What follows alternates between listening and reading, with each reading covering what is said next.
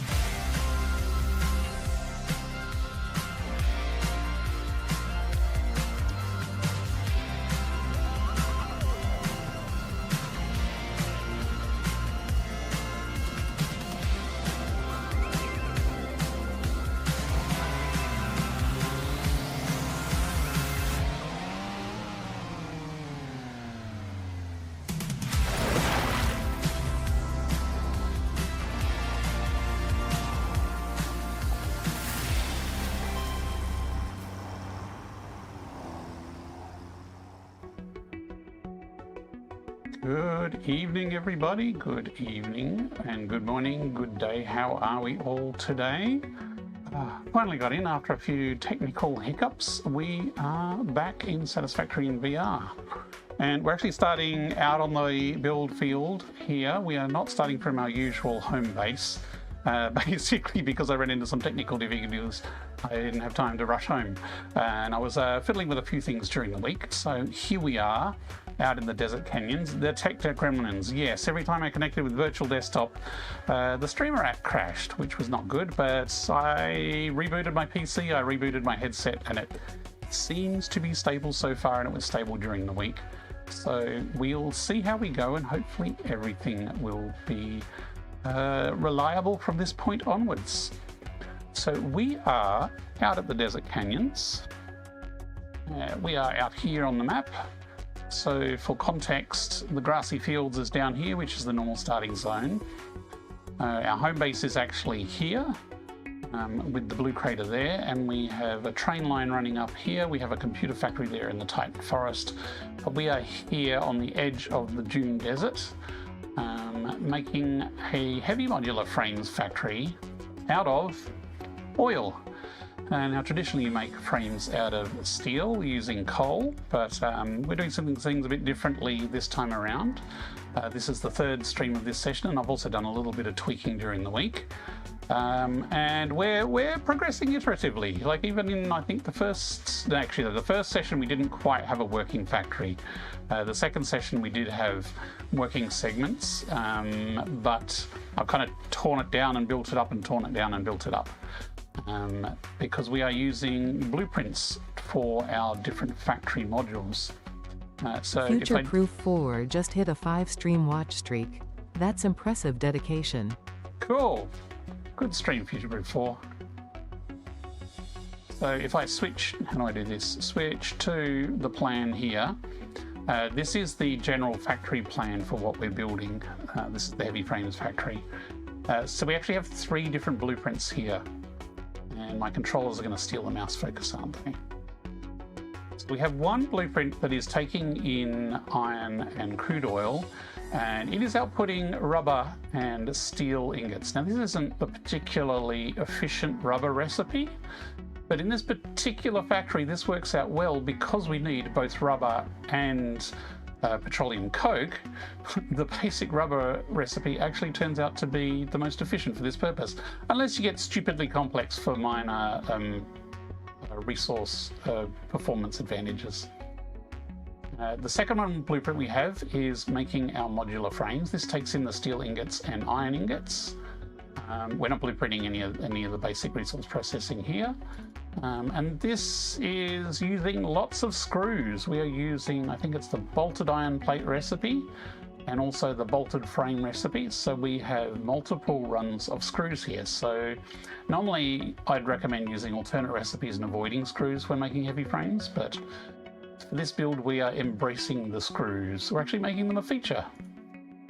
Once you have your frames and your rubber and your concrete and everything else, then we have this blueprint, which is making the heavy modular frames. Now you see there's actually 12 of this blueprint and 6 of this, so there's 2 of these for each one of this, and this is therefore taking in our steel, making some pipes and beams, even more screws, and then that all goes into produce heavy modular frames.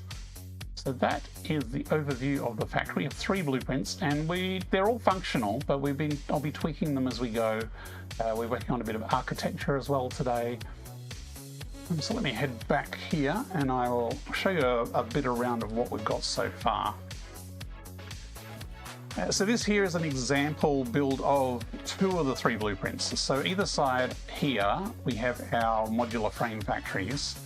And then in the middle there, we have our heavy modular frame factories. So those 2 frame factories are feeding into the middle here. And each of these lifts up is going to highlight all the screws that are being built. Now the other less interesting blueprint is currently we've just chucked a bunch down the bottom here. So we've got 2 of them down here that are making the rubber and the steel. And this isn't where they're going to live, but I kind of plonked them down there, and you can see some spaghetti here as everything was connected up just to test that everything was working.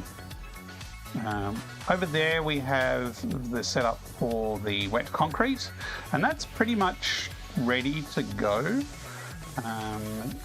This is probably close to what I'll leave it as, although I'll tidy up the power. I'm less interested about making that look super pretty. That can certainly come later on.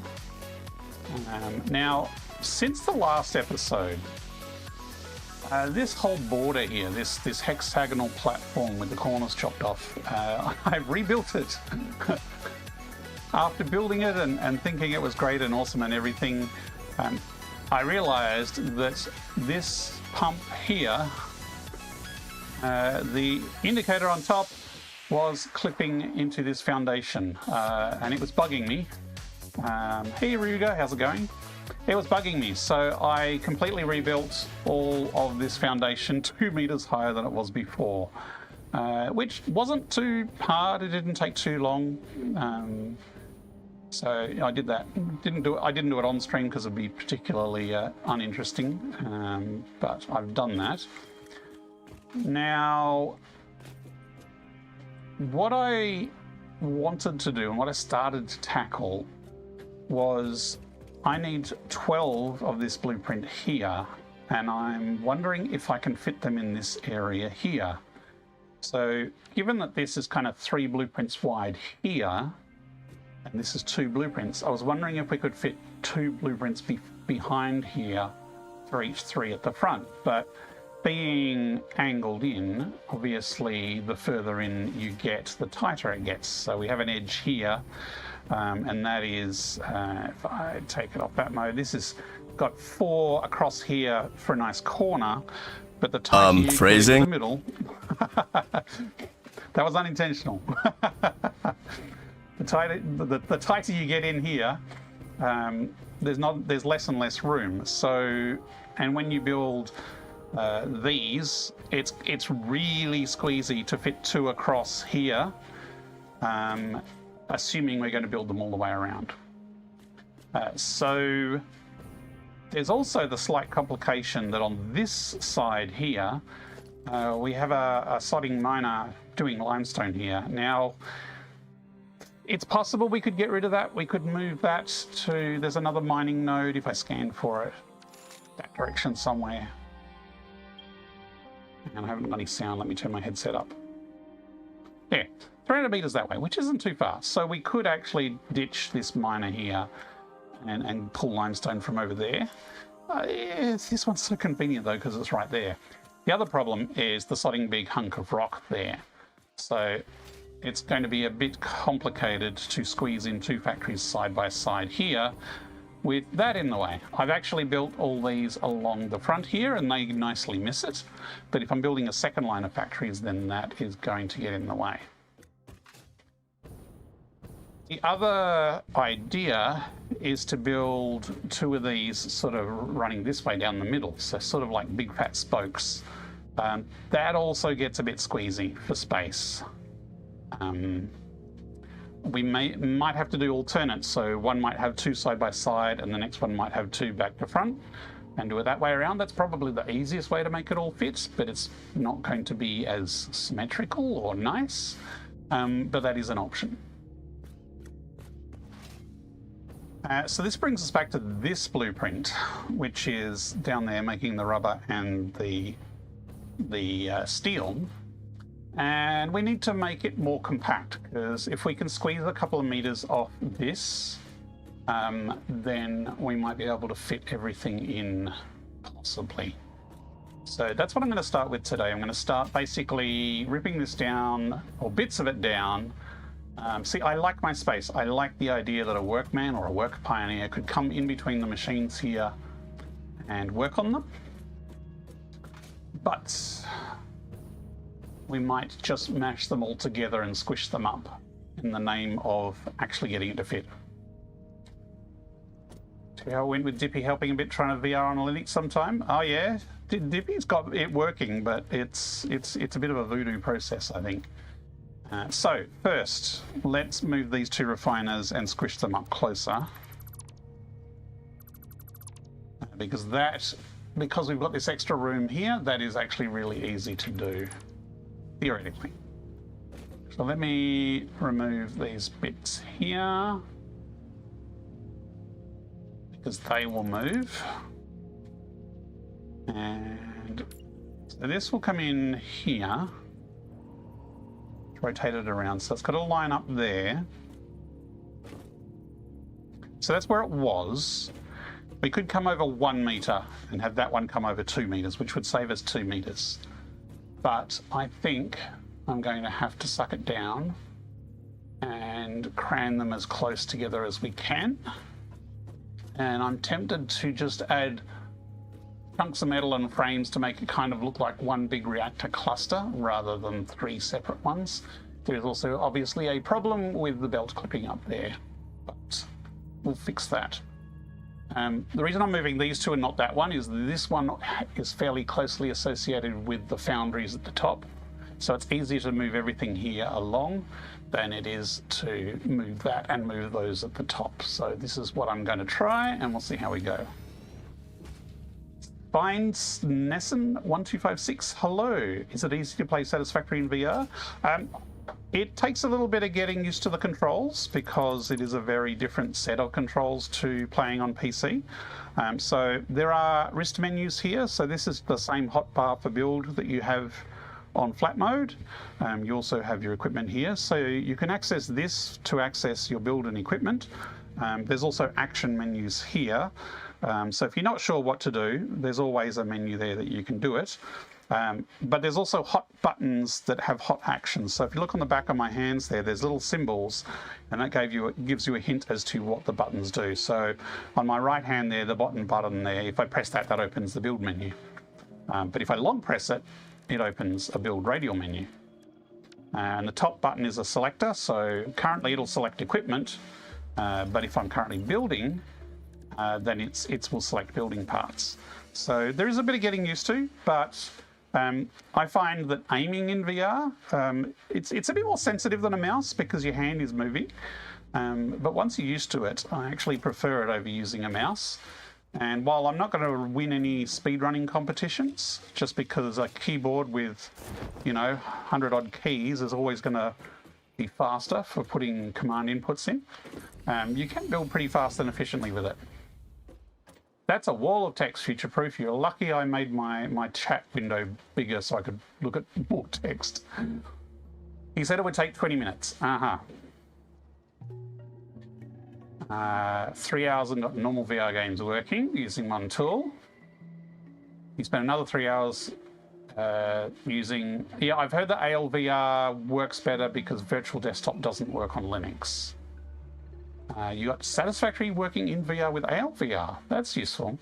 TLDR is quite happy to achieve it, but the graphics quality was nowhere as good as on Windows. Yeah, there's still performance issues under Linux. And I don't think ALVR necessarily is as optimized as virtual desktop. You stay and you sit for play VR. So at the moment I'm actually standing up because when I'm streaming I find it easier to turn my full body naturally for more smooth, for general looking around. And I can build here and I can naturally turn over there and build that there if I want to. You can play seated though, and you can full move around and full turn using VR controls. But this kind of turn here is less smooth for watching the stream while my head is moving. Plus, my back does not like sitting for long periods of time. So as a result, while streaming Satisfactory, I tend to prefer standing. But you certainly can play it seated, no problem. Oops. Actually, that's going to be there, so we really need to move that along a bit. Unless I put it in the middle here.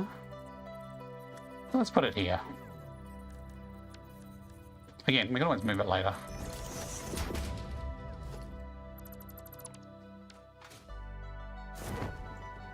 So this, I'm trying to remember how this goes. This is the input line with the oil coming in. So we have oil coming into these two, and that produces the rubber and the heavy oil residue. So this pipe does need to be able to be connected to, but I am going to move it closer to try and get this tucked in here. And I reckon I can tuck that lift in tighter as well. So the way to tuck these in is I'm going to use a wall.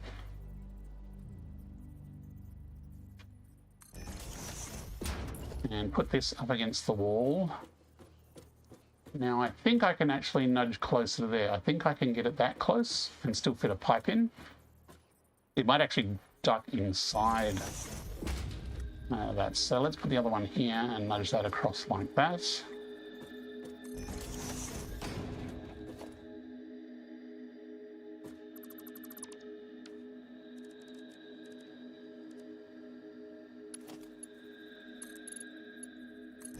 And so I should be able to, most of them won't fit in here, but good old noodle mode will usually fit where nothing else will. Actually, horizontal to vertical mode fits. I wonder if that means we can snug it even closer. Probably not worth the risk though. That's probably as close as we can comfortably get with it looking reasonable. If the play Satisfactory and I have the old Oculus VR headset, you buy the Oculus 3 and you have the number 1 now? Okay. I mean, you can use the original Quest 1 with virtual desktop and this should work fine. Yeah, that sign's got to move because now it's got to go up there. You could wait. I don't know what your budget is. Svine. I'm going to call you Svine as a short one. But the Valve are releasing the Steam frame this year. They've said it is coming out this year. And that will be a very PC VR focused headset. Meta seems to be having less and less support for PC VR, and they've never been great at supporting PC VR, but even now they're looking like dropping their support even more, which is not comforting. So the Valve Steam frame looks to be like a really good PCVR headset that is actually going to be well supported for PCVR, and also, you know, you're not giving Meta or your personal data. So don't get me wrong, I'm using a Quest 3 right now. Quest 3 is an excellent hardware headset. It's done me very well over the years. Yeah, that's going to go straight through that conveyor. But oh, that's right, I was fiddling around with equipment, wasn't I? Let's change back to jetpack. But if you can wait a bit and you've got a little bit more money, because the steam frame is going to be more expensive, then I would suggest waiting for the steam frame.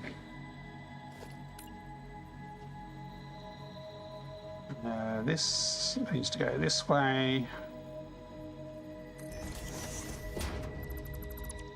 So I should be able to delete that.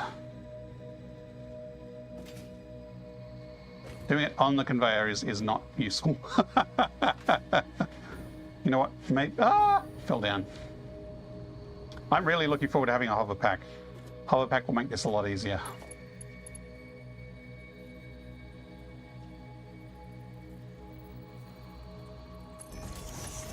Let's build something to stand on.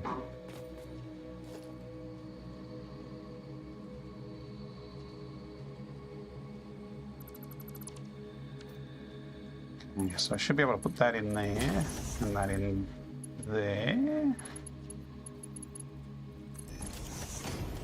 So then I can rebuild that into there. But I reckon I can get this closer.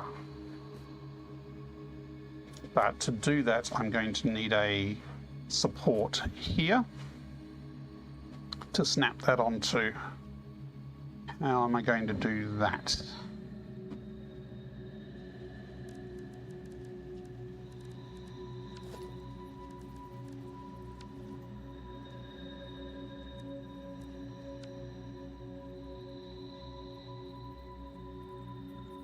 So that's the current one.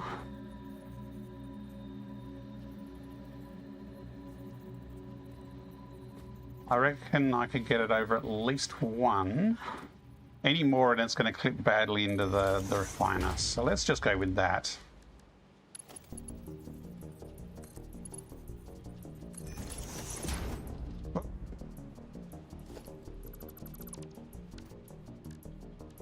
Now this should be able to snap onto there. And that will fit more snugly in at the bottom. It's not going to completely clear this, so we are going to have a slight problem where this is going to go through that unless we go around.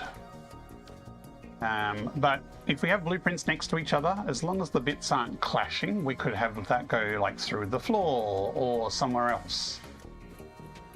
Or we could feed it in from above, so we could have something higher up. Oops, no, not like that. That would be bad. Something way up high that feeds in all the oil from above, because feeding in fluids from above is always recommended. Okay. So that should be that without affecting these at all. Those can stay as they are. Now I can move this closer.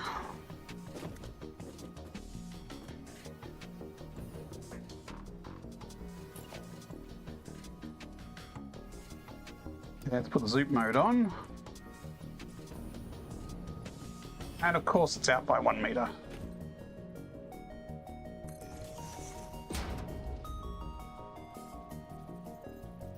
Actually, or is it? What's going on there?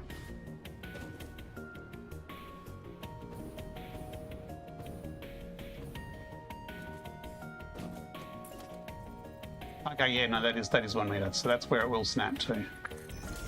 Oops.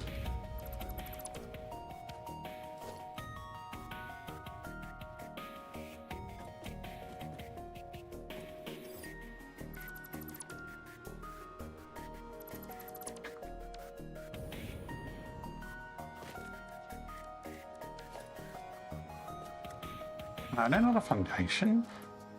Conveyor belt, Mark IV.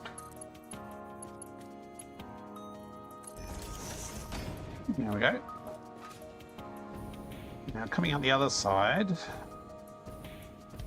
we've just got that open.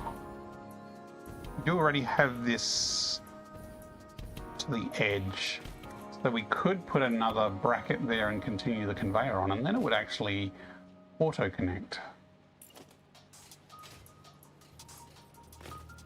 Yeah, on there is not good.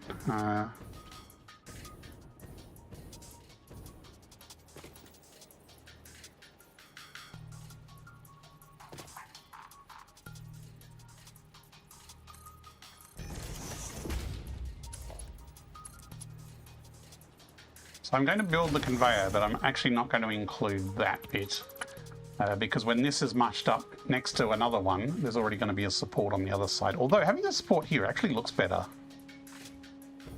So maybe we should just keep one on here.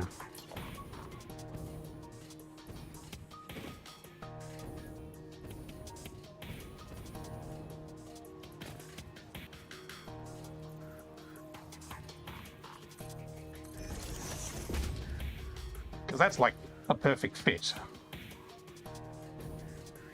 We should actually connect that to that, because knowing my luck, the auto connect will connect to that and then not the actual conveyor, because this game is a bit buggy in places. So yeah, I'm going to delete this massive line. Well, there might be some instances where it is on the edge, we might need it. Might leave it there for now.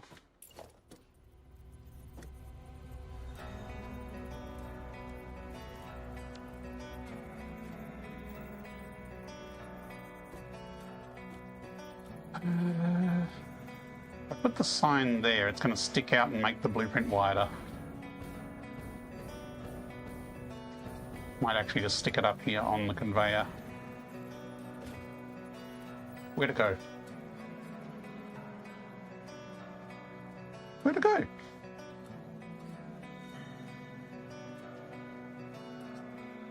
I've lost it. I've lost the sign. Where to go? Oh well, I'll cancel it and build again.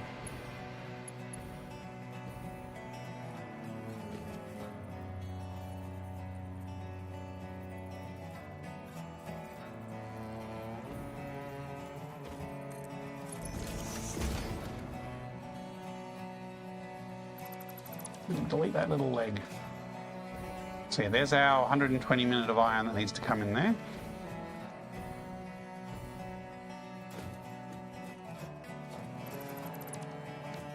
Now I need to fix this front section here because we moved all these things around. Now, can we make this, move this back and make it more compact? Clipping be damned. Now this pipe here is just a loop that comes out of these two and into that one.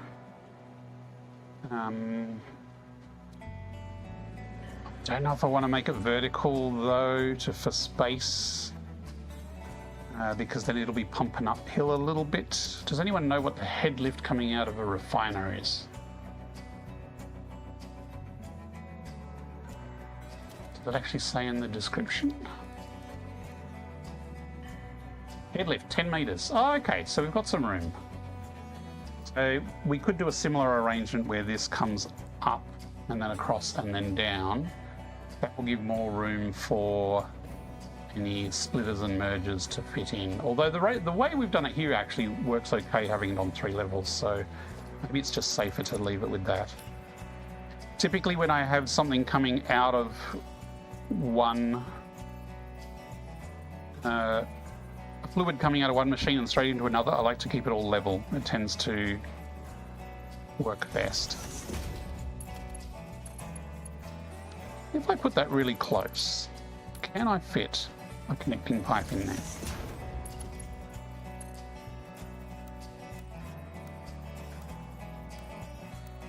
The answer is no. Could do a ½ meter, but that just seems a little wrong.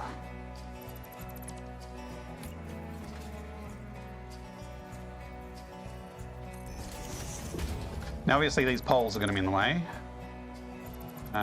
We could either make holes in the poles, or we could just remove them and do something else entirely with them.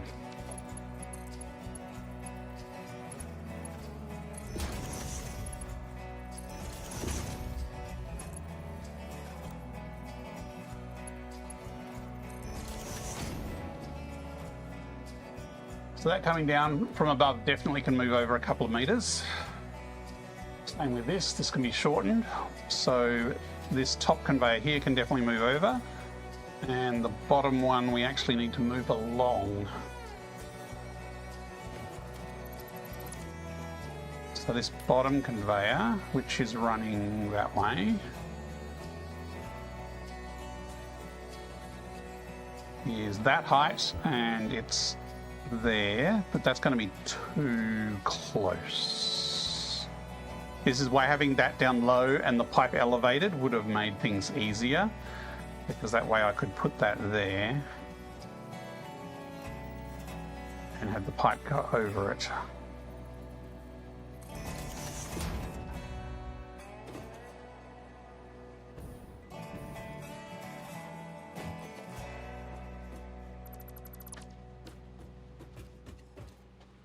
Let's try it. So similar technique, we use a wall.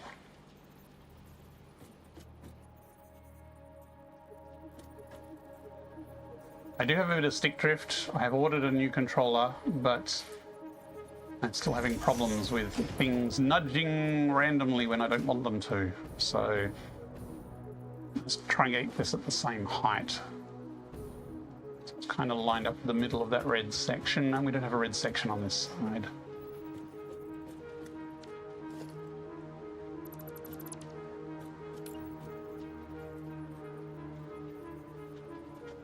I mean, I can shove it all the way through and compare it there and then shove it all the way back again.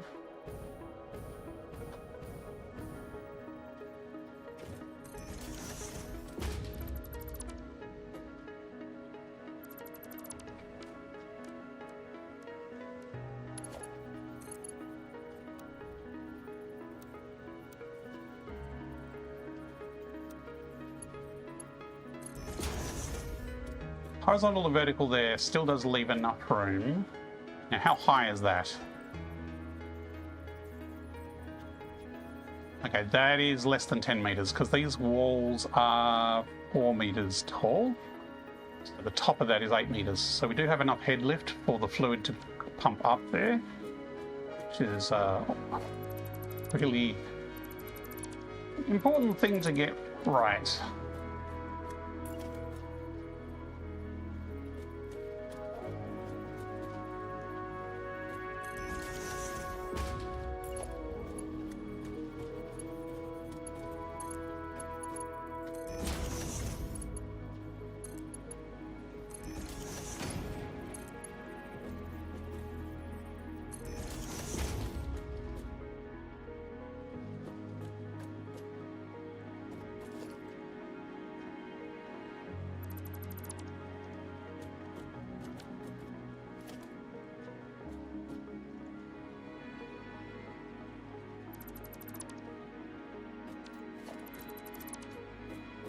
So now this can start from here.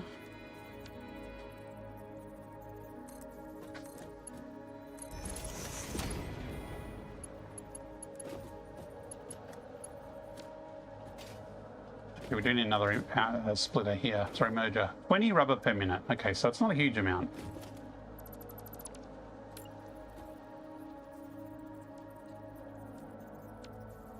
Actually, this should be merger. Yes, it is a merger.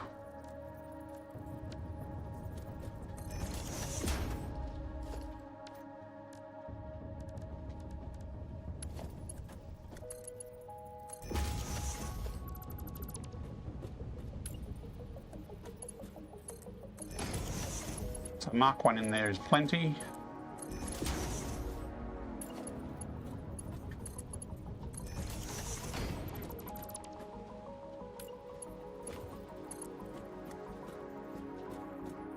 So this will come all the way to the end there, which will be lined up with that one up the top there. And this has no solid input, so that's clear.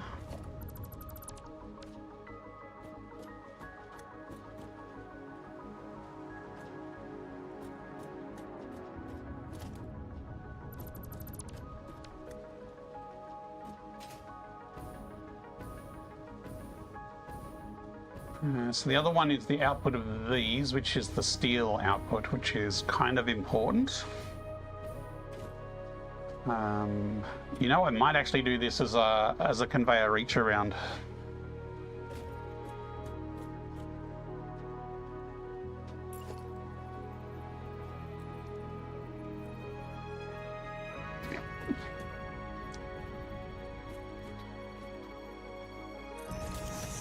That will actually be there.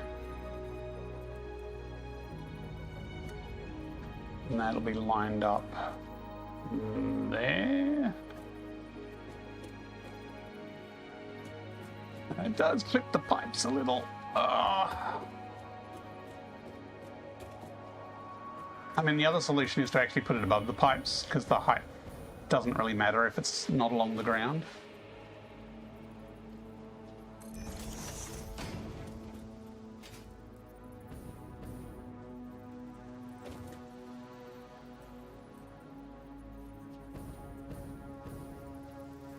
Actually, now I remembered, I was actually considering having the products flow the other direction, but it really depends on the layout.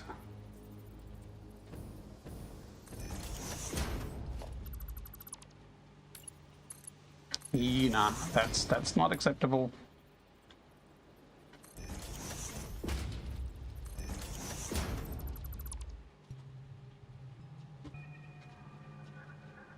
Clipping like that is also particularly noticeable in VR. So you see a lot more of the detail.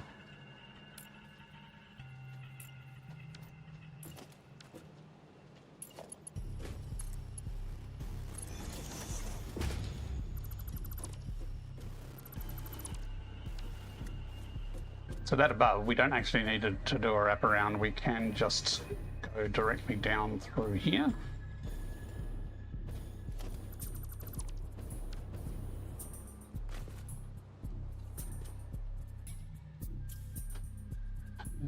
So let's get a support.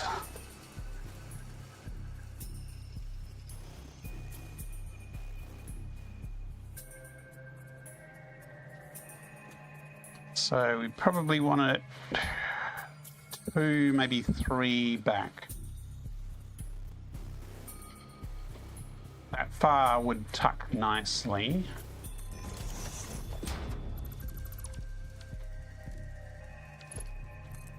Is it too much of a tuck? Oh, that's okay. Now, there was an old bug. I haven't tested if it still worked. But if you had a free-floating lift like that, a free-riding support like that, sorry, and you attached a lift like this, the lift would not work. It would be completely busted. You had to have a conveyor connected. It's a few months since I've tested that, but it did plague some of my earlier blueprints.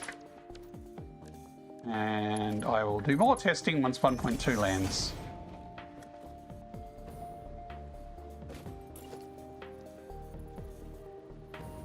Which is on Tuesday, which is a little scary.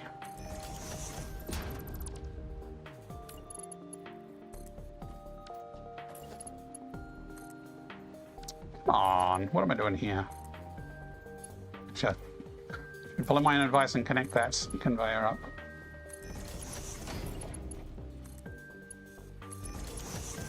And then I like to rebuild the conveyor because otherwise it just goes to the start of the lift, whereas if I rebuild it, it goes all the way into the lift.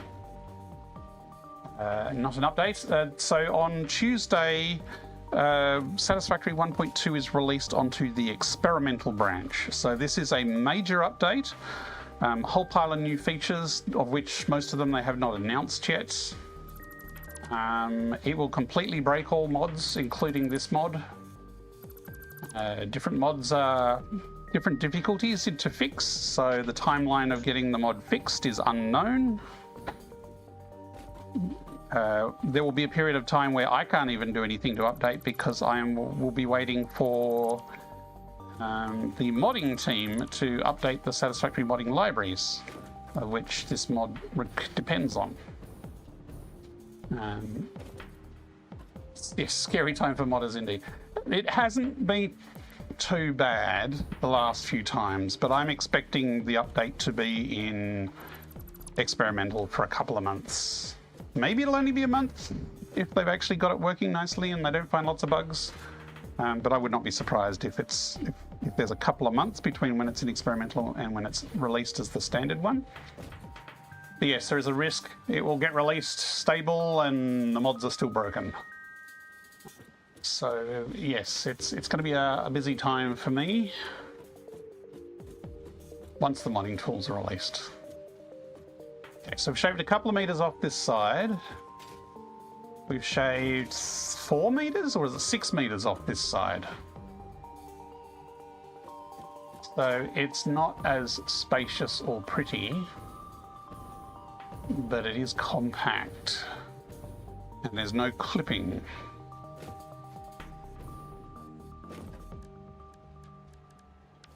Let's go with this auto connect thing and actually put supports for these other lines.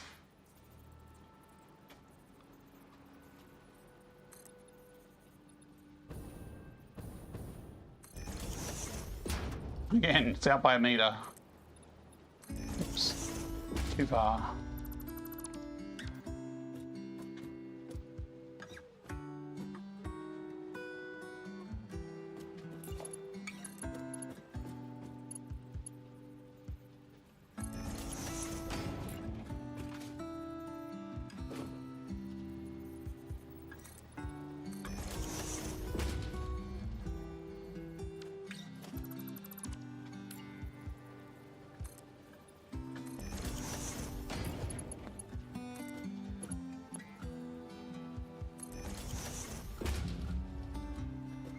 Every Sims 4 mod update would freak you out. So much downloading of new mods and organising, yeah. And then they sold to sketchy people and you stop caring about the Sims. Well, that's good and bad.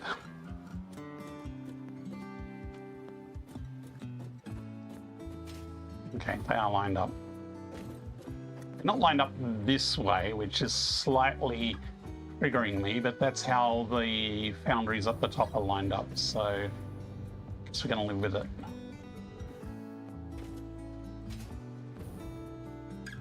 Now to get power across here, actually we could run a beam straight across here.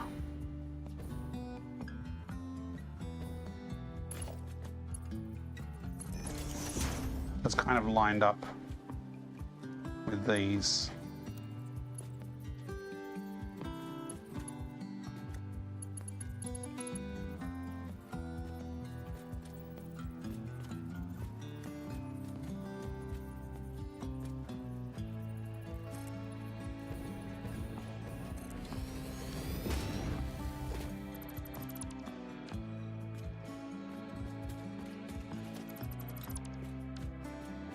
Okay, so there's going to be a little gap, but we can fill that in each pass. Fine.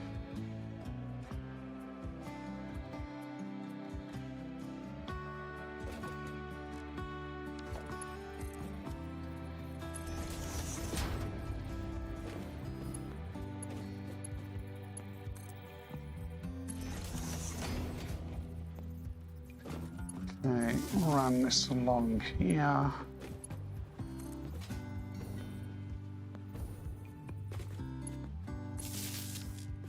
I've been very lucky to be addicted to games that don't have microtransactions in them, although I'm fairly good at resisting microtransactions. Now these, I think, are already powered along that beam. Yes, yes they are.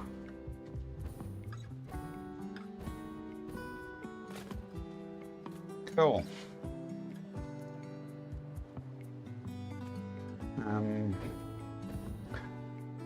And I'm really grateful for Sean and the Hello Games team for not charging for every No Man's Sky update. Although, personally, I think that's the right decision. They're an excellent company, it's an excellent game, but their content updates are not necessarily paid DLC worthy, in my opinion. Could be a bit of a controversial take, but...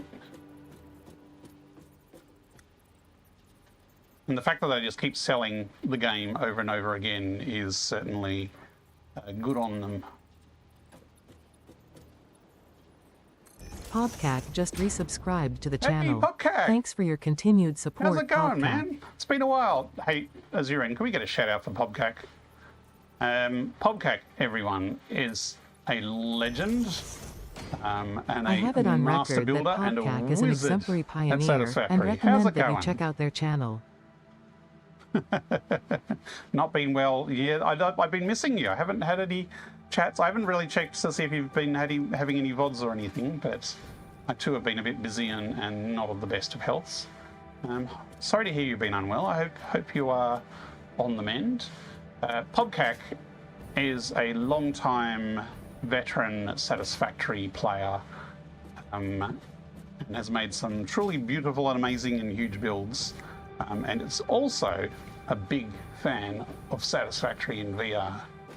Podcac bought a headset to play Satisfactory in VR, which is an honour, an honour to me. It means a lot.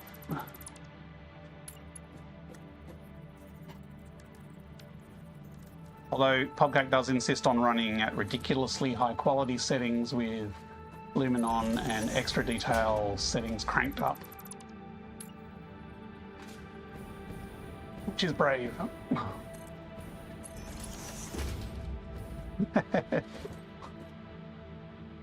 Russ says, so my thing with No Man's Sky is that they've done a great job of keeping the game updated, but they also promise so much on it. That is true, Russ. They are catching up, but they've done well. You've cranked your engine up even more, Podcac? It calls many hours just sitting watching sunrises in Satisfactory. I mean, it is a beautiful game, and I'm glad that I can sort of crank it up a little bit more now, although I'm still a little afraid to turn Lumen on. Right, I think this is a functional update. We've still got scaffolding in there, so this is not final architecture-wise, but it should be functional, and it's more compact by quite a bit. We've shaved off 4 to 6 meters on either side, I think. So the question is now, can we fit it in?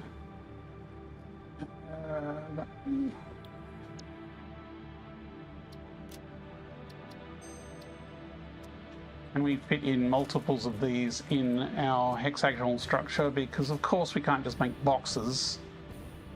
We have to have fancy shapes.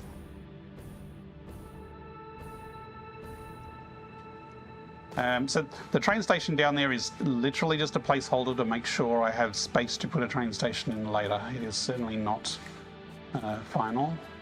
And I deleted my old rubbish crate, which was over at the computer factory that everything was going to, and so now I have this one, which is it's actually not too full considering.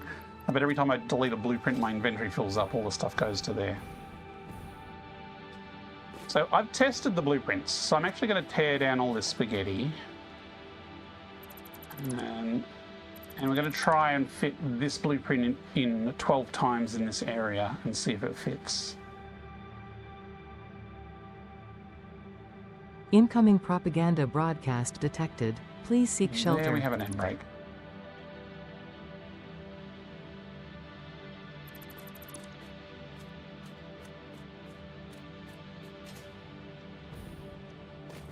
As I said, we've got a few oddities here that we need to work around, like that miner there and the rock there. So we'll see how we go. But we'll take a break first, because apparently it's been an hour into the stream already. So I will be back after a few minutes from our not sponsors.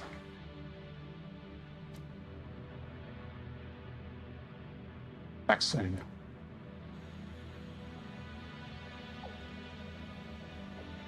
Look lively. It's time to do those stretches and hydrate.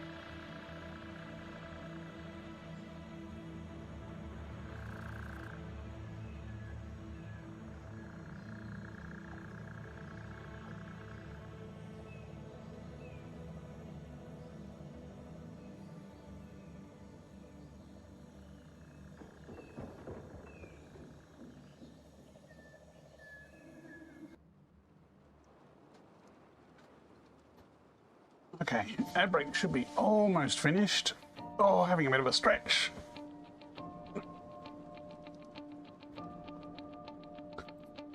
And I've got an autosave happening, that's useful. We are here in the Desert Canyons, making a Heavy Modular Frames factory. We have the Dune Desert over there, we have the Titan Forest there. You can just see the peak of our Heavy Modular Frames factory sticking over the hill there. No, sorry, Heavy Modular Frames. Crystal Oscillators. This is Heavy Modular Frames.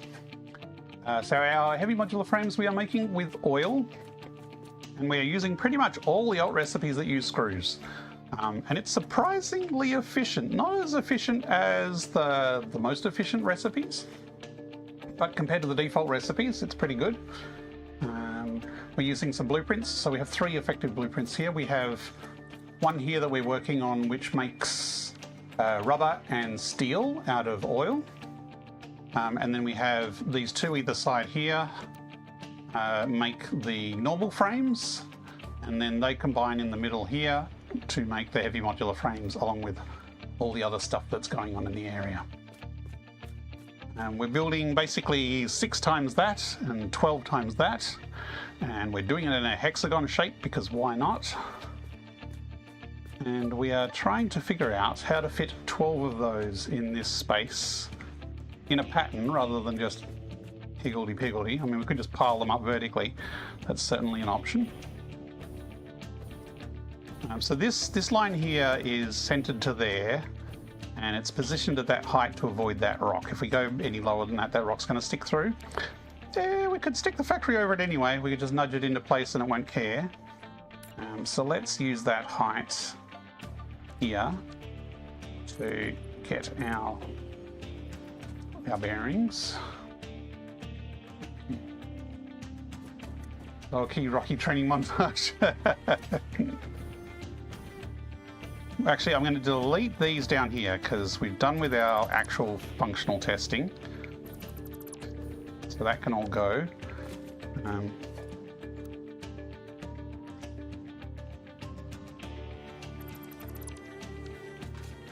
Hey, Pobcac, if you're listening and you're still there, have you done much testing with 1.2 yet? Just wondering if you'd tried any performance... Oops, wrong buttons. Any performance testing with 1.1 versus 1.2 of Satisfactory?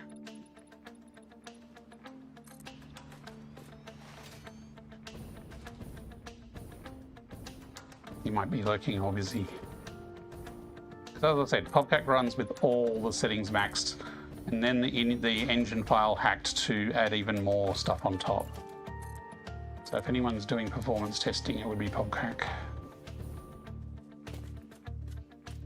Okay, we should probably start with the troublemakers here and see what we can fit near them. I can get rid of this blueprint maker. This was just to make this pole here, which is kind of a central one to go here. So this is basically how the materials get from blueprint to blueprint.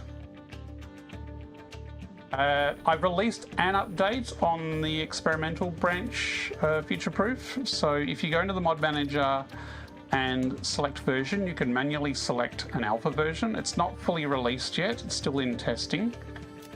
But if you want to give it a go, it is available there. Eagle-eyed people may have spotted that I am running some changes here that are not on that release. Most noticeably, in the build menu, I have added a cancel and a build menu option here. Basically, I got tired of going, I'm going to build a miner. I hold the build button down. Oh, it's not on my smart thing. Oh, I can't back out of this. Oh, let's build a splitter and then cancel and then go to the build menu. So now if I open this, I go, oh, I wanted a miner. I can just go, hey, let's go straight to the build menu there. So it does make the things around the build menu a little squishier, which has sort of messed with my muscle memory because conveyor splitters used to always be in the bottom position. So I just muscle memory moved down there. I can swap them around to restore it though. But so far, those options have been useful to me. Whether I keep them or not is yet to be determined, but so far I think they're a positive change. With 1.2 coming out, we are on the cusp of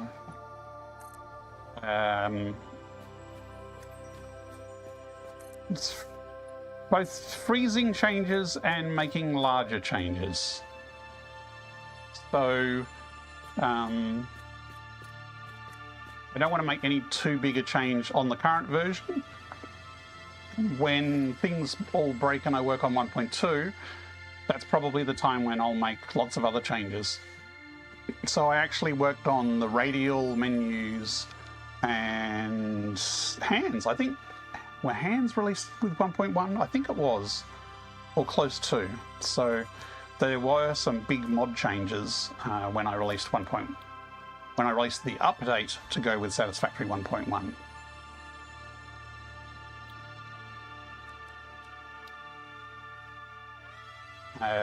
Don't know if I'll get time to do too massive a change, but as I mentioned, I am looking at maybe making this menu less wide, so making the build menu here 2 rows of 5 and shuffling the equipment around so it's a bit more vertical, because it's hard to click the stuff on the left when this is too wide. So making this menu taller but narrower, I think, will be a good move. So the scanning, I'd probably make 3 rows or something like that. So that's one thing I'm considering.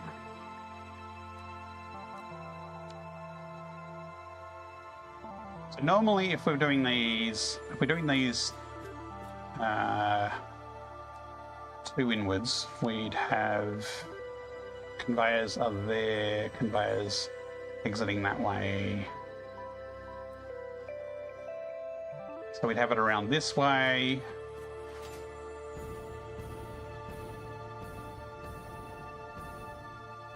And we'd have it close. Ideally, we would leave room. We'd leave another square there to have walkway space. But theoretically, it could be that close. Might want a bit of room for logistics. Maybe. If we're talking squishiest, let's see if we can fit it in with the squishiest spacing.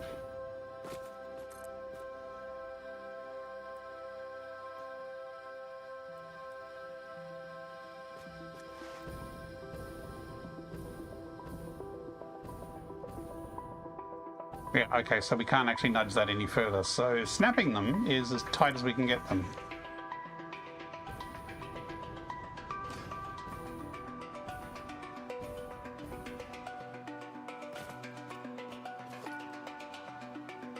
To do this, it's probably going to hit the blueprint maker.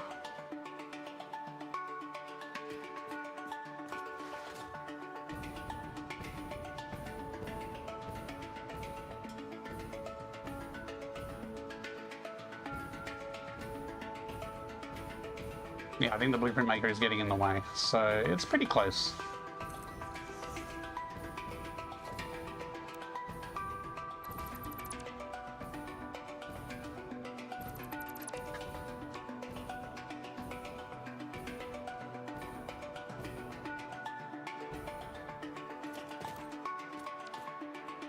Hey, it fits. Just.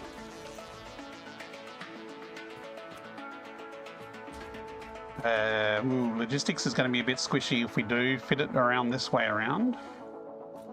And the problem is this one over here, we can't put it right in the middle.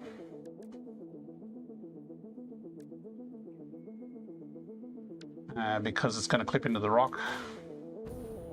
So we actually need to move that across.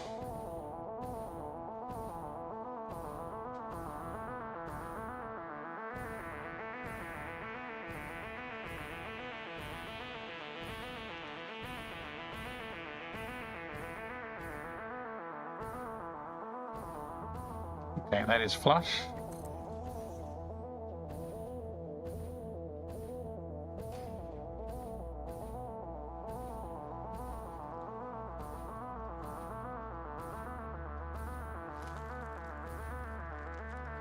And I guess this second one, while ideally it would line up like that, we could nudge it across.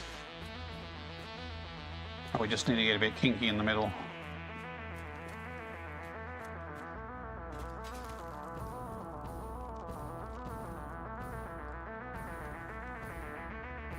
That's not terrible.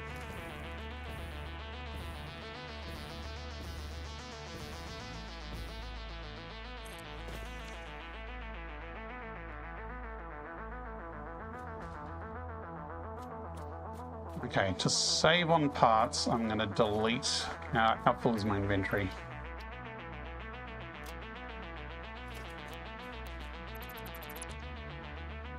I'm going to delete that, and let's try them side by side. Side by side.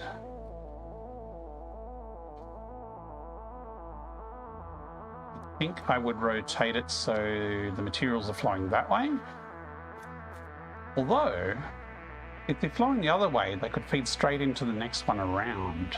That's interesting.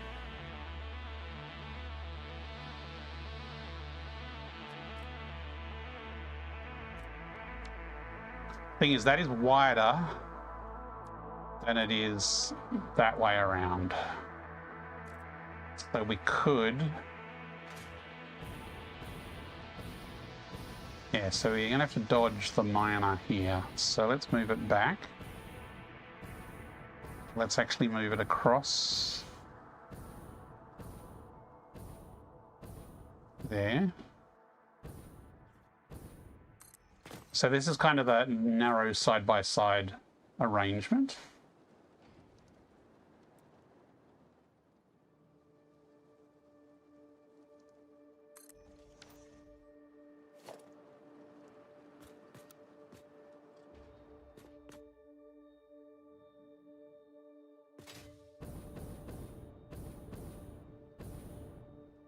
Oh, it's a Mark IV.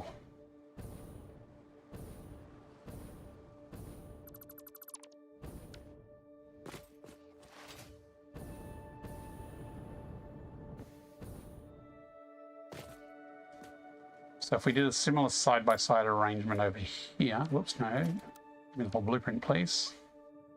Let's delete that one.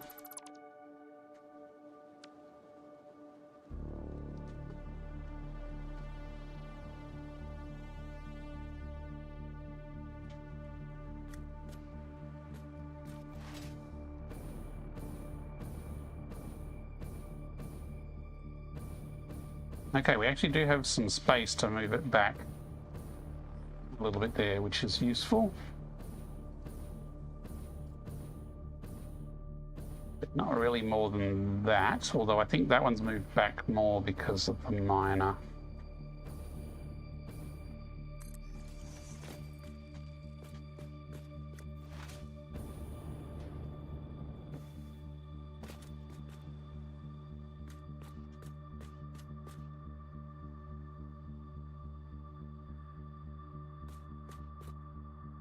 Those we should be able to nudge and overlap a little.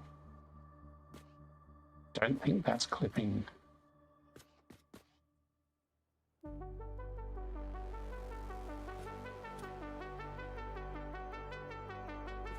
Having that over by one would actually fit better, I think.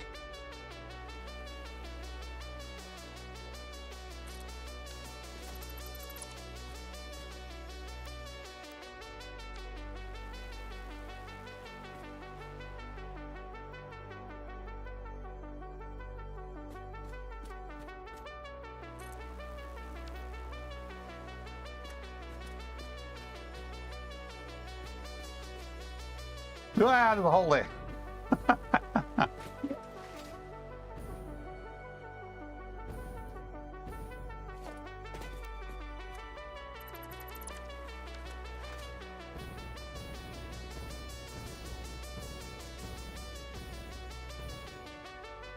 Yeah, this one is slowly, pretty much different because the miner is there.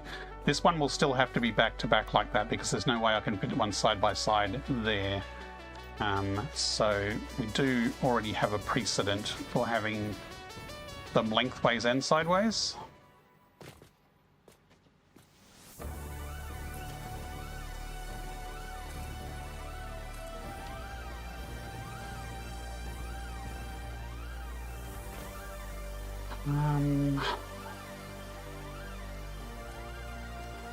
This I do prefer though, I think, because it does give more room in the middle.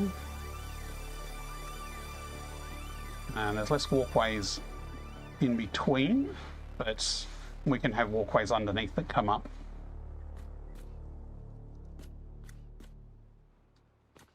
So let's put 2 along here as well.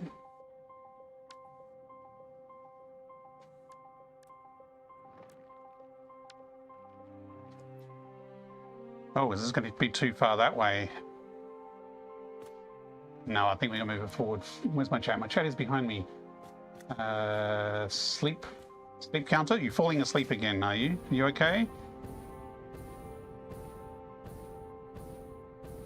Okay, so we did actually have the other one nudged back that far, I think. Which it claims is not clipping. And it is correct.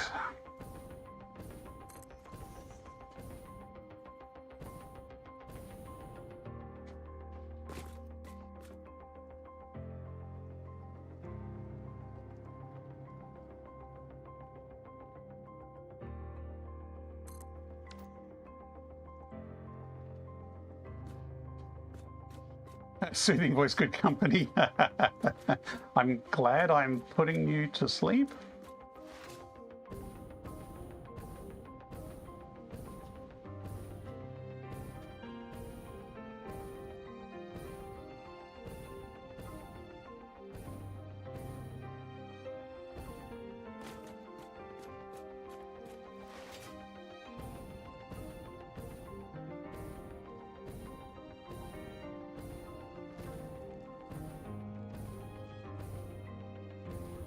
So this needs rearranging. Let's redo these 2 as well to match this pattern here. So we've lined it up with basically the halfway point of the foundation.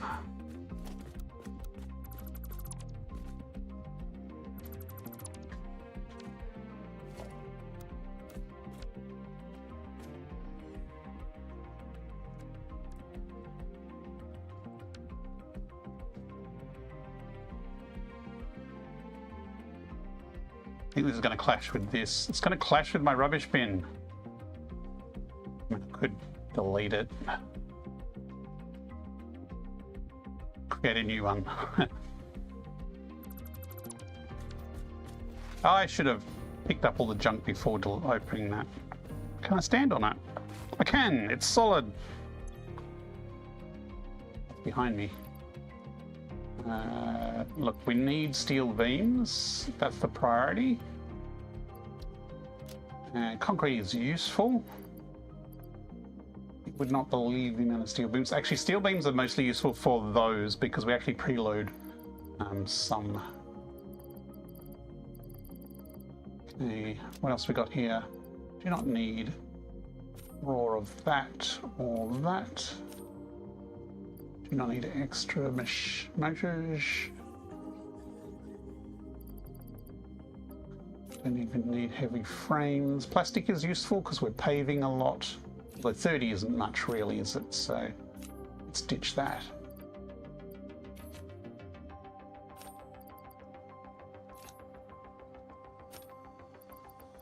Okay, more concrete.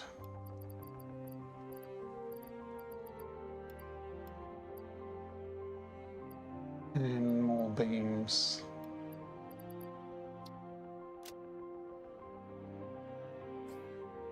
Oh, it's gone. Totally a physics object. Well, at least a solid interactable object. Okay, so now we can do some side-by-sides here.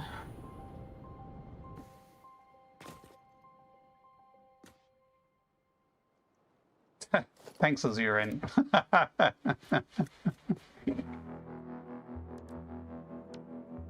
Troll.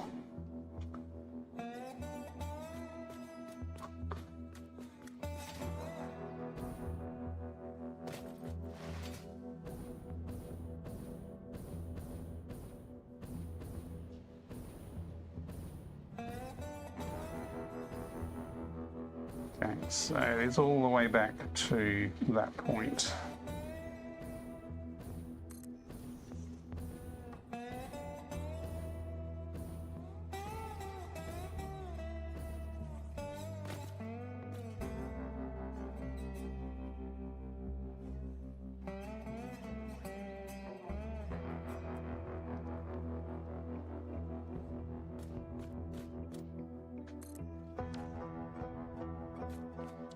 You know, I said I was going to do extra architecture on these, and I will, but I might just wire them up as is for now. At least we need to figure out how we're going to get all the raw resources into here, so we do need to set up logistics chains. So if we're happy with the layout and position of these, I can still set up the logistics now. We'll just have to redo some of it when we rip them down and rebuild them.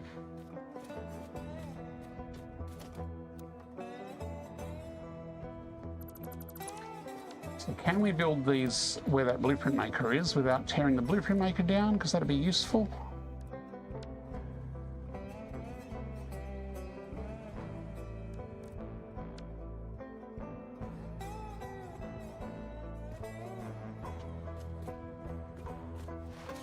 I think we can, because forward position was there, and we're bringing it all the way back to the midpoint of that foundation, which is there.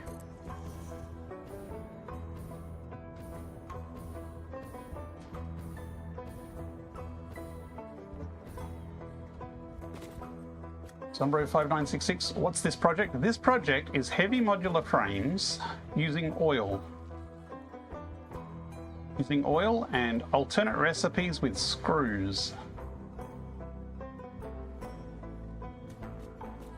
Because I've played through the game a few times, and I've always gone with the super optimal recommended recipes for Heavy Modular Frames. So this time I thought I'd do something a bit different. So it's made up of 3 sort of sub-factory blueprints. This blueprint here is making rubber and steel out of the local oil.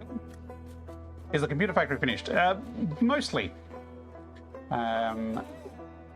So then I have another blueprint here, which is making the frames, just the normal frames. Hang on, let me try and delete that. There. And so there's 2 blueprints either side that are making frames, and then there's a blueprint in the middle here that is bringing those all together and making heavy modular frames. But I've made a front wall here, so this is included in the blueprint now, where each of these conveyors going up is a stream of screws. So screws are painful when you try and fit them all on one belt, but when you have them isolated within a single blueprint and you just let them flow up between floors, they can look quite pretty. So this entire hexagon is going to be ringed with basically 6 copies of this. And I still need to do roof and architecture and stuff, but that's the plan. So the computer factory, it's finished up to computers. So and I've actually put a roof. You can see the crystal oscillator building over there on the horizon. I actually did get a roof on that, so it is finished. Pretty much the only architecture I haven't finished over there is the circuit boards. It's missing a back. I kind of abandoned that architectural project, but the rest of the computer factory is done for now. But there's room and plans to expand it to do supercomputers later on. So I've kind of semi-planned ahead on a spot to put the supercomputers in as part of that factory. But that's phase 4. I haven't unlocked supercomputers yet. We are still on phase 3 here. So we've finished the modular frames. We still need to do factory for the engines and the ball things that are annoying to make. But I want to do a heavy modular frames factory first in order to make this. I do have the Quest 3 plugged in with a cable that is plugged into a USB power socket. So yes, I don't use a battery pack for this stream because I've done a stream that was 8 hours long, and if you were using a battery pack that would take a lot of batteries and a lot of swapping of batteries, which I'm not particularly interested in juggling. Plus, the way I've got it set up is actually quite balanced. I've actually got the cable running over a support to the back, and then the cable dangles down the back. And because I'm mostly standing looking forward, the cable's just behind me. I don't get tangled in it because I'll naturally turn sort of in the 180-degree arc like this. But because chat window is anchored, I kind of need that in the same spot. So if I need to turn more than 180, then I'll use the in-game turning. So yep, it's just a cable plugged in, and I know people go, oh, that defeats the purpose of the quest. It should be, you know, wireless. Because I'm transmitting the data wireless, the cable is solely for data, but a single power cable is a lot lighter than having a full data cable for, I mean, I guess it's a lighter cable than, for example, the PSVR 2 or my old Rift S or anything like that. So the PSVR 2 really annoys me with how its cable is positioned and how heavy it is, whereas this one is quite, you know, I don't really notice it as far as weight on the headset goes. Okay, so we've kind of got these three and this one are well positioned. These ones and these ones are kind of anomalies.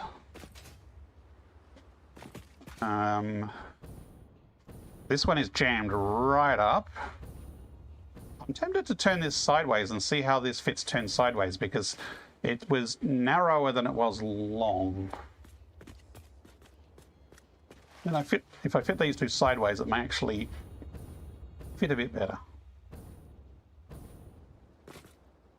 Top Dionix, good morning. How are you going? Good evening, good day.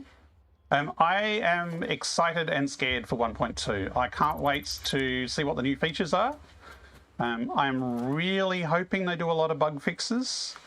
I'm a little bit scared on that front too, because I saw the latest dev stream where Mikkel talked about a lot of bug fixes, and they were all bugs that I didn't really encounter or care about.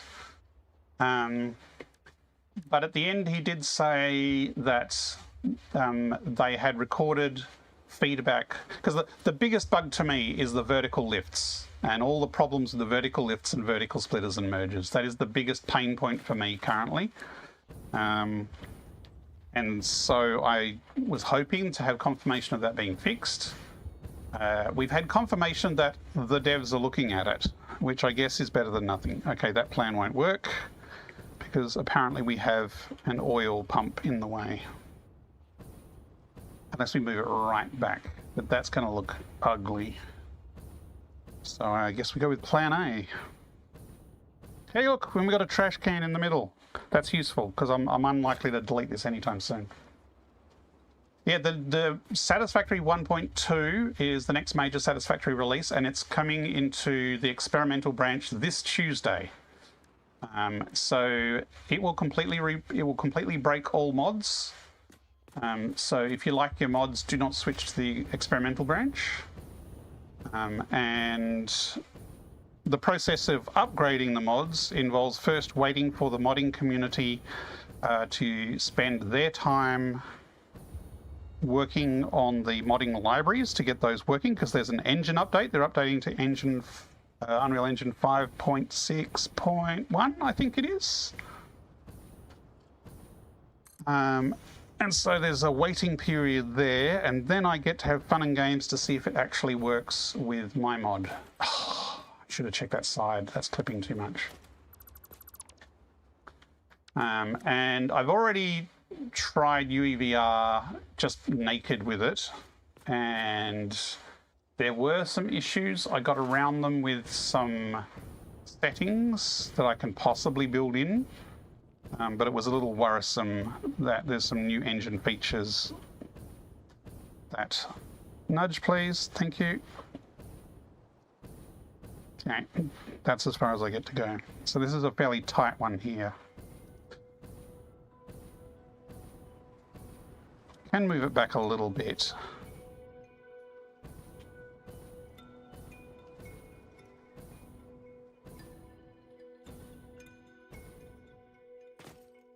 And I could do this differently in that I could turn this sideways and put it like that.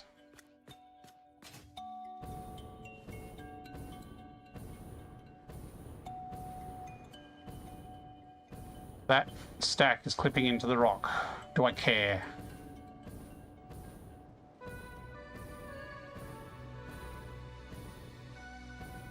I kind of don't actually. Like that's clear. It's a little annoying. Maybe I'll move it across 1 more meter. Maybe I do care a little bit.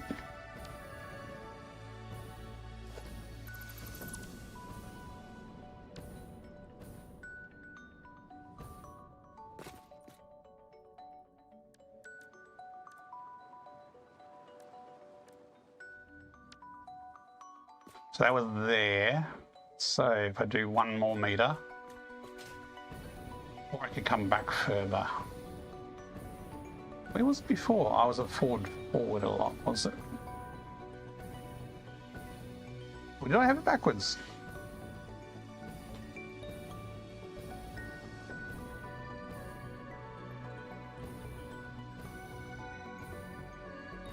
I mean, I could have this one flush. Like it's not too big of a deal. I can do the logistics underneath, but that is clipping into there quite a lot. So 1, 2, 3, 4. If I come back 4, that is. Ow! Try that again. Okay, that's just barely touching. So let's go across 1.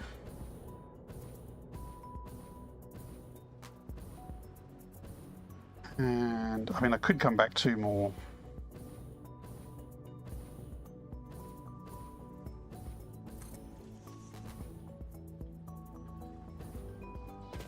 Yeah, this one's going to be the problem one. Even the one with the mining was not as annoying as this one is position-wise.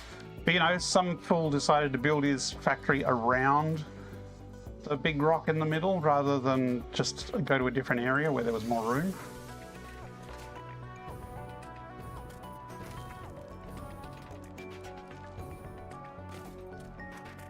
How many hours total do I have in Satisfactory? It's somewhere over 2,500 now.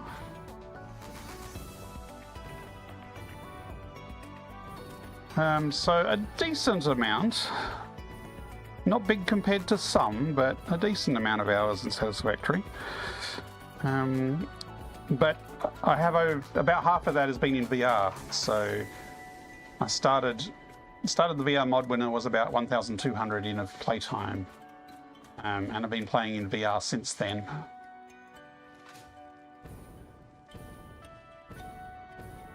So if I put that there, I can grab these belts in straight mode and tuck them around the corner like that. I could have come over 1 more meter.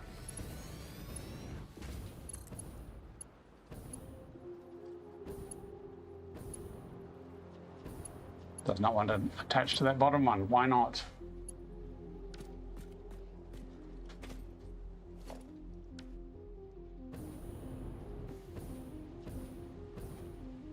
Sure.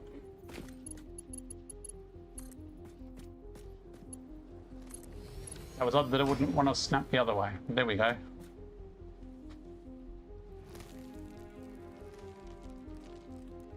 So yes, it's fine. I'm the mod author of this Satisfactory VR mod. I used to play a lot of VR, had a few hundred hours in Skyrim and a few hundred hours in Elite Dangerous and this and that and No Man's Sky. And then I got Satisfactory in a bundle. And it sat in the bundle for a while because I went, not interested. And then I started playing it just you know, on a desktop, and I got addicted to it. But the whole time, because I was coming from a VR background, it's like, this world looks amazing. This world would be amazing if it was in VR. And then Top Dion X just hit a 3-stream watch streak. That's impressive dedication. The fact that I have a streak is surprising to me, apparently.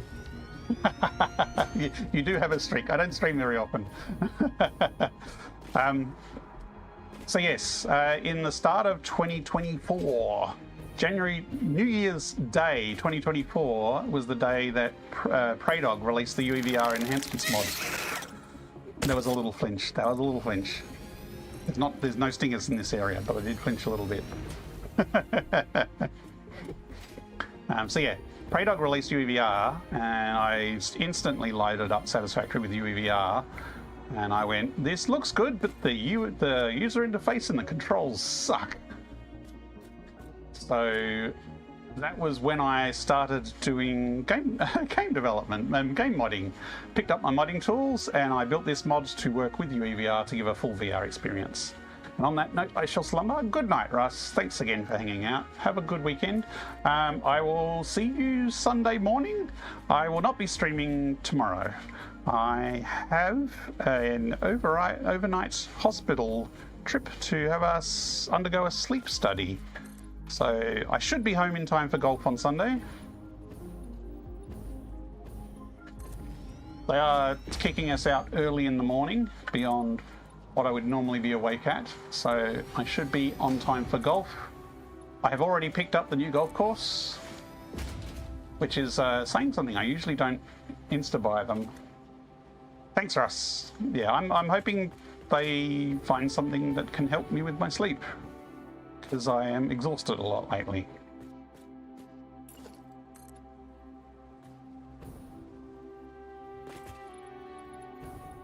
Okay.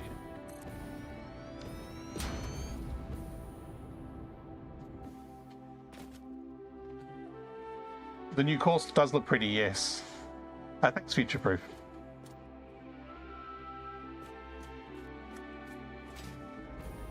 Okay. Especially how you help others sleep. I'm glad I can give someone rest and relaxation even if I starve for it myself.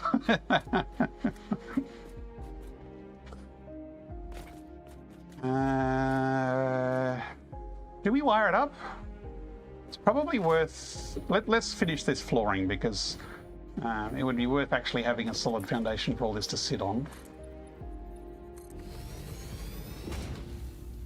At least the main parts. I can fill in the extra parts later. But if we're running logistics, then having some foundations will be useful as well.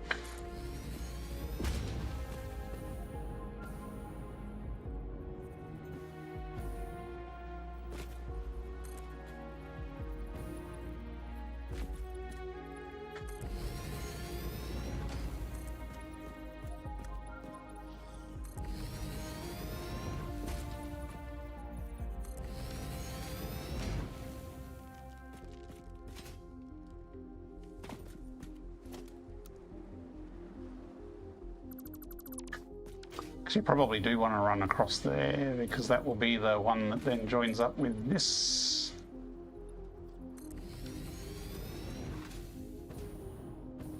So this surface here, this nice dark shiny foundation, is the carbon fiber material on the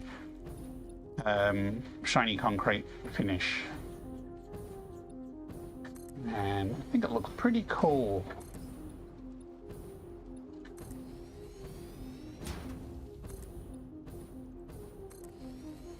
Missed one.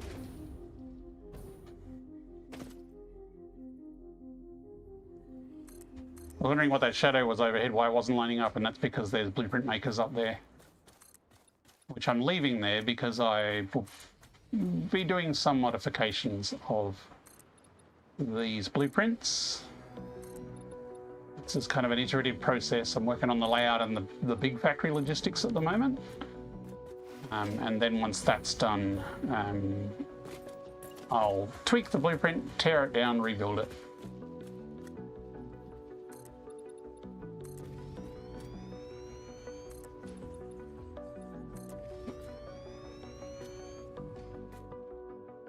I am from western coast of Australia.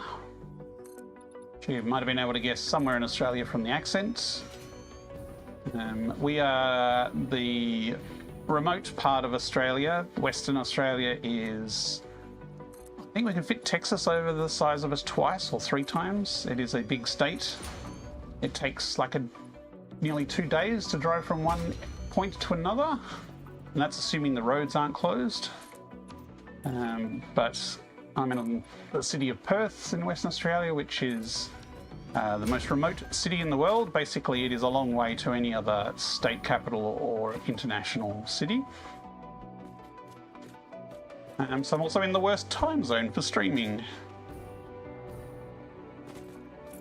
Other than Aussies, you've got Aussies like Russ who are already going to bed because they're on the East Coast and they're 3 hours ahead. You've got Europeans, they're the ones who are probably the most awake at the moment. And then the Americans are just starting to wake up. At least, you know, sleep-wise.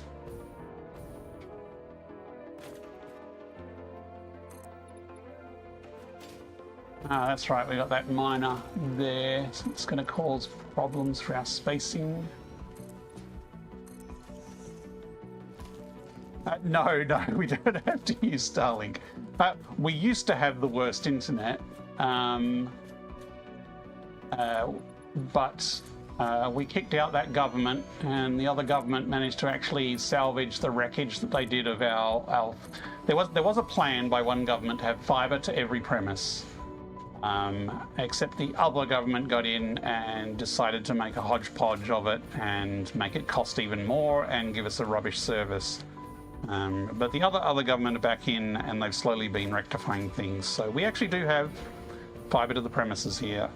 Our plans are not stupid fast, but we do have decent internet.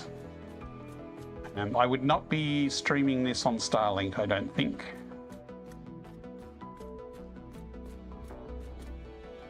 Okay, so we've got the basic foundations here. Anyone remember which bit goes where? It's someone out in the outback of Australia. As I said, I'm in the city. There are a lot of country areas where, yes, their internet is a lot rougher.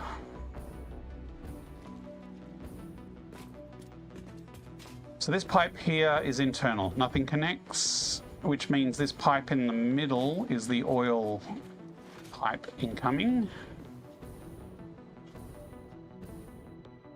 So this one and this one are oil, but we put handy signs on there, so I should be able to stick that there.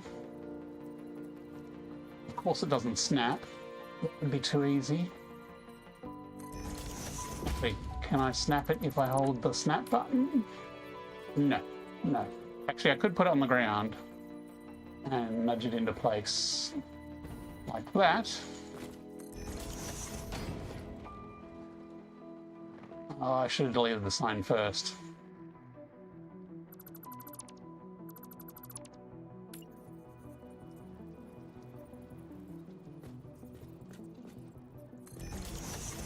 Then I need to rebuild this pipe to actually go into the junction. Why is that not snapping? That should fit. Not even noodles fitting. No. There are supposed to be fluid changes in 1.2. We are getting a new fluid truck, which is to me largely useless, especially in a build where I'm not really using trucks. There may be changes to... Actually, there is a pipe that is a T-piece. They've shown in some screenshots that there's a T-piece pipe rather than just the cross. Beyond that, we don't know, but there's hints that they'll be doing other improvements to fluids. But we don't know details. Tuesday we will.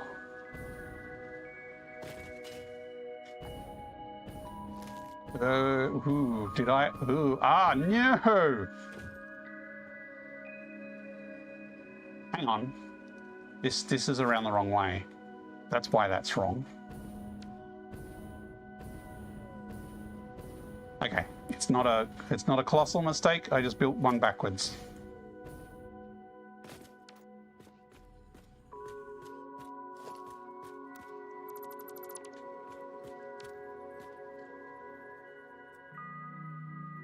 Because I was pretty sure that when I nudged it across, there was no clashes. That's better.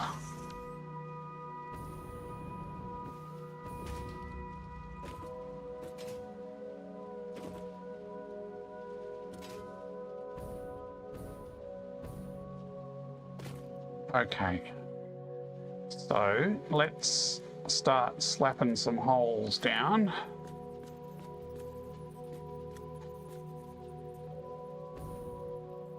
This is the oil input. So that's an oil in. This one's going to be a bit different. It's going to be hiding up the back here. Let's maybe put it there.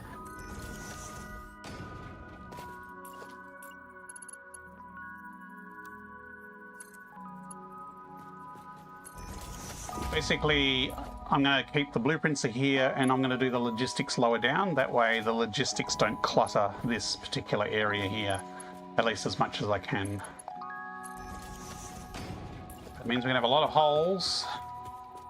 I'm going to have to somehow connect them all up underneath. Now this is... I could do less holes.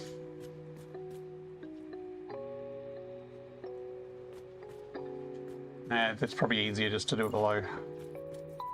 Phrasing.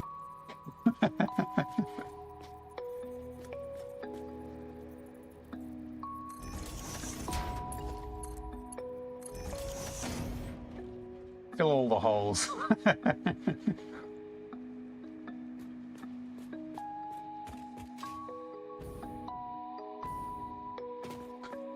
How iron is URN met? Youth group at high school, in fact. Assuming URN doesn't mind me telling everyone.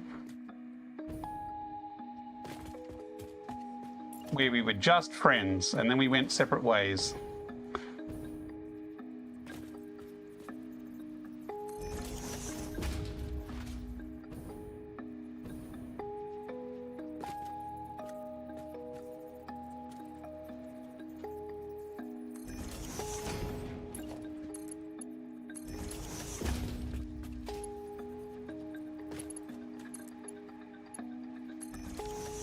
I still need some pumping to get through these holes, I think.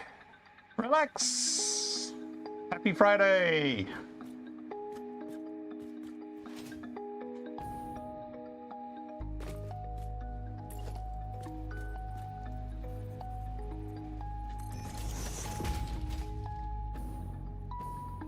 Okay, so of the first of 4 things we need to plug into these blueprints, this is laying out pretty neatly. And it's probably going to get a lot messier from here. And you got exclamation mark phrasing, relax. I mean, I can add hash phrasing as a command, but... or even just the word phrasing without a hash works. Phrasing. There you go.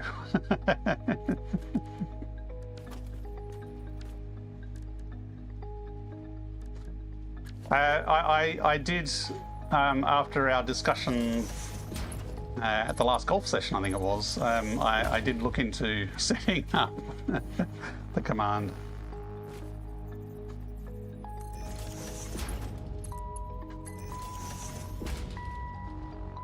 Okay.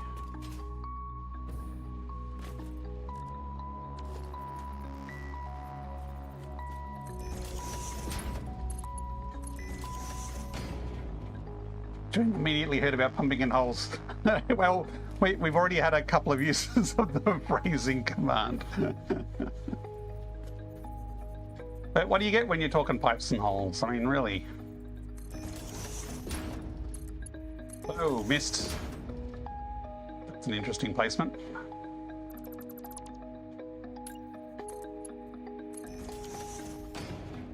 Wait, oh, you already played the new Walkabout map. Okay, cool. Coffee Stain Studio devs. Hey! Do we have a shout out for Coffee Stain Studio devs? Who is that behind the scenes there? Welcome to Satisfactory Pioneer VR. reinforcements. Nagroth Durman is leading a force of 21 viewers. Thanks for the raid, Nagroth Durman, and Raid from welcome Nagroth, everyone to the welcome. channel. I have it on record that Coffee Stain Studios devs is an exemplary pioneer, and recommend that you check out their Bring you a channel. metal cup of coffee tea. Cool, welcome Raiders and welcome Coffee Stain Studio devs. By the way, everybody, Coffee Stain Studio devs is the official Twitch channel for Coffee Stain. That's where they do all their dev updates and things. And this is their first time visiting my little channel. Is that Mikkel?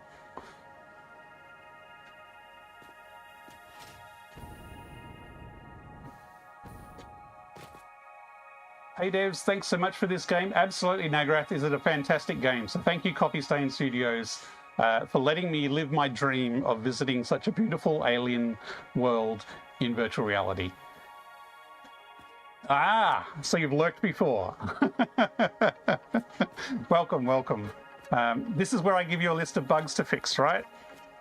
And a list of feature requests where all things I need fixed. 10k hours in and it's still my most played game ever. Cool.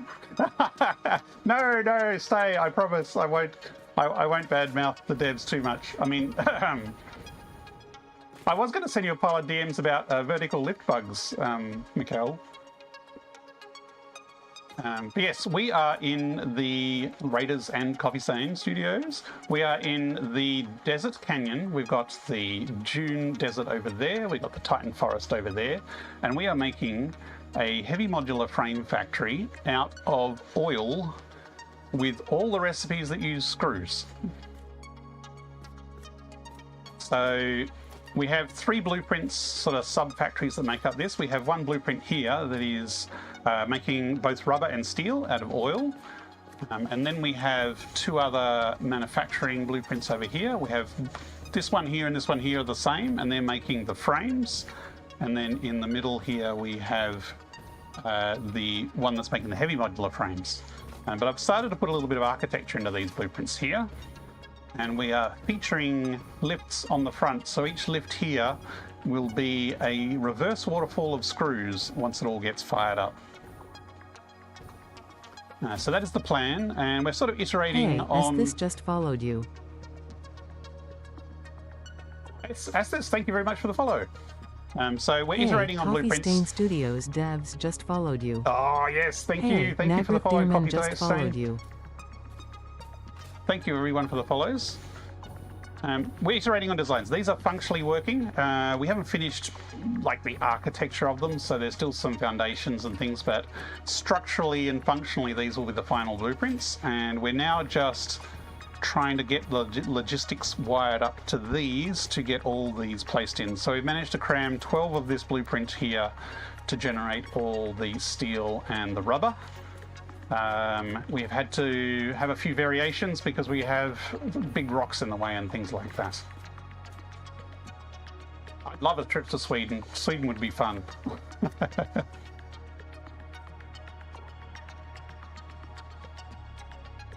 One Metal Fist. Hi, how's it going? You work in the West Coast now on turbo fuel and a save without alternate recipes. Oh, a save without alternate recipes. That would be harsh. I've always kind of min-maxed and gone with the alternate recipes where I can.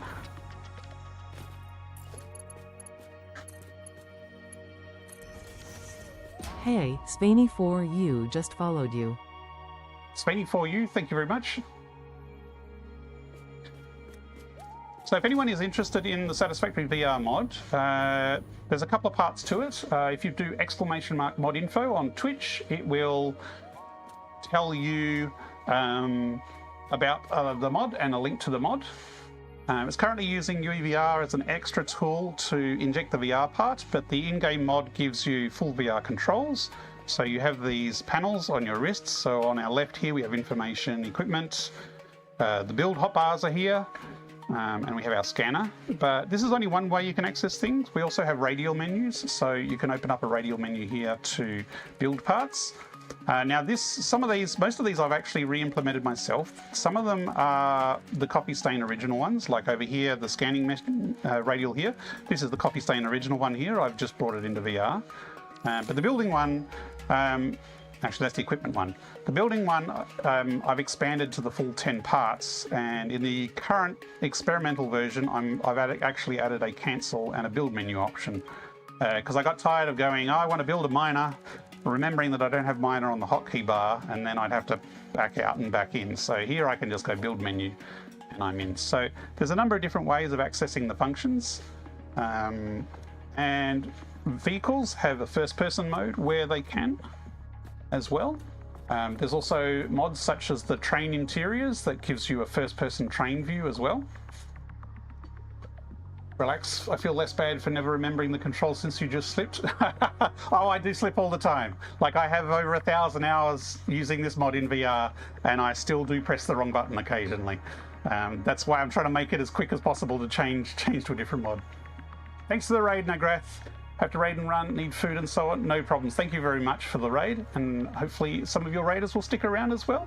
I really appreciate your community coming and hanging out with me. Food would be good. I need to have food probably in a little bit myself. It's dinner time over this side of the world, though. Food is almost ready, I'm being told. Okay, we are... What's the time? Stream... Look, there's an ad in 5 minutes, so I might take the ad break. So dinner is ready, you're saying? Or dinner will be ready soon. So all these pipes that I've just placed are for... Incoming propaganda broadcast detected. We need Please oil seek to these shelter. pipes. So I will be taking a dinner break, probably about 10-15 minutes to have my dinner. After that, we will get these oil pipes, which are, these were temporary ones that I was just testing things with. We have our oil pumps over here. Now, the total oil exceeds 600. I think it's like 630 something.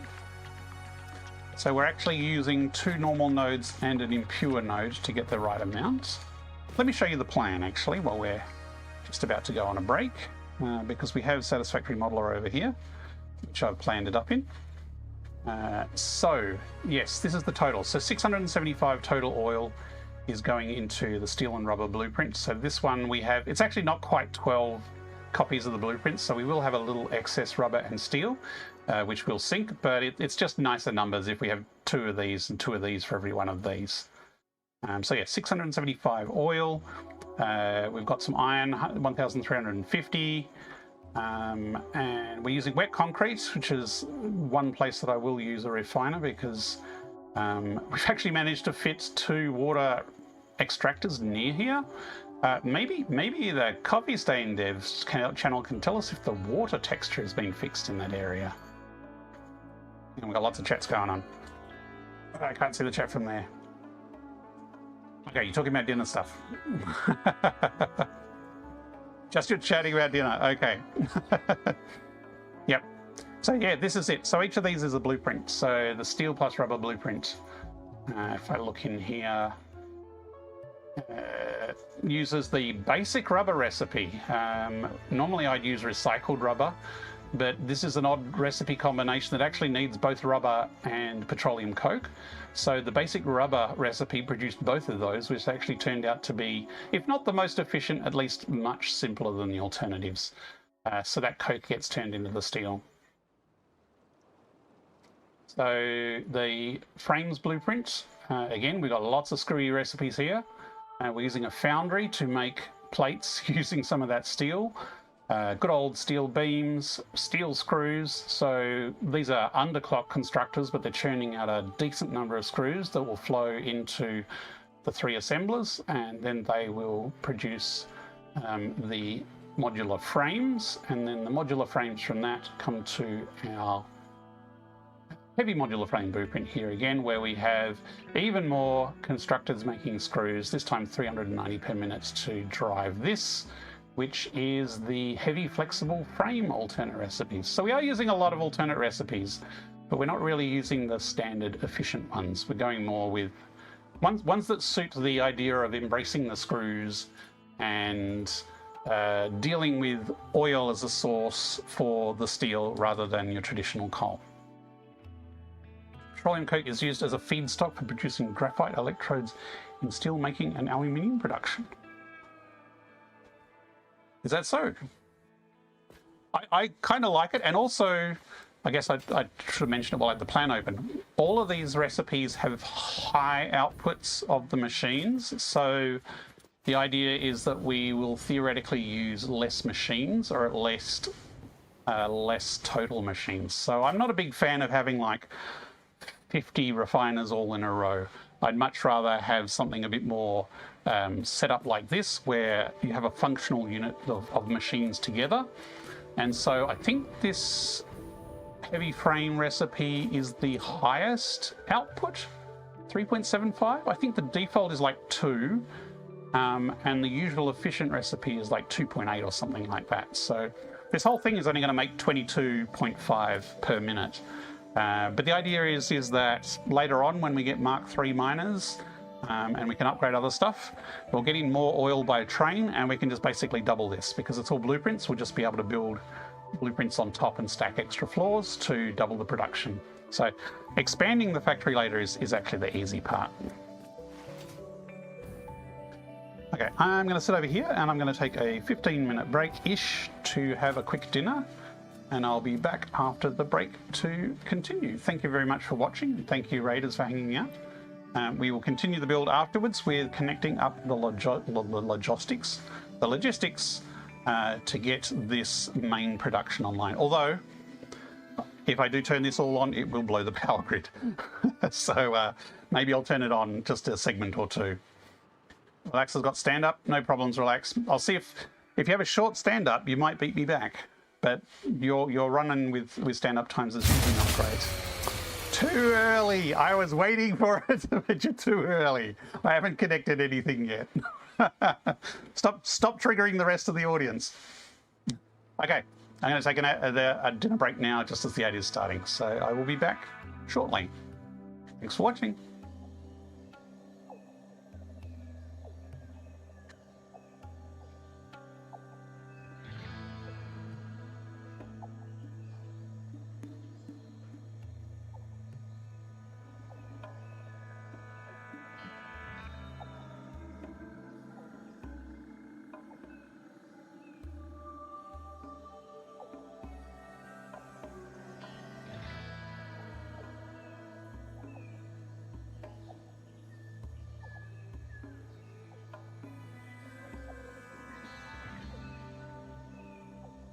Look lively. It's time to do those stretches and hydrate.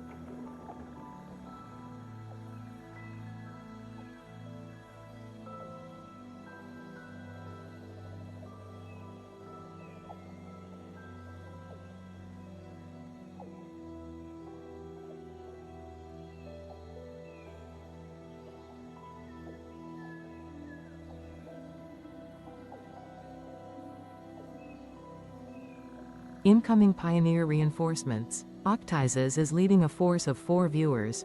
Thanks for the raid, Octizes, and welcome everyone to the channel.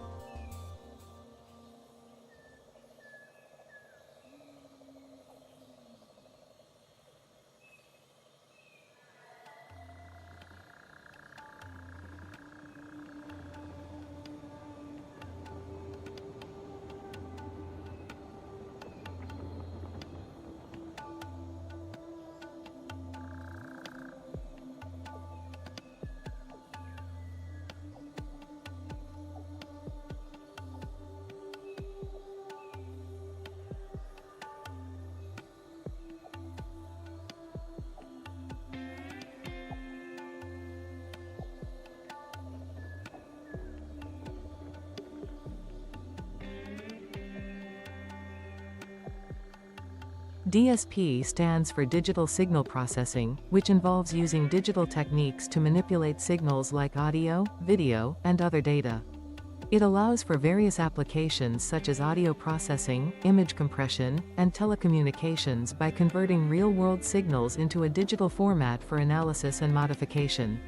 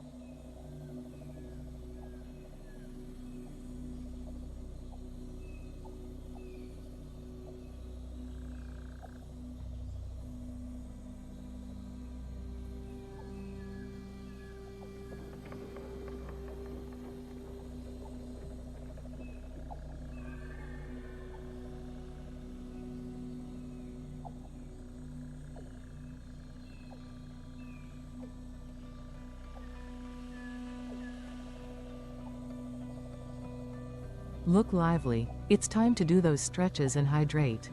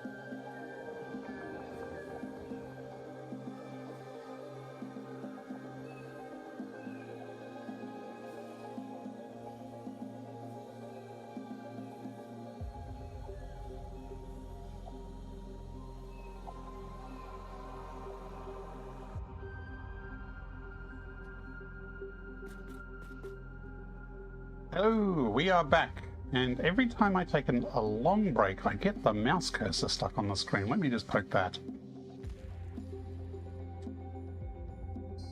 That should get rid of it. Now we are cursor free. Yes. Hello, hello. Octices, welcome. Thank you very much for the raid. Welcome, raiders. How's everyone going? It has been a bit of a snowball of celebrity guests and raids tonight. So welcome in, welcome in. We are playing Satisfactory in virtual reality using a VR mod. I am the author of the mod, so if you have any questions about the mod or suggestions or feedback, feel free to ask me. Thank you very OG Panda, thank you, thank you. Otisis has streamed 1,300 on... Is this Dyson Sphere you've played that much of, Octisis, or Satisfactory? I have not played Dyson Sphere program myself. I am curious about it. It looks cool. I tend to prefer first person and VR stuff in general, but I do play some top-down stuff, and Dyson Sphere program does look like it would be very cool to play. Satisfactory? Yeah, cool. Satisfactory is a long-term commitment, isn't it? DSP curious. Satisfactory is my married to game, but I do see other games occasionally. We have an open relationship. Apparently nighttime has come and we have a beautiful aurora up in the sky tonight, and I've just turned around physically, which means my cable is now tangled. Let me go back again.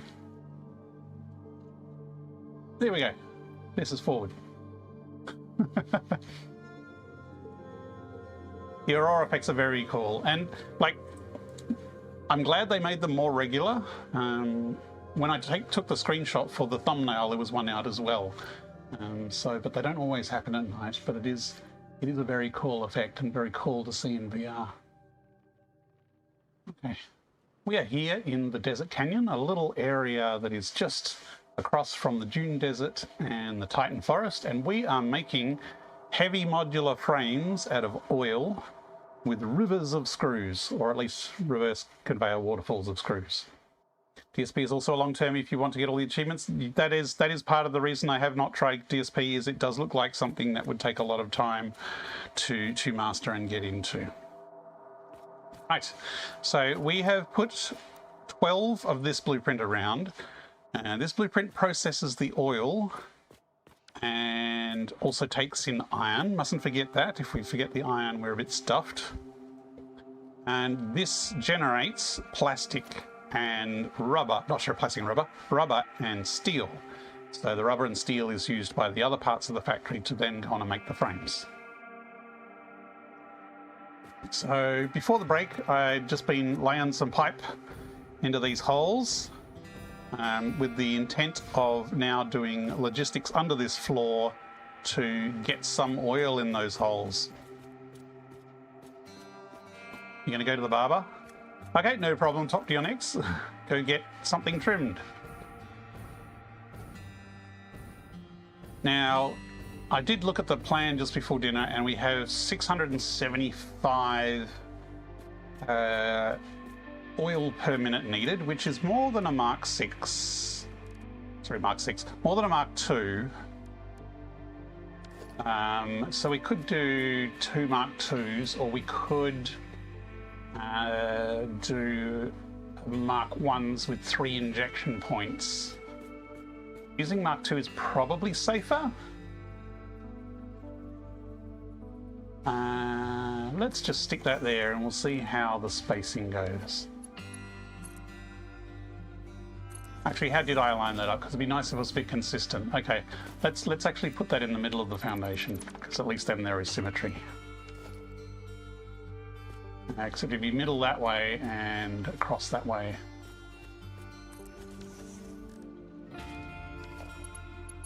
Now, my right controller is old and a bit flaky, so I do get a bit of stick tripped occasionally. So sometimes it will nudge randomly when I don't want it to, and it usually gets worse as the stream goes on.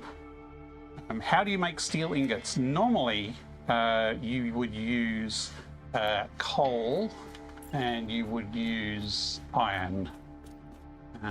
You would use a foundry and you'll find a nice spot that has coal and iron, and that's where you make steel. Making it out of oil is a little non-standard, but this playthrough is all about me trying non-standard things, because I've played the game a number of times and usually I just go for what's most effective or most efficient, but really a lot of the alt recipes, the efficiency is not a huge benefit necessarily. I mean, if you've got excess resources, why do you need to be 100% efficient? Now, don't get me wrong, there are people who make massive builds and use every drop of a particular resource off the map. And for them, sure, efficiency can matter to get every last resource out. I tend to build a bit more smaller scale. It is not in line. Why is it not in line? You know why? It snapped to that one.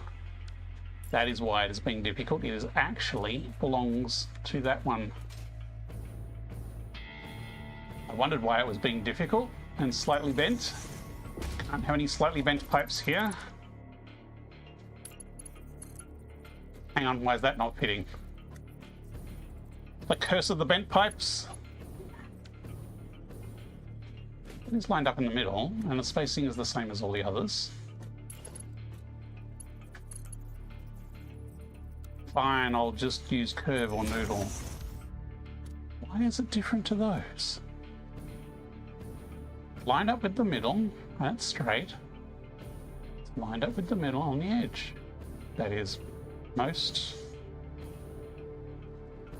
peculiar. Oh well.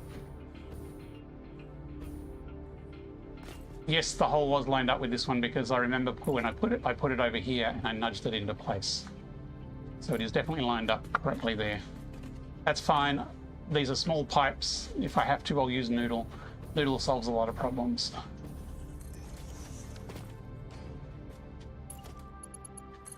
Oops, missed. Oh, come on. Hang on, curve doesn't fit there. Noodle does, good old Noodle does, but horizontal and vertical did. But that took curved, but not horizontal and vertical. Am I allowed to swear at Coffee Stain to fix their stuff if Mikhail's still lurking in the chat?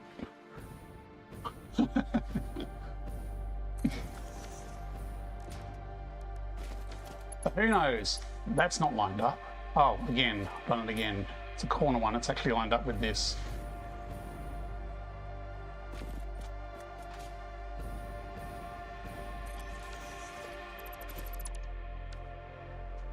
Totally unplayable. Totally unplayable. Crap game. Dinner was very... Look, again. Why is this one odd? That is really weird how it's slightly different in everyone, even though they are exactly the same spaced around. It's the only difference is like the north-south orientation.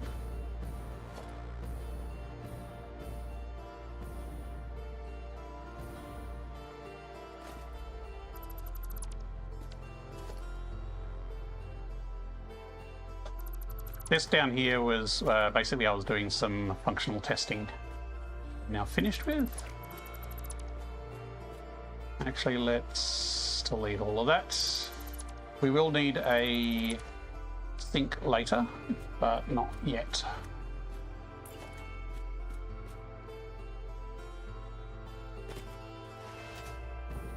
This could get a little sticky.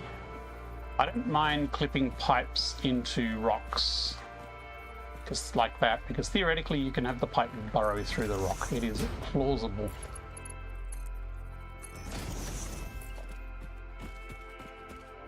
So as far as clipping crimes go, that is perfectly acceptable. Ah, no, that moved across.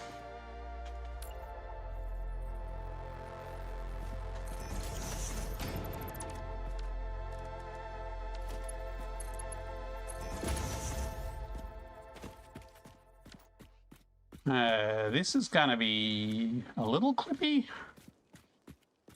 I'm not talking about the Microsoft Assistant either.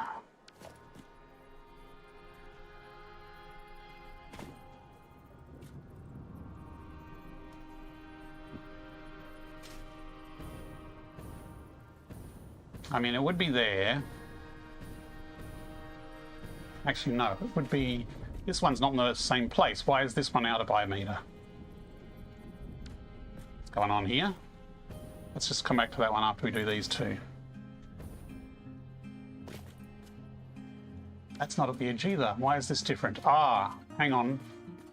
There was extenuating circumstances because of that rock, and there's a miner there. So these two setups here are actually different from all the others. That is why it is different. And it would actually be better to have this one on the outside.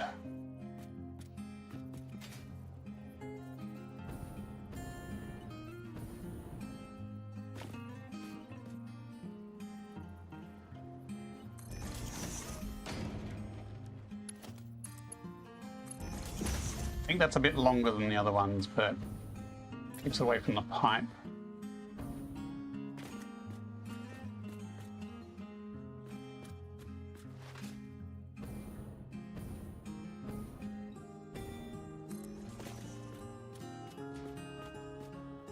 I think this one was further back because it's too close to the other machine there because of the way that's arranged slightly differently.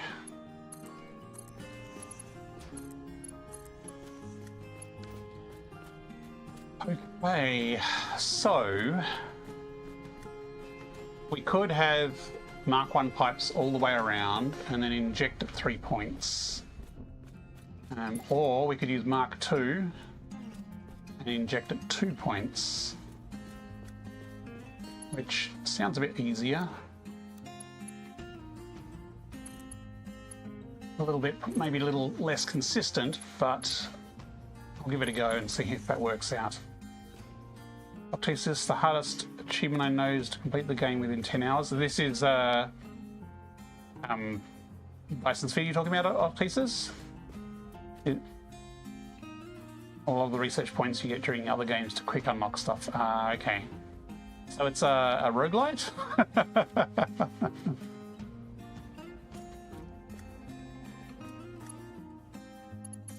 This one might actually be better to have the connector on the front as well. Let me go around, because like this is the non-standard one. The rest of it is standard.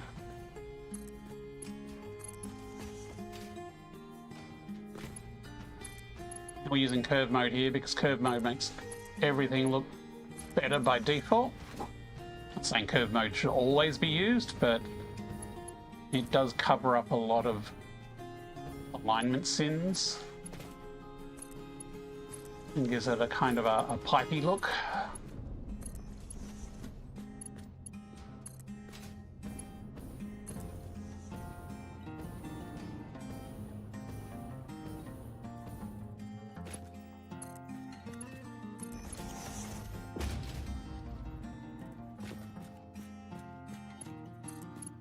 This one might be a bit of a reach.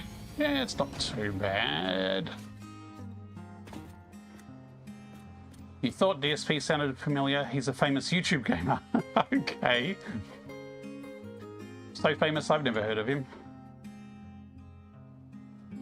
Doesn't sound like a particularly nice person. Making sensitive comments during gameplay, monetizing videos about tragedies. Yeah, that doesn't sound like a very worthwhile person to know about.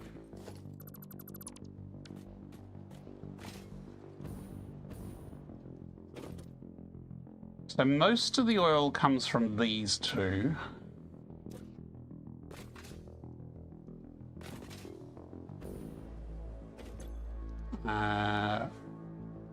Is this the impure one? Oh, that's the pipe. Duh. I clicked on the wrong thing. Okay, yeah. So most of the stuff comes from this one, and then this is the impure node that is injecting the extra that we need to get it up to 675. So theoretically, if we just take a Mark 6 from here,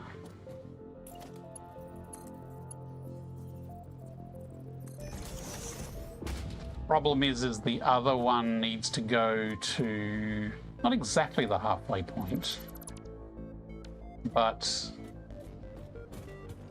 further around. We also need a pump because we're going to need more than 10 foot raised. Can I fit a pump on that curved one? No.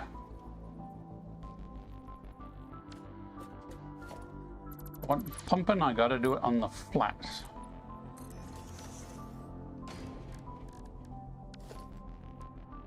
Not the holes. Here we go.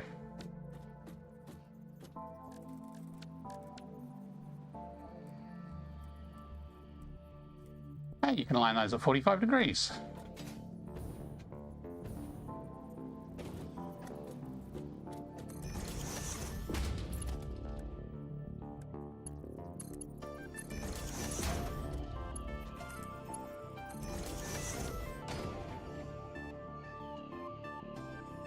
Haven't played a video game in 10 days since finishing Star Trek Voyager Beyond the Unknown. Ah, the Voyager game.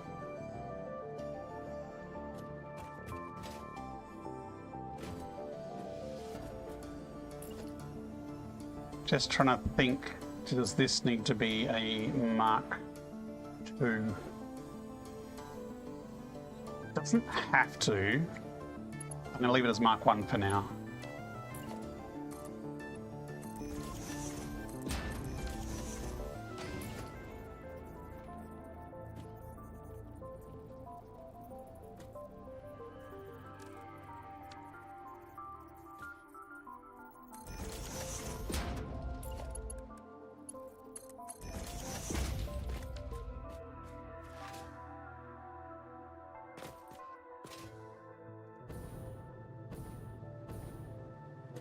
be better to actually do a little tunnel through the rock here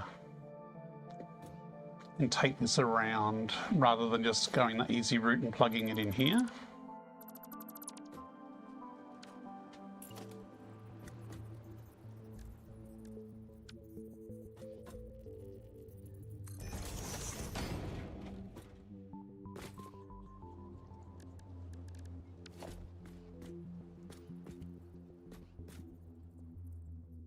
Why won't that wall snap to underneath?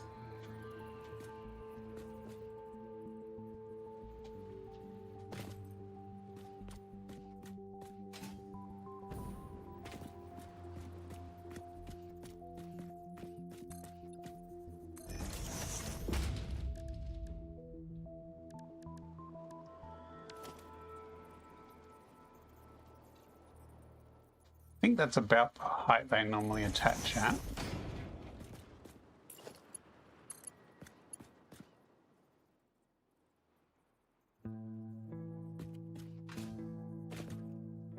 Attach it up to the roof. Where was that middle point? It's down. Is it down there?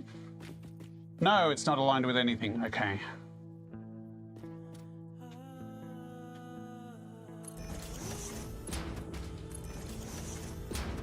That is actually slightly higher, but if I put it there, that's going to be too high, I reckon. Yes, so maybe do the old half nudge. Stupid stick drift.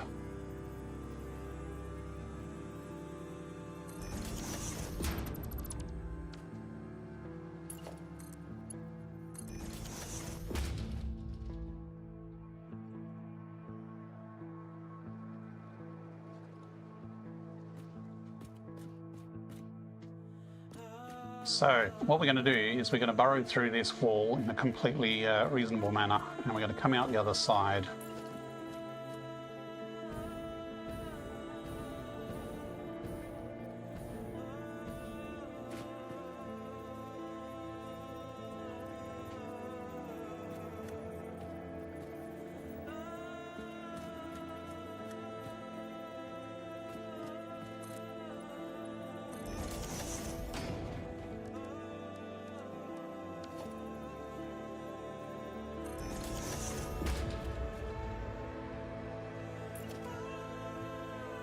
Am I overthinking this? I don't really need to go to too many differences to A. It's 670 total around. So as long as I skip 2 junctions, it's plenty. This is a waste. I don't need this.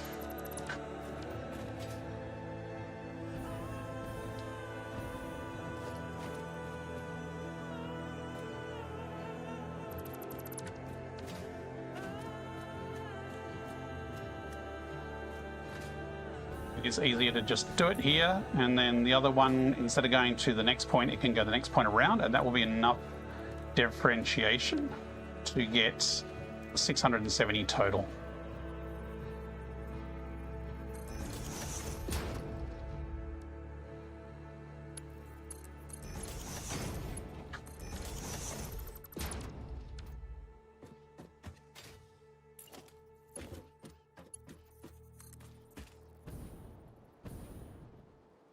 So even doing it to there is probably enough, because I'm pretty sure it's more than 75 per one total. But if I rotate this, ooh.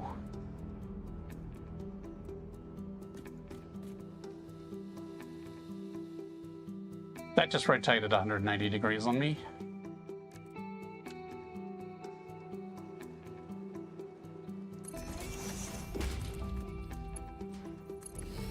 Missed.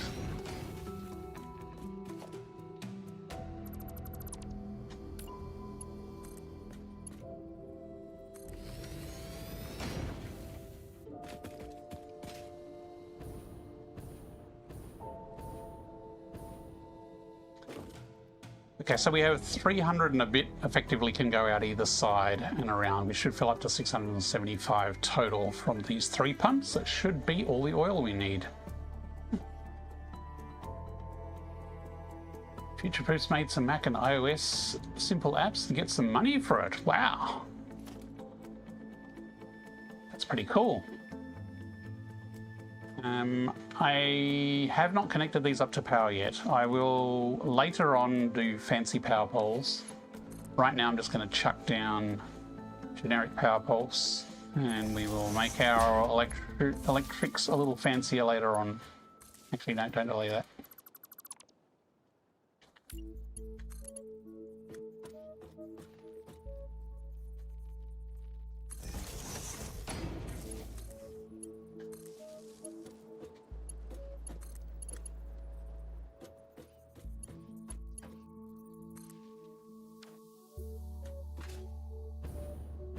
What I'm going to do is I'm going to put a power switch down so the entire factory can be switched by one switch. Again, I'm not going to bother with fancy place for it. I'm just going to put something down temporarily and we can move it later on. I do not have... Do we have any switches? Uh-oh.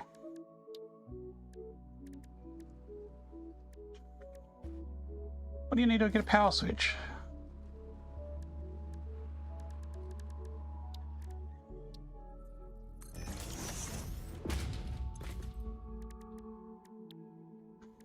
Caterium?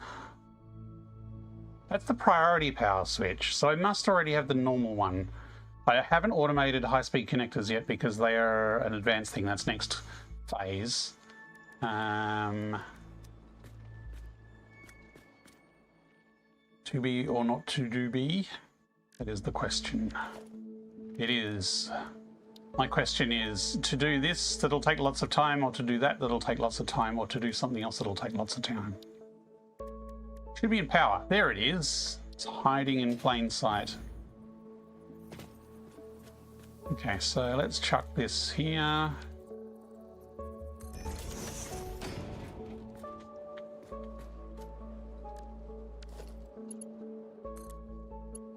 Good, it reaches. That doesn't reach, damn it. Oh no, it's got too many connectors on it. So let's upgrade it in place to a Mark II.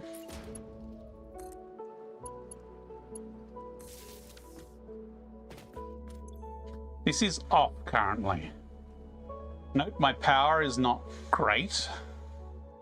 I'm consuming about 5.3. I'm generating between 6.8 and what is it, 7.5. And this factory, when it's fully operational, will take 3,000 something. So it is going to blow the grid. At least when I turn it all on, but the plan is to not turn it all on at once, and I'm foreseeing maybe another coal power plant in the future. Again, I'm doing things the hard way. I am refusing to unlock fuel power. I do not have the power generator unlocked for fuel power, because if I do that, it is one step closer to taking the easy path of rocket fuel. So I have done towers of rocket fuel already in the past. This playthrough, I am determined to do nuclear. So I am going to resist. I'm going to stretch out coal as much as I can. And then as soon as I've unlocked nuclear tech, I will build a swamp. A nuclear swamp. We will cover the swamp in concrete and irradiate it.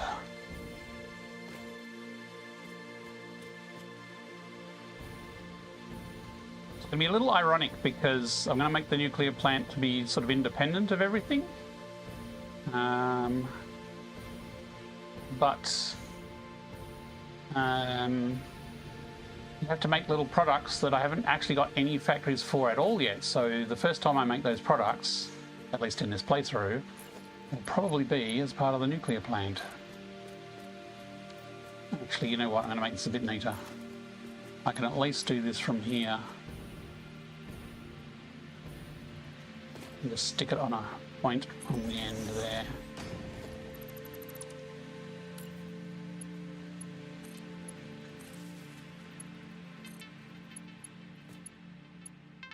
This is our wet concrete, hurriedly thrown together production.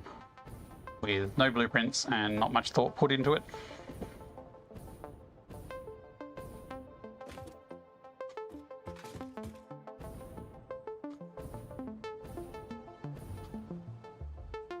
So that's oil done. The next thing we need to do is the raw iron. So the steel in these is made out of petroleum coke and iron in one of these refiners. No, it's actually made in the top here with the foundries. So we... Oh, why have I got steel? So we need to feed in raw iron ore, and if I just quickly check the plan, we need 1,350 iron. This is a problem because we only have Mark IV belts at the moment.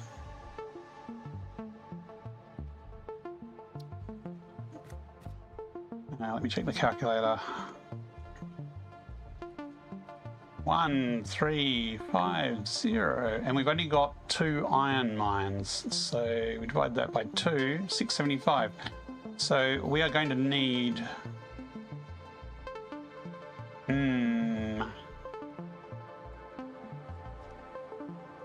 how fast are Mark V? There's 700 and something, right? So once we get Mark V, this will not be a problem. But initially, this is going to be a problem. We have 2 iron nodes over there. We're going to need 2 belts. That will not be enough initially, but later on when we scale up and make them Mark V, they will then be enough.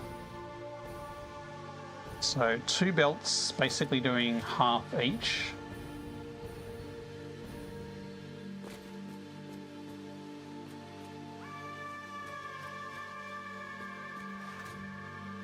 The iron actually feeds in all the way up the top here. And again, we've got... You know what? I think I'm going to have to redo the entire pipe work. Because this hole, it's going to sit right where the pipe is.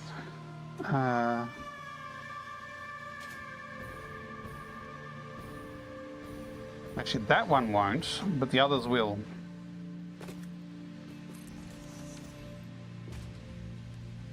This only needs 120 minutes. I think I put a Mark IV there in case I was chaining these together. But because it's only 120, the Mark III is plenty.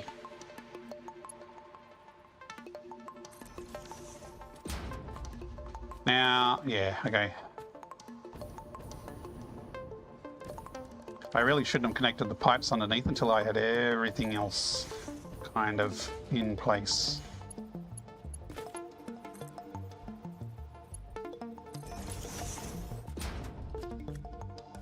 Although the rest is okay because the rest is output that goes into the factories. So it's only the inputs here that matter. Although we do have inputs of concrete around the border as well. Okay, so these are easy. We just put in a lift at the bottom of each of these. And then snapping a lift up. Oh, okay. Got to be careful it doesn't snap onto the wrong point.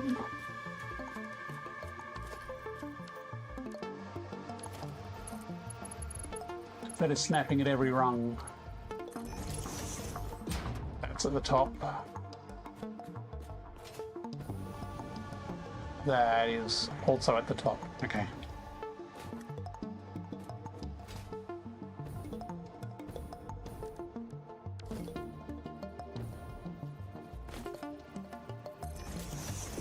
It's totally gonna overlap with all that pipe work.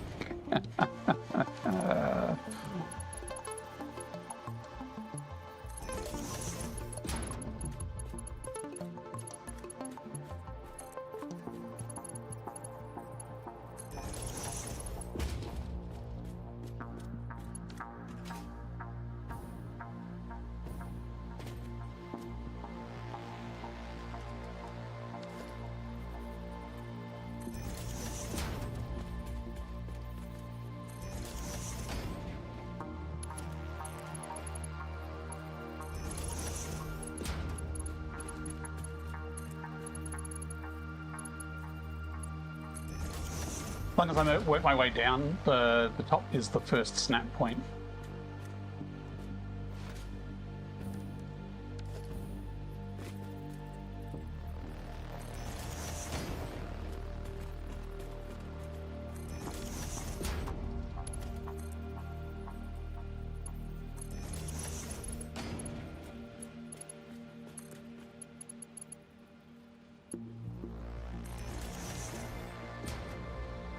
Okay.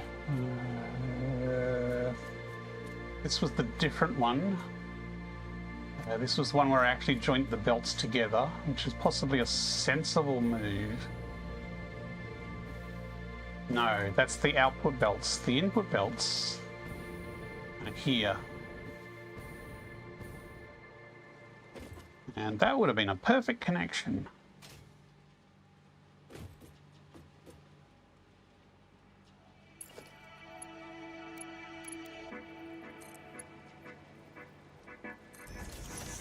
That's acceptable.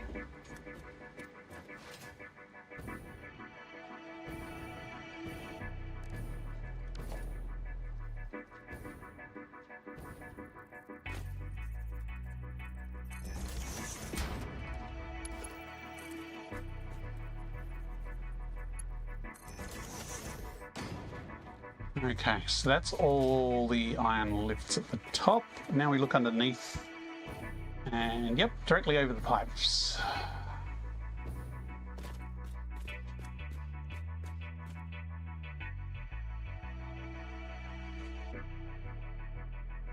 It would be easier to bring the pipes to an inner circle and keep the iron on the outer circle.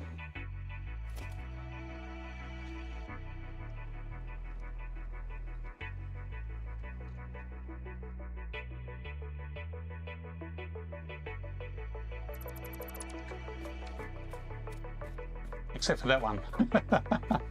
That's fine. I think we already had a bit of space that we could move that back. Still get a... Is that too close? Actually, I reckon there would be fine, because that's not going to conflict with... I mean, this is a problem, because all the rest of the iron is on the outer, that one's on the inner, so that is going to be difficult either way. Maybe we should rethink the positioning of this.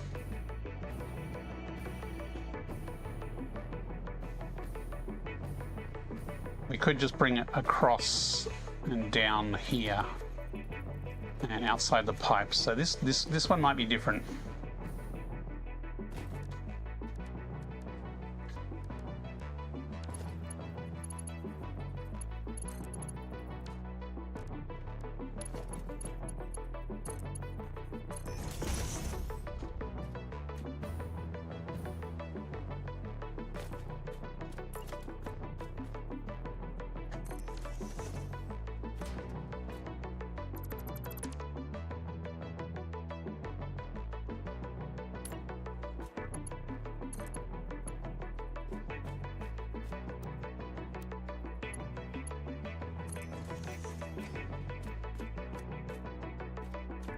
Do we bring it all the way out to the middle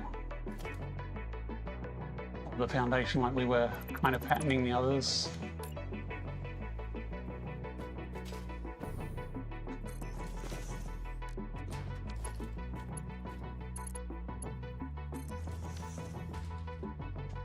Hey, just this guy. Good afternoon. How's it going? Welcome back.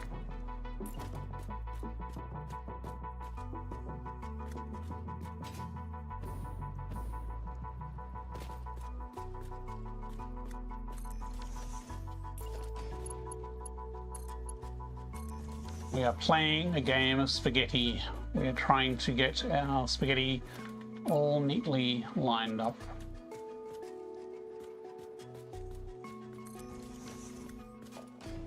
I'm getting a crick in the neck doing it. Oh, no.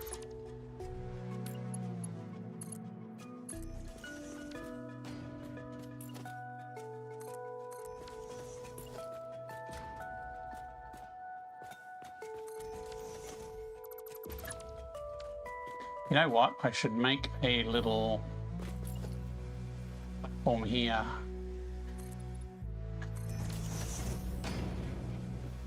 Make it so I'm not having to look up quite so steep an angle.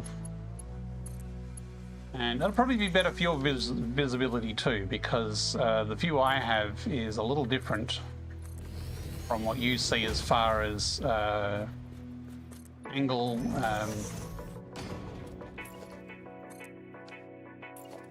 Field of view, that's the term. So I have a lot more field of view in the headset than you are seeing. So the picture in the headset is kind of a square per eye. So I can actually see kind of the top of that foundation above, whereas you're probably seeing a lot less. So if I look right back at something, if I'm not careful, then I can see it, but you won't be able to see it on the stream.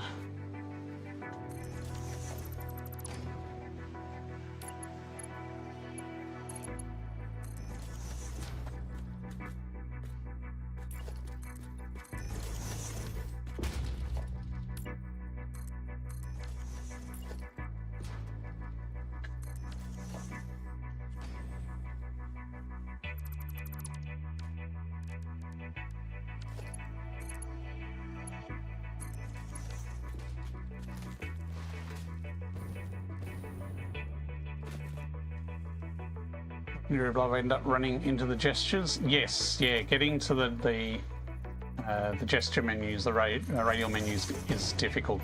There's also a bug, I haven't figured it out yet, I haven't looked too closely, in that if you're looking up and you open a radial, it's actually backwards. You need to go up to go down and down to go up. Left and right is still there, but the inverse is there. So I think it's something to do with the axis of the hand versus the radial, but I will need to...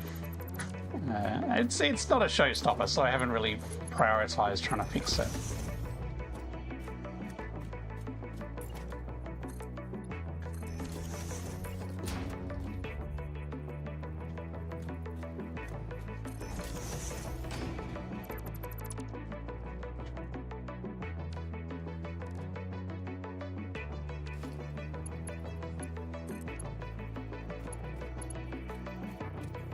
Months down fair, please. Thank you. Okay, so this should be able to connect back around. Maybe I shouldn't connect it until the rest is done. But no, that's auto. We curves, baby. Although that one might actually be better to run to that point. And then that could run to there. That could work.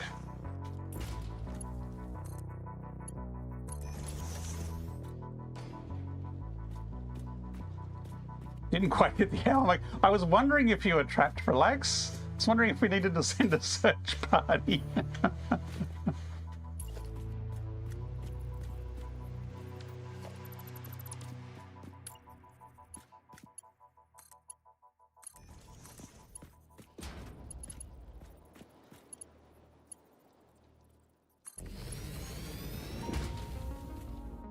Yeah, see, if I bring this out from here and move that hole further that way, that will solve my conveyor problem there. So let's do that.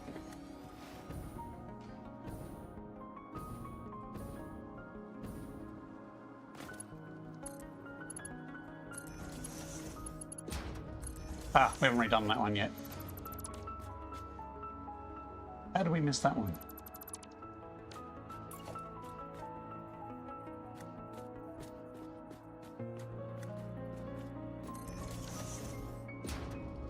PM loves the sound of his own voice. I'm convinced because it's mostly him yapping. I've had PMs like that, or bosses like that.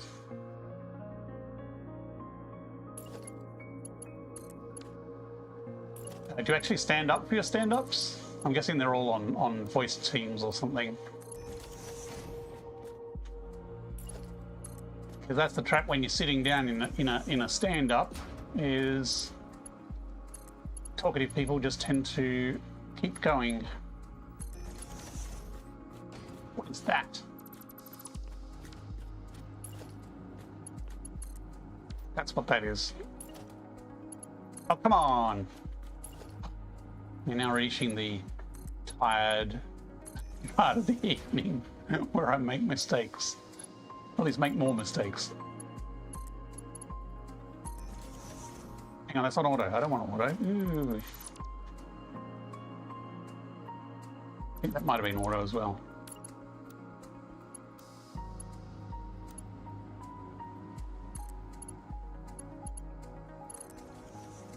Fine.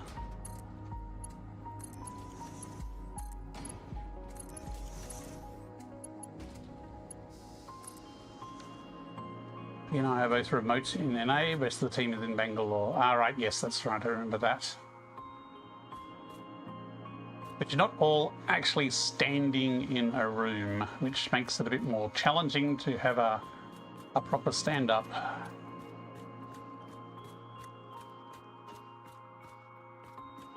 So we need to split the iron two-way, so the easiest would be to bring both of them across and then have one conveyor go around one way and one go around the other way. We also need a bit of iron on the front blueprints, so I must remember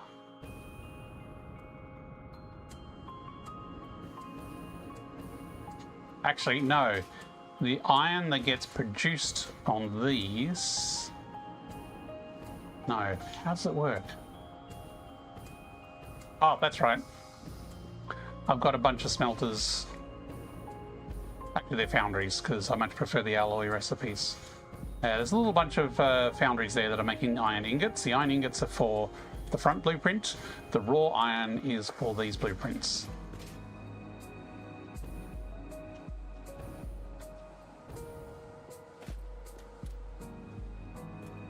That doesn't seem like enough room, so let's bring it in over here, perhaps. Although there was a hole I needed to move. This one. I just need to move that.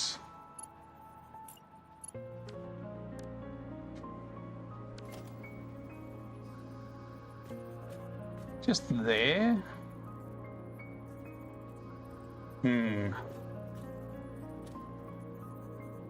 That's going to still be interesting logistics. Maybe I should move it out a bit more.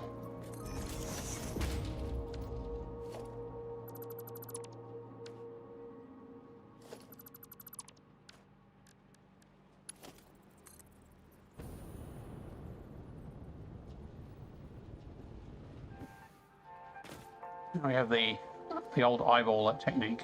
Although, there's a handy dandy dashed line there.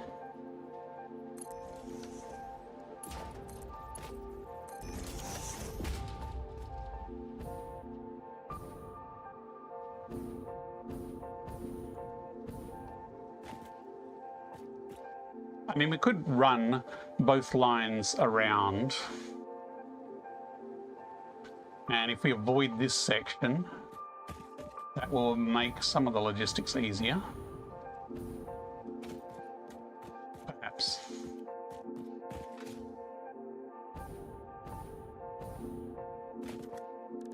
Either way, we're going to have to start with a conveyor against these.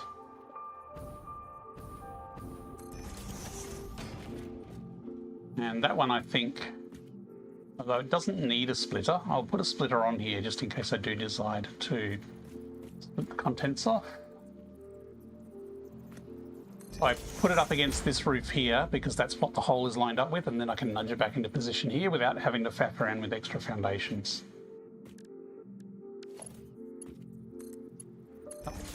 Rotated twice.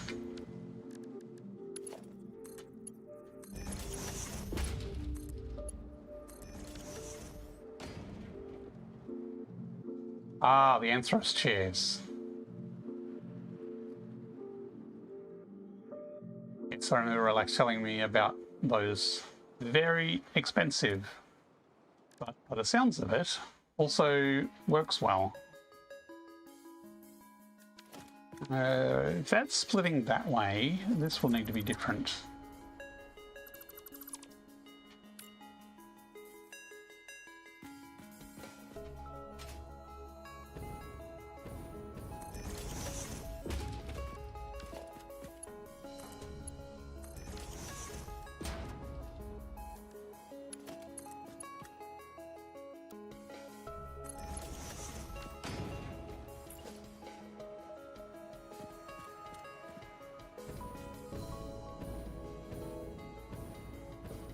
Ah, that's right. This one was a little different.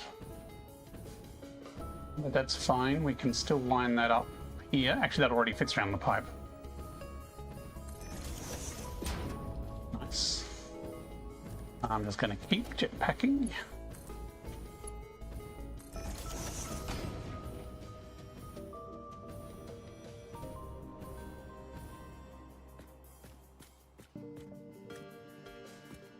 So this will need a Mark 4 initially, but we will need to upgrade these to Mark 5 to get the full site online, which is going to be a bit of a problem.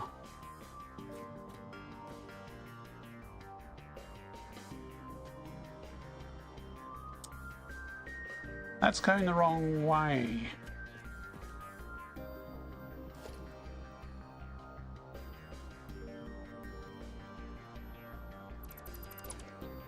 Definitely the sleepy part of the night, folks. Apologise for having to tear everything down and rebuild it till I get it right,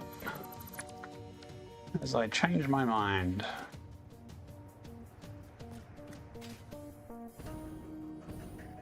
I would like to get to the point where I can turn all of the steel and rubber production on tonight and have it all not necessarily go somewhere, but do something.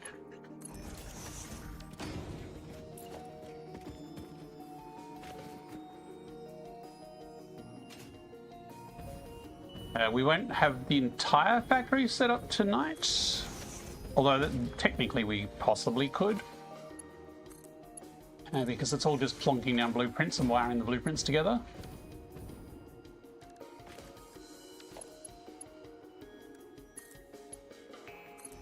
Okay, so that'll be one of the inputs, and this will continue around to the other points.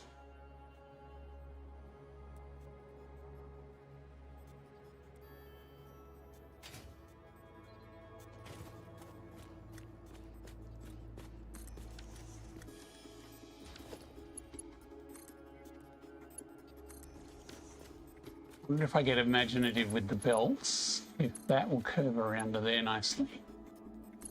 Oh, look at that. Completely impractical. It's this guy been sitting in this tensor chair 40 hours a week since 2002-ish. Ooh, nice.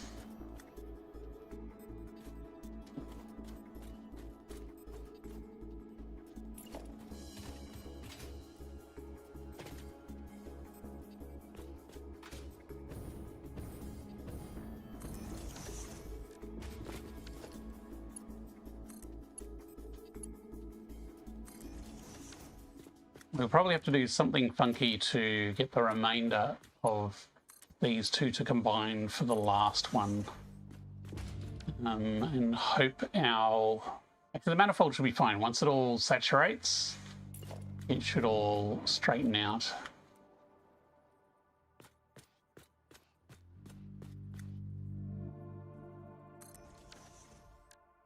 I mean, ideally, well, not ideally, but the easier way out would be to use smart splitters. So each gives full supply to the first node around as it goes around the loop. That is the easier way of doing it.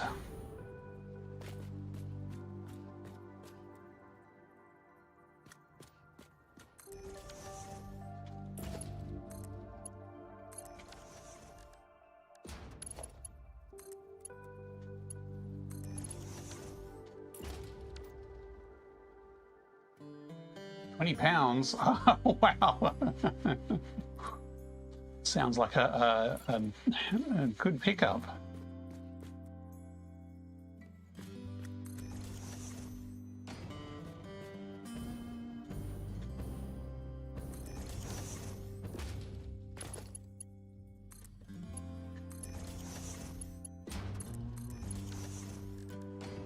Maybe I should make these smart splitters from the get-go.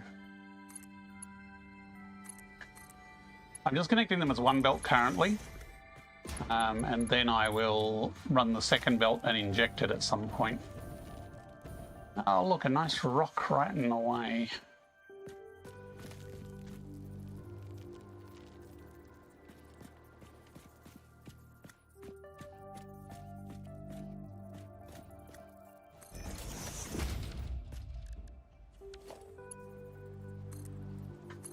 But I do like building around natural formations like this.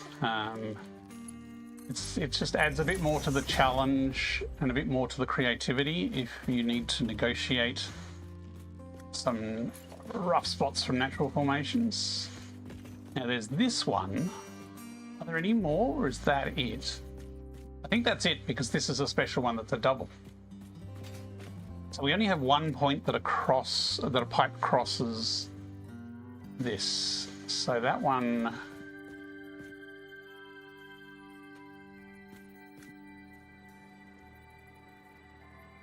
I mean, I don't even need a splitter here. I could just make it a lift directly in.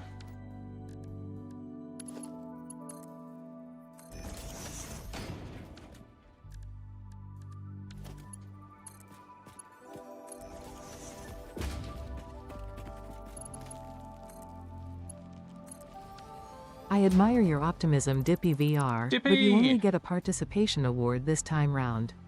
Realm of Russ was the winner. In fact, you were in position tilde stream user position Oh, tilde. damn it. It Better didn't luck work. next time. I made a change to it to try and get the position right.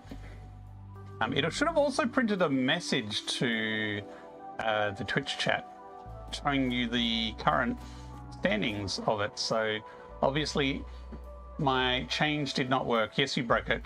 Well, you are an inspiration for making me change it, let's say.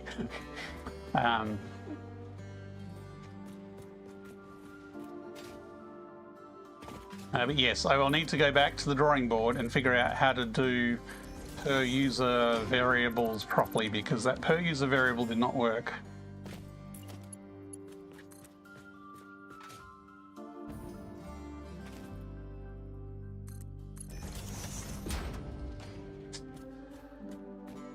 Could you actually try exclamation mark first and see if it behaves any differently than the redeem?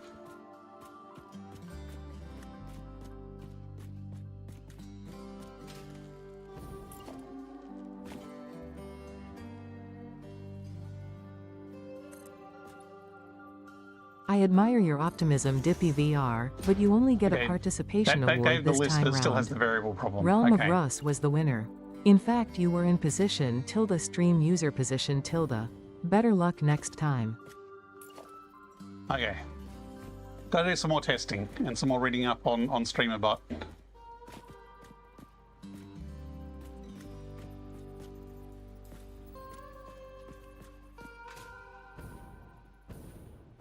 I admire your optimism, relax, enjoy life, but you only get a participation award this time round. Realm of Russ was the winner. In fact, you were in position tilde stream user position tilde. Better luck next time. So it used to when it told you your position didn't tell you your actual position, it told you what the last person's position was. So I tried to change it to actually track your personal position, because you might speak up before you actually do the redeem, and that's what I'm trying to track. So I was trying to do a variable that records each user's specific position, even if they don't use the redeem command, and that obviously has failed. So I'll need to go back and read up the streamer doc. I mean, I was hacking this together just before going live, so and it's also very hard to test because I need the live stream with real people to trigger the events that actually generate the data in the first place. So I will have to go back to the drawing board and figure out how those per user global variables work, because yes, but like if 5 people say something and then you say something and you're the 6th, but then 3 other people say something and then you do first, before it would say you were 9th, but really you were 6th. So I'm trying to record that 6th of when you first said something, such that when you redeem it, even though you're later on in the amount of people speaking, it knows that you were the 6th. So that's what I need to track. I could do C#, perhaps, maybe, but I'm trying to do it just with StreamerBot variables at the moment. It is very important. certain people seem to take it seriously, or at least take it enthusiastically. So I'm happy to try and support any and all endeavours.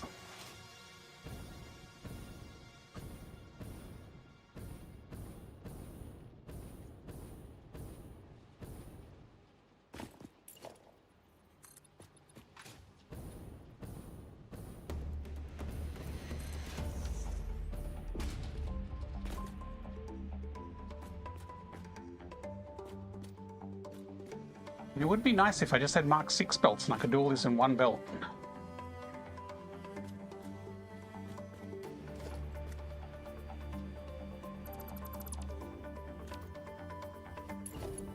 Mark 6 is beyond nuclear.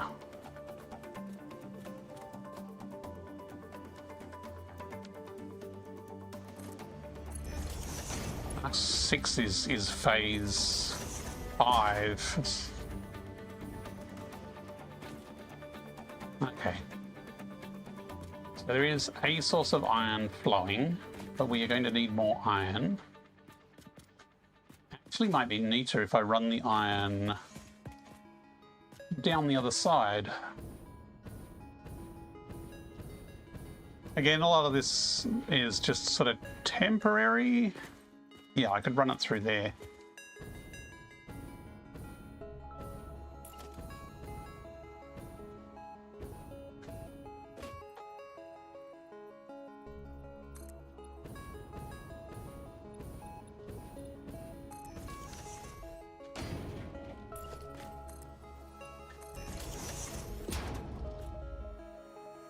We haven't turned power on. Maybe I should turn power on and see what happens.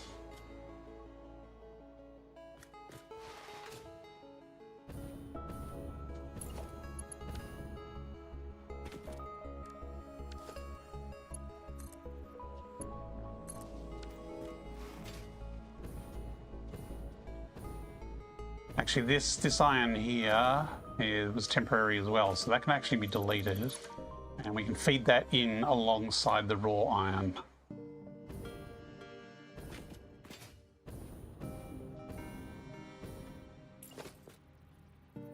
So we need to bring it... VR just hit a 15 stream watch streak. That's impressive dedication. Heck, 15. apparently. 15 stream, Dippy. Cool, cool. Always welcome.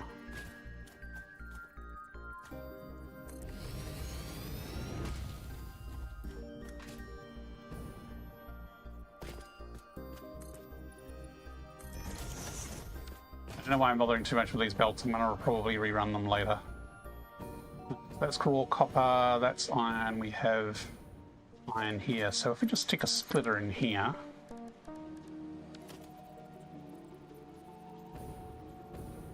Ah, that's the wrong way around. How you doing, Dippy? Done any more marathon streams?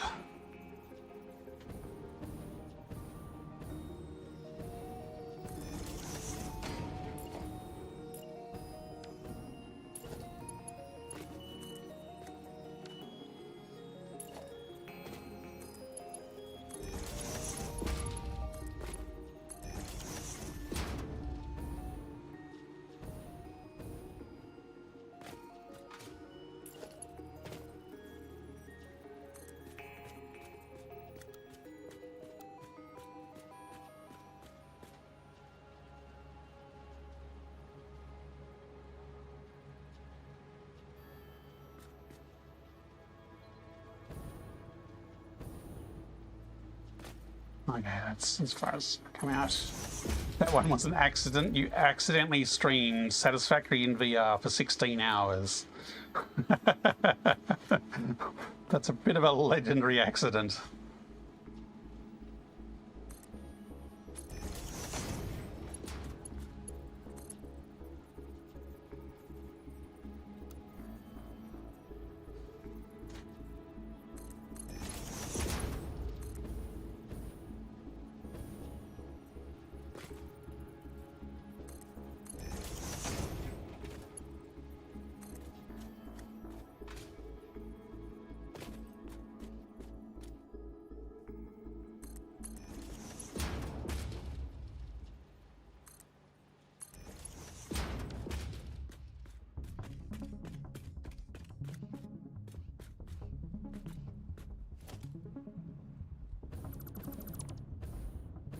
I'm probably overthinking this, given that I'm going to redo all this later. So how far can I go with curved belts here?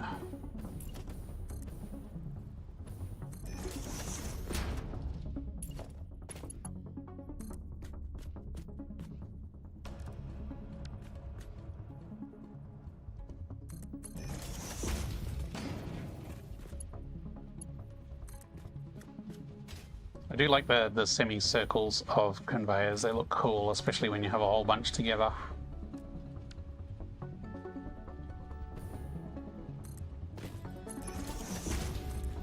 Then I was going to just YOLO it down there like that. Now.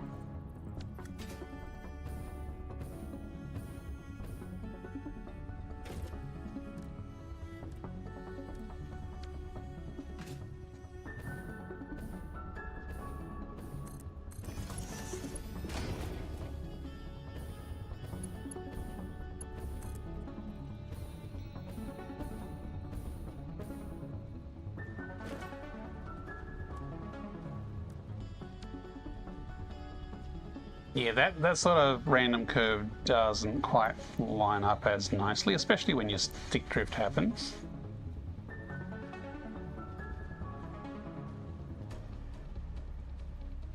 So I have actually ordered a replacement right controller. Apparently it's been like 9 months since I replaced my left controller, so it has been a while. Okay, so we don't know where we need to inject this one yet. I'm just going to kind of run it alongside the other one.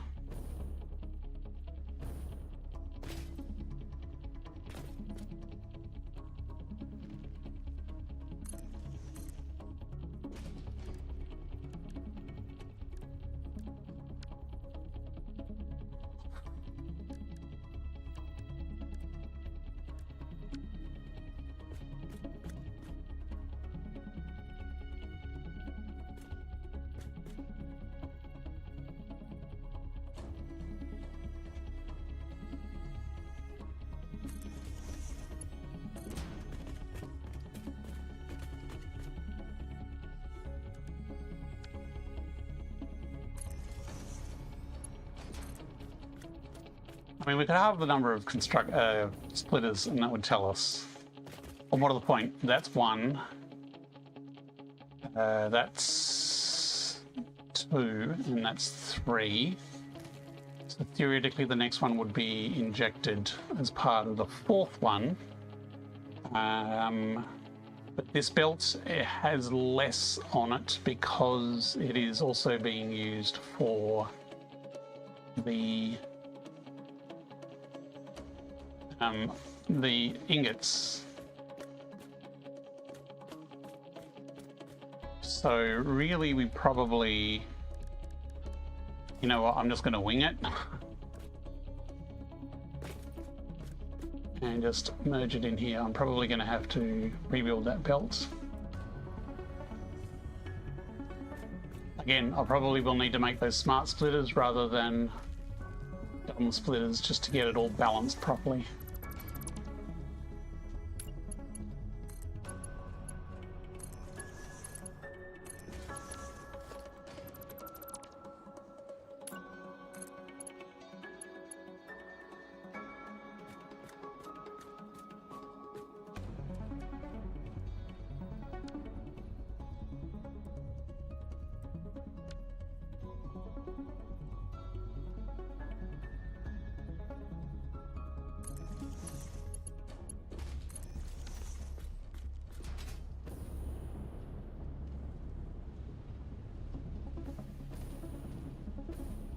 Okay, so that's got iron ore, well, raw ore flooding in there. Ask the author of Creature Spawning mod to explain the WebSocket protocol on his stream. Got a 2-hour TED talk. Did his 2-hour TED talk help?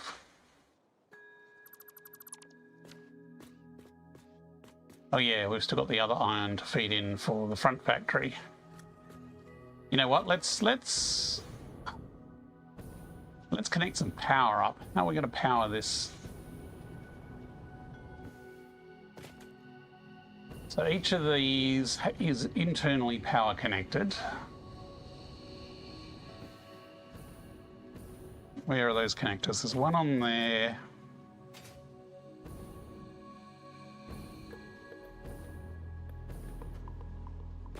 Power runs along that bar,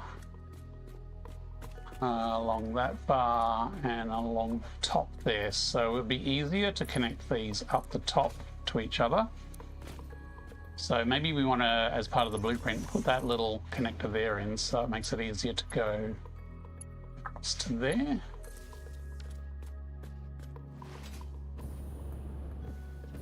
Although that may be a little different on some of the arrangements because they're not all symmetrical. Like these two are just...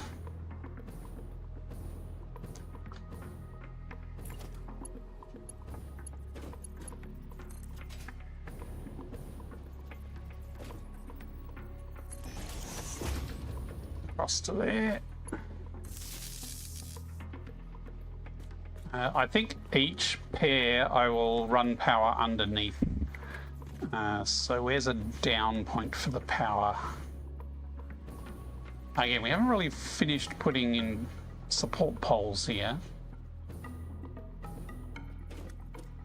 So it's probably here, and we should build that into the blueprint.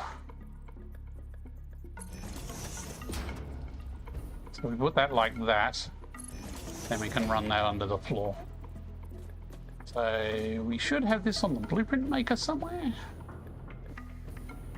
Should make these changes while we're thinking of it. Again, these blueprints aren't finalized, so I'm actually going to tear it down and rebuild it, but that takes mere moments in the grand scheme of things. Structurally, the blueprints are not going to change their layout now. I'm kind of locked in the layout and the functionality.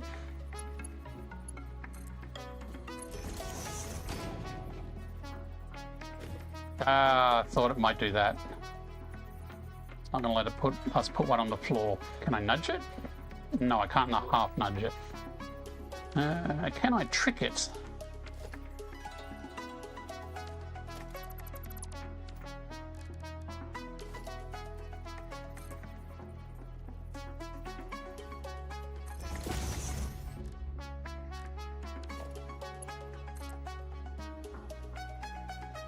Probably as close to the ground as I'm going to get. Actually, I could fudge it.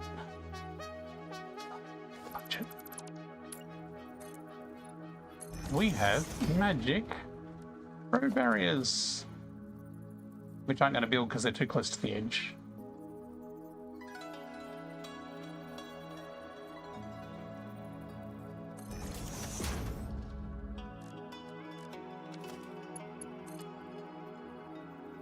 Okay, so I need to have this road barrier up a little bit.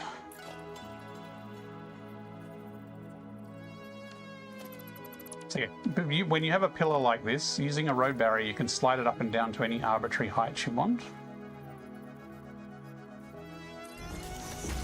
which can let you sort of free ball, eyeball, low ball.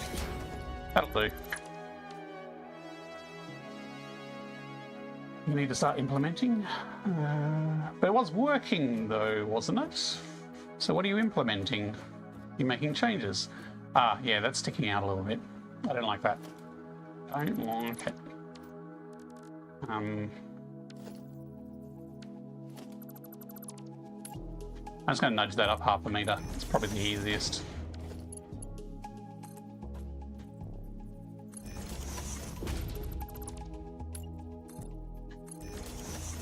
Okay, so that'll go through the floor. We put a cross piece at the top so we can join them on.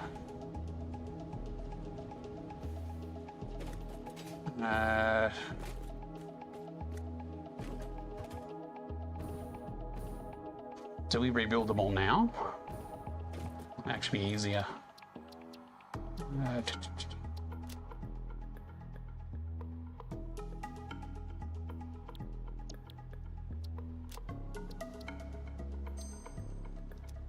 I'm not sure they're saved in the right directory or not. What is the time? It is nearly 10 PM. It is quite late. Okay. So we've manually wired up that one, but we can quickly rebuild these. So if we rebuild this, we just basically need to reconnect the pipe and the lift.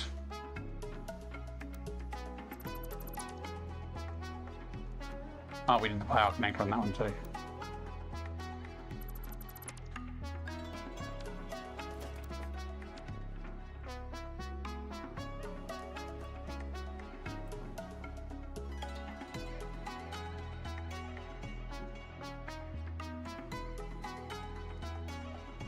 Is that the right way around?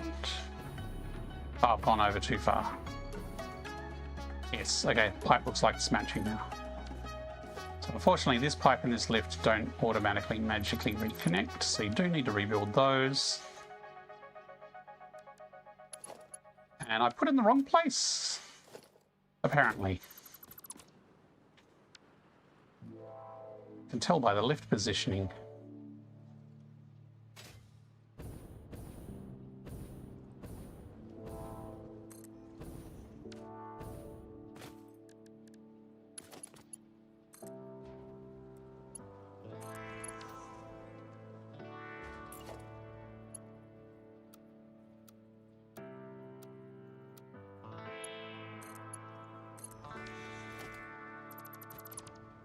So that's all it takes to rebuild the blueprint if I make changes. So it's actually not too hard once you've got the positioning and all the rest of the logistics lined up. And because I have all the logistics underneath, under the holes, it kind of makes it even easier.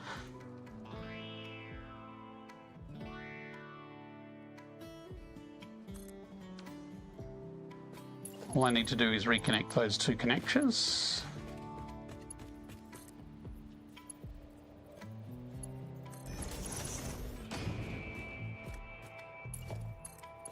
Oops.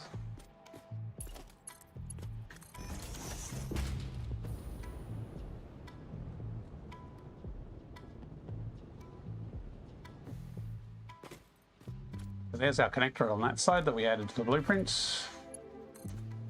These two are now not connected. What have I missed?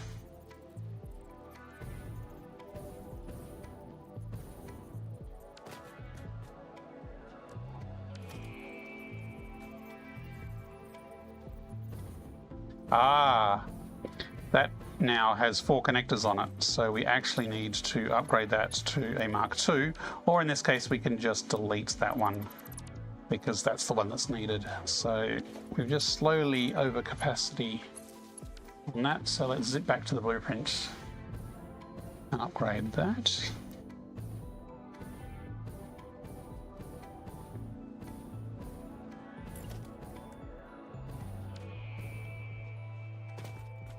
And if I pick that, can I pick the Mark II?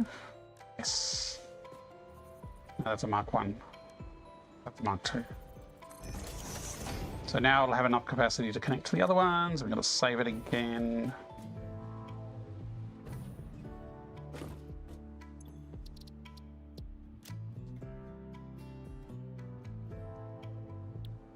The reason I have to go in every time and click on it is to get the directory to reset, because it forgets.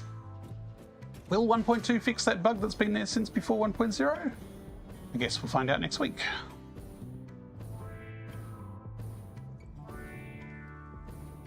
I've connected that one, so these...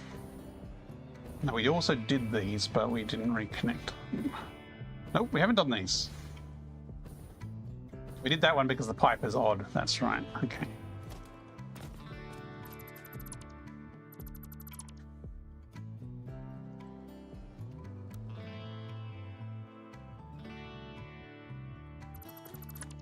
It's actually really easy to rebuild these in the right place.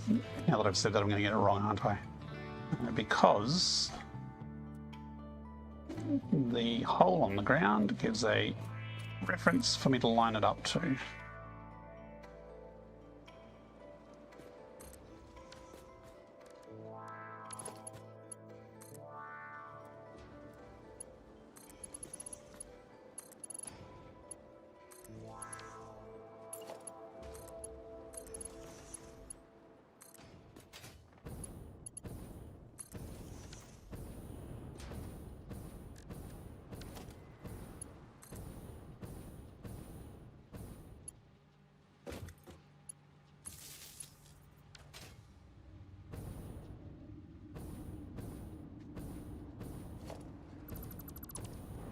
Oh! Jetpack boost from the lag of deleting a blueprint.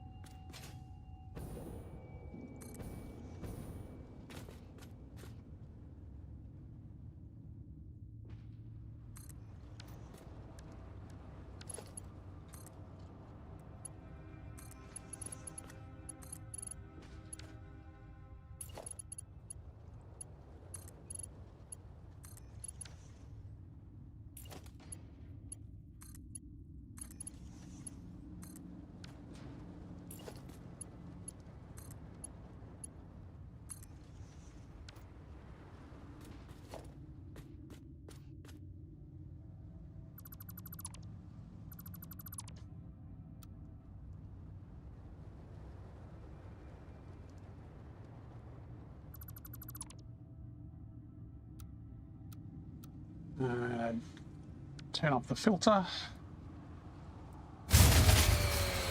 Oh, that made me jump.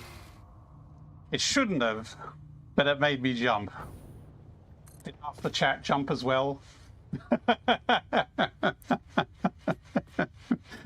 Dippy's giving us all nightmares. Thanks, Dippy.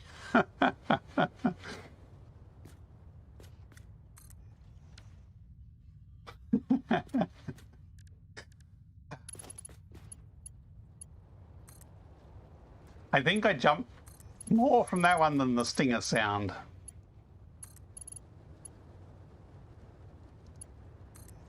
Unless it's a particular stinger heavy area. The power going out can happen anywhere at any time. Too peaceful. Yes, absolutely. I was thinking the same has thing. submitted a request for you to hydrate. Octizes wants you to stretch. Okay. Go on, do it. Reach your hands in the air like you just don't care. I will have a drink, and I will have a drink. So I got my cup full of coffee. Hang on, let me get a real drink. Yeah, not while I'm stretching. Come on.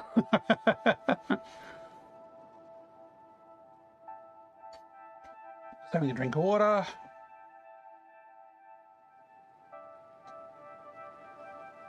There are no stingers in the patrol area of where I am standing currently. Man, I'm saying that as someone who usually leaves everything alive if I can. And a bit of a stretch. Let me hold my controllers. Put that away. Oh, there's aircon up there.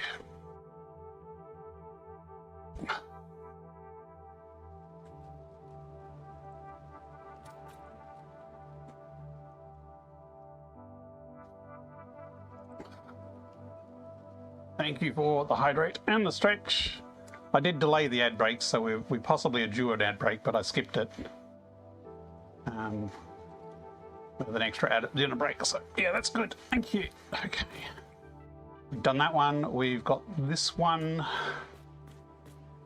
to do, and that one I'll probably tweak manually if I haven't already done it. I think I already did it.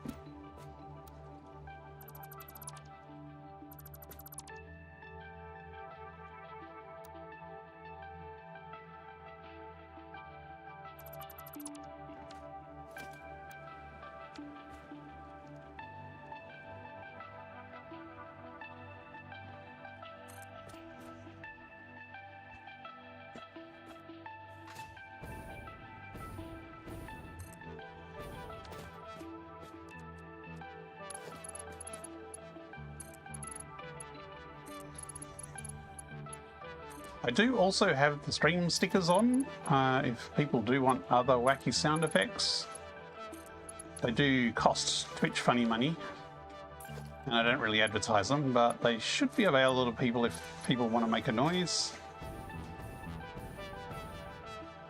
I also have a sticker version of the Stinger attack and the power out that have a sticker that goes with them as well. Okay, so that's those. We need to reconnect all the power. We should have enough put points in our connectors now to be able to connect everything up.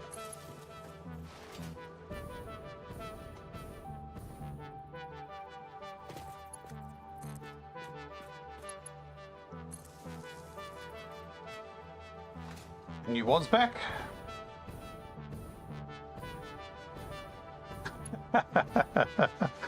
You missed Dippy waking everyone up by cutting power. You missed me rebuilding logistics several times over. But we are almost ready to flip the switch, at least on the plastic and rubber, I think. We still need to make the connections to power underneath. So we put these little floor connectors in. Actually, that was a manually put one there. Now let's try and line it up. That is nearly 1 square in near the join. Oh, it's messy under here.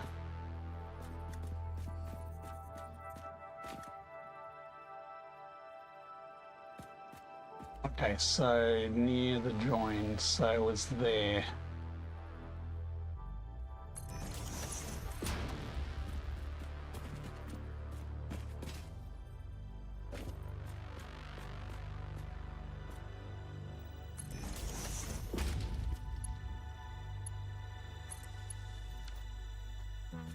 To make a small power plant for rocket fuel. When it's done, it will be all the oil. All the oil on the northern coast is not a small rocket fuel plant.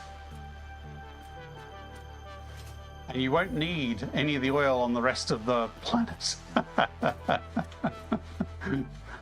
Unless you pick really inefficient recipes, rocket fuel is OP. Although, how many thousands of hours did you say? Oh, you probably know this.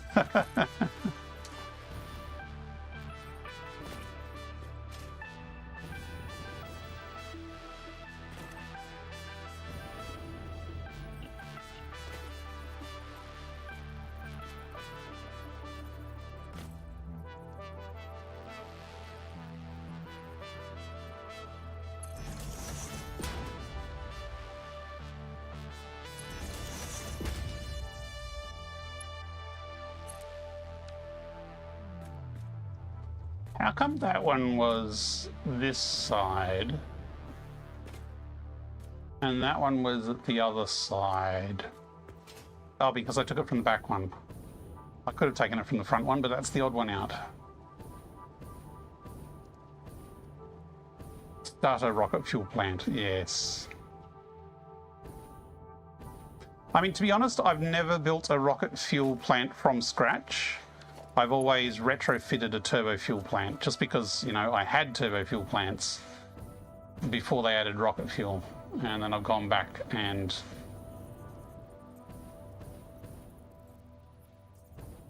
upgraded them to be rocket fuel plants, which is OP. Well, that's not where I wanted that.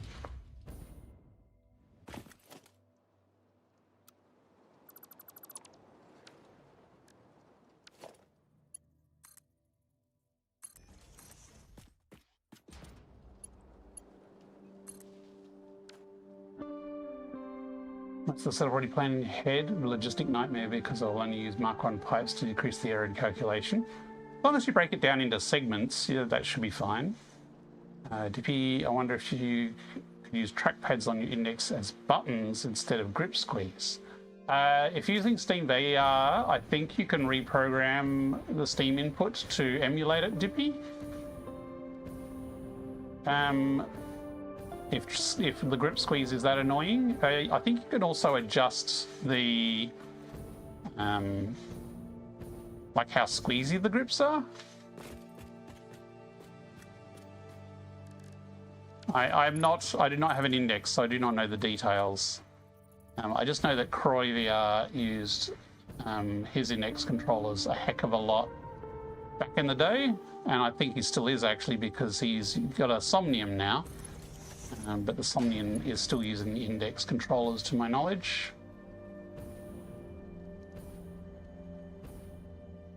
It will be interesting to see how the Steam Frames controllers work with their fancy extra buttons and their emulated finger positions. Oh, of course, you are special, you're Linux, sorry.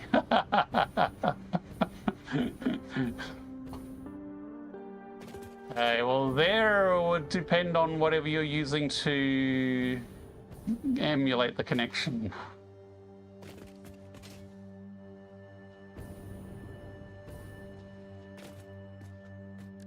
So you're using an index under Linux, but you're not actually using Steam VR?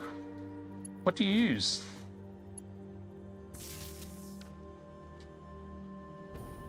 You might be able to do it through the UEV profile. Oh yeah, because it's just emulating controller stuff, not actual VR controllers. UEVR may have settings for index grip sensitivity. I have not looked into it.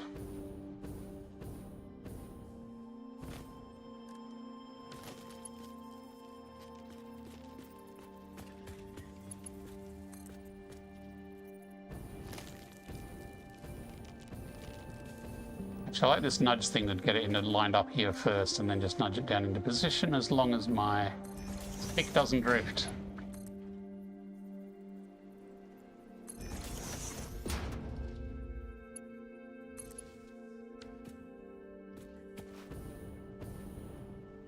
Is that all of them? I think that's all of them. So theoretically, if we pull the lever, all 12 of these blueprints should burst into life. The power grid should be able to cope with this capacity, although the refiners are the power-hungry ones. So these are less power-hungry than the refiners, so might trip the grid. It's one way to find out. Monado, it's a free and open source VR runtime for wired headsets. Cool. Is that a Linux specific thing? So this switch should turn on all the oil refineries. It should turn on the copper and iron mines and the foundries for the iron bars and the raw iron. And it should turn on all 12 blueprints in the middle, and it may or may not flip the grid. Pull the lever!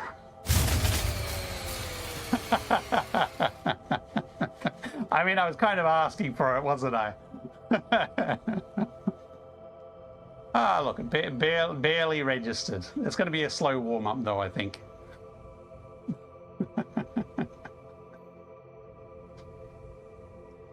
Priority switches. I have not unlocked priority switches yet, just this guy. Priority switches take high-speed connectors, and I can actually handcraft high-speed connectors, so you know what?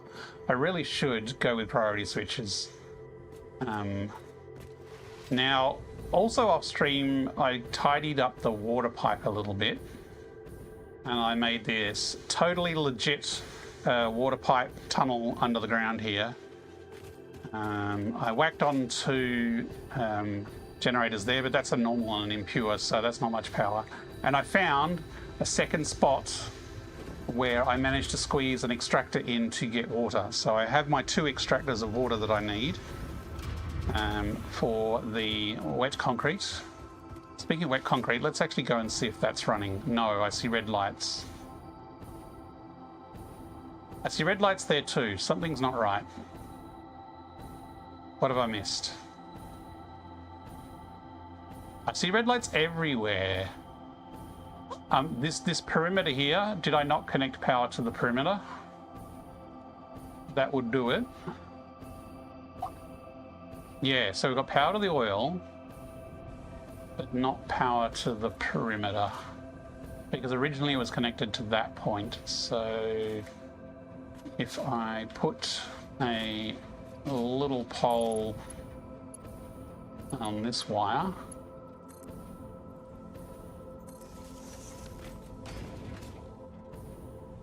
hang on, it's going from there into the base, right? Yep. And then I connect here to here.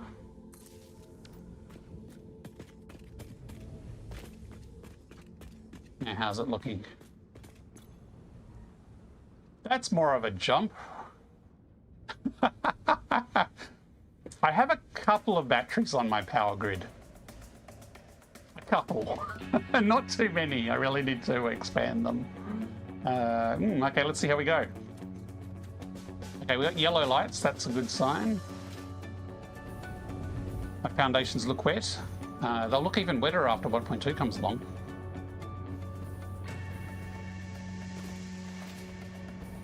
Okay, green lights. Iron is flowing.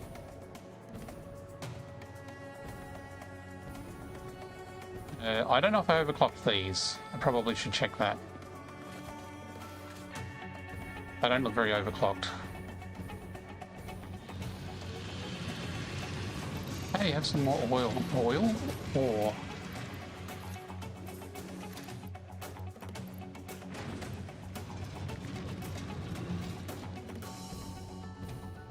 Now, long term, these will need to be overclocked more than just 480. But as mentioned, I do not yet have Mark V belts.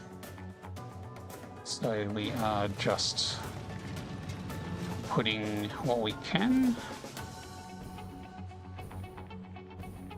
They're probably screen spaced. I do not have global illumination on. I do have a few extra settings tweaked in the init file. I'm not particularly susceptible to reflections, so I can't honestly tell you the difference between screen space just by looking at it. They're kind of out the periphery of my eye, so I don't really obsess too much about them. Well, I could turn lumen on. That's expensive. Okay, so how are these going? We're struggling to get iron ore here. That's to be expected. This is a manifold, so the first one's over there should be getting iron first. This one will be getting the most actually because it's a good split. So that one's saturated already.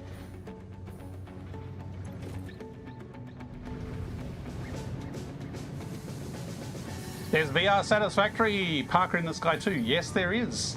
You can see on edges that they are screen space. I can't use them. Once I noticed they made no sense, the illusion was ruined.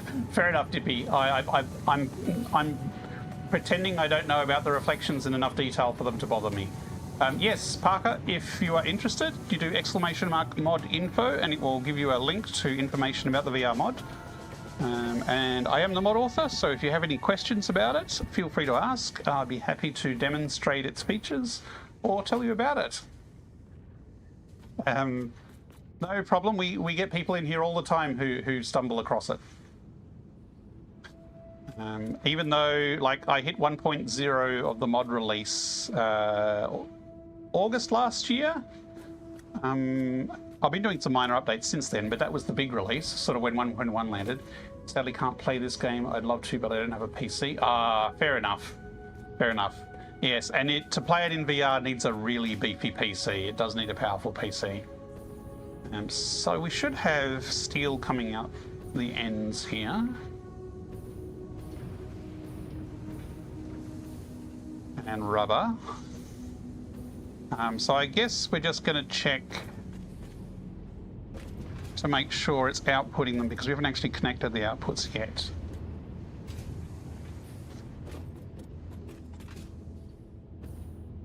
Steel and rubber. Steel and rubber. So it looks like, well, so far they're all outputting steel and rubber. Where's this one? So this is coming from the other one. That's steel and rubber there. You don't need a PC. It's on GeForce Now. Ooh, that is a good idea. It might not work so great on VR for GeForce Now, but certainly you could play it from the cloud. Also, PS4. I was going to say it is available on PS5 and Xbox. So yes, if you're on PS4, unfortunately, it does need a more modern console than that, but it is available on PS5 and Xbox, not in VR, but incoming propaganda broadcast something you can detected. sit and play on the Please TV seek for shelter. sure. Okay, we've got steel and rubber there. Steel and rubber. Such an odd blueprint that worked out when I actually needed steel and rubber, and that's what you can make in a single blueprint with a couple of refineries and a couple of Not furnaces, foundries. So the steel comes in this input here. We need that iron ingot feed to come in here. We need the concrete feed to come in. I need to check that the concrete's actually being made. And then up the top we have rubber there. So we still have some logistics left to do before we can feed the middle factories to the outer factories. No mods in the cloud, okay. Be up to 1 hour and you'll need a tablet, phone and controller. Ah, Warframe shenanigans. I spent a lot of time in Warframe back in the day.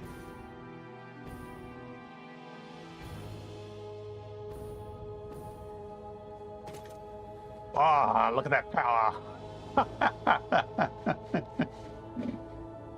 Now, as I said, I do have a little bit of battery capability, so I don't think we will trigger a power outage until we get above the top line.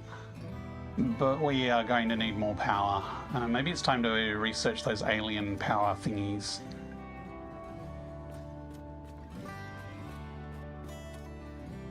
Okay, so what's the time? It's pretty late, but there's an ad break that wants to run. So I think I'll do another stretch after the ad break and try and get the rest of the logistics and start feeding them into this front set of machines, because if we can get this online, fed from the rest, that will be a good milestone for this session, I think. So I'm going to take a couple of minutes break and top up my drink, and I will be back shortly. Thanks for watching.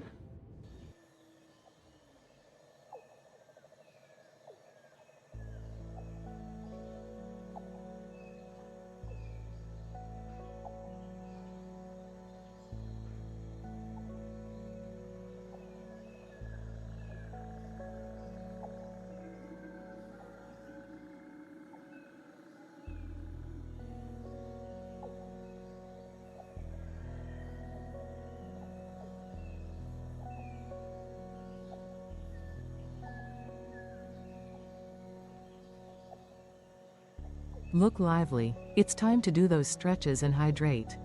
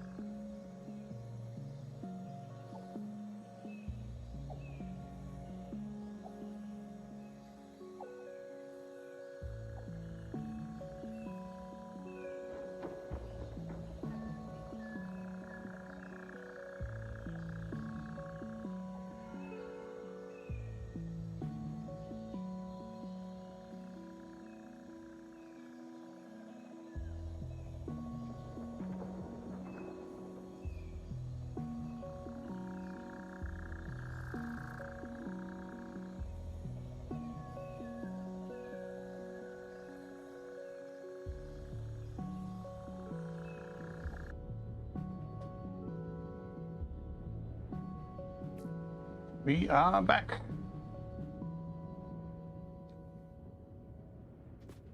We are in, see if I can remember, Dune Canyons, I think it's called. Desert Canyons maybe. A little pocket of area that is sort of near the Dune Desert and the Titan Forest, and we've got the Spire Coast just through there, a nice beautiful section. We are building a heavy modular frames factory using oil instead of coal, and we are also embracing the screws. We're using all alternate recipes that use lots of screws. We so back, yes we are. We've just been messing around putting 12 of this blueprint through the center here, which is generating rubber and steel, which will then feed into the next set of blueprints along with iron and concrete to make heavy modular frames. So we've just tested the inside mechanisms here, and all of these blueprints seem to be working as planned, which is good. So I'm actually going to turn everything off here, and we will try and finish off the logistics to get some of this material into at least the front line of blueprints here to make sure it's all working. Now, how are we going to do this? First, I think I need to move this blueprint maker because feeding into here is kind of conflicting with where the blueprint maker is sitting. So yeah, this is a hexagon, a very, very large hexagon that wraps around the area, but we've also chopped the corners off. So each side of the hexagon is 13 foundations across, and then the corners here are 4 across at the front. But by the time you get to the back here, this middle section is kind of 1 foundation across, and this bit here is 11 across. So because we've got angles happening, we do have running out of space on a few things. So we need to feed in steel. So let's just chuck a hole. Now if I put a hole over here, it's probably going to come at the wrong angle. But if I put a hole back there, I can just nudge it back into place here. Ah, now there's a point. It's not perfectly balanced that there's 2 of these feeds 1 of these, so there is a little bit of overflow. So I need to allow a merging between them. So it might actually be that we do want this angle, but we actually have a merger on this centerpiece.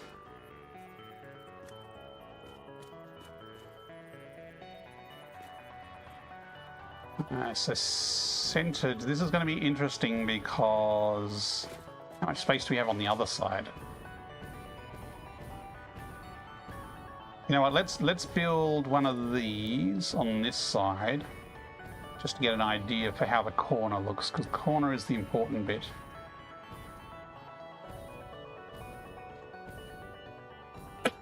Excuse me. And I picked the one side that's asymmetrical.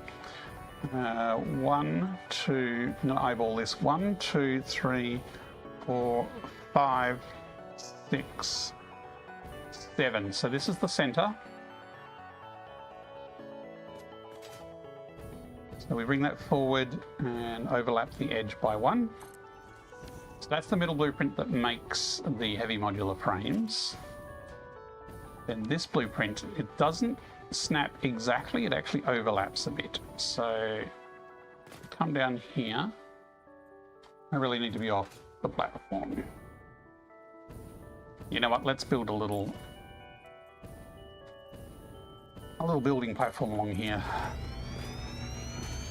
That's better, so stable. So if we do a blueprint snap here, and let's do it with auto connect, why not? Because there is actually some conveyors up the back that will auto connect. So we need to nudge this across to to there. And it needs to be nudged for... Oh, it's nudging diagonally. No. Why? Oh, it's going diagonal again. So, will this be fixed in 1.2? Stay tuned on Tuesday and find out.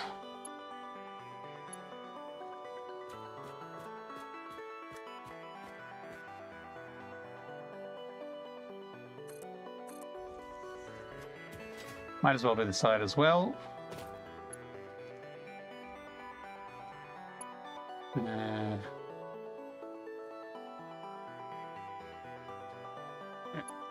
Sorry, just checking something on the dashboard.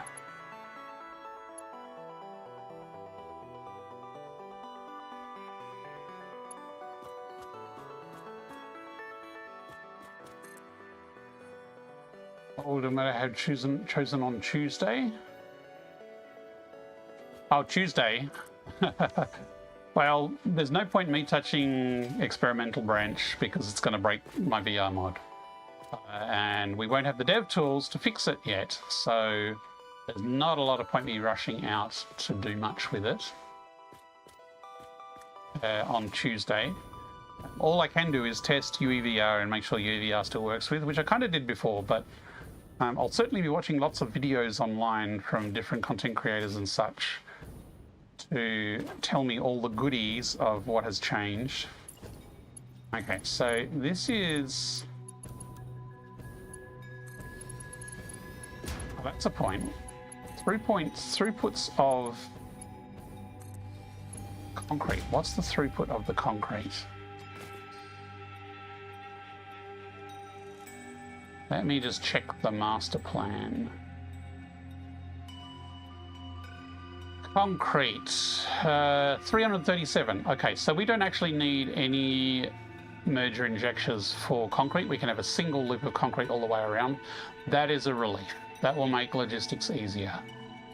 The total steel definitely will need to be injected at each point, as will the... The rubber's not too bad, but the fact that each blueprint is generating it means we do need to inject it because it's coming from these blueprints, whereas that's coming from there. And that... good. The iron is a single loop as well, so that will fit on a single Mark IV. We do not need to inject that. That is a relief too. So the two raw resources here are going to be easy. We do not need to worry too much about whether those are injected or not. Probably take a month or so for the mod manager to support experimental. Probably, yeah, I'd say at least a few weeks, probably a month. I wouldn't be surprised if the game is in experimental for a couple of months. That's usually how it happens.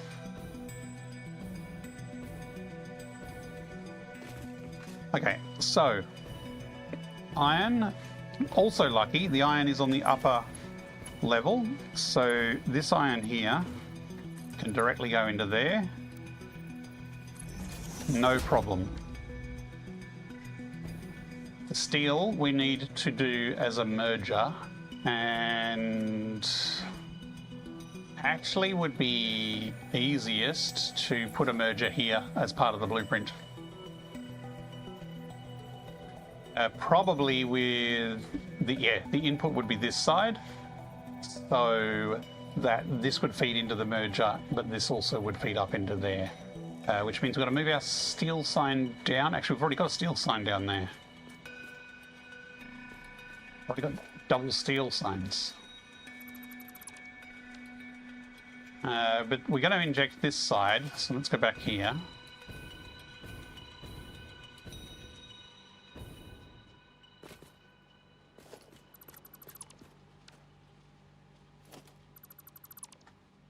And let's get a merger.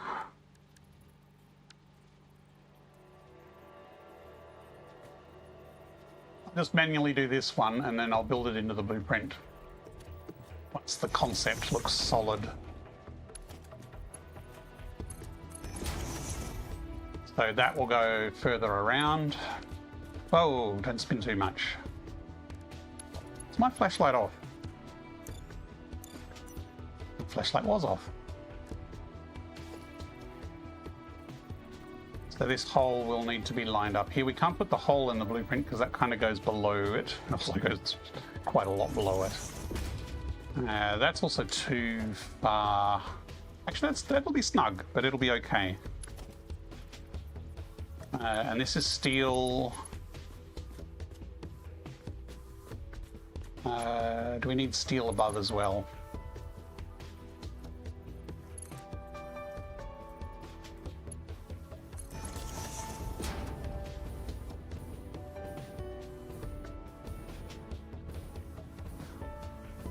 No, steel is only on the bottom.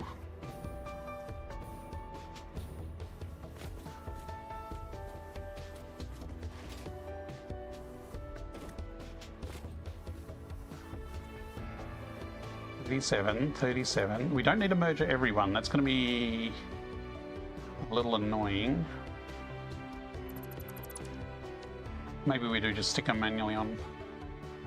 Because I'm trying to keep those blueprints symmetrical and not bother having two different ones.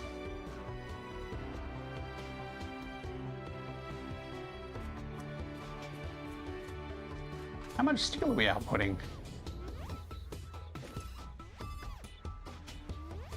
Okay, so it's 160, it'd be 320. Are these numbers lying?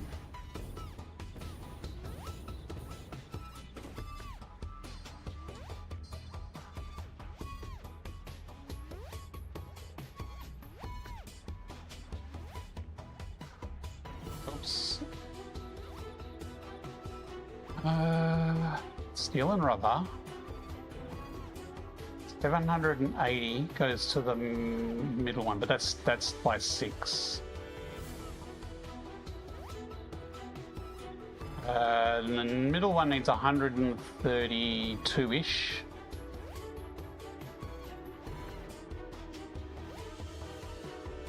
And these require... So that's about 70. 130 plus 70 plus 70, roughly. Whoa, and there goes my drifting mouse screwing my plan over. 130 plus 70, I mean they were rough numbers, times 2, 270. Okay, that's about right.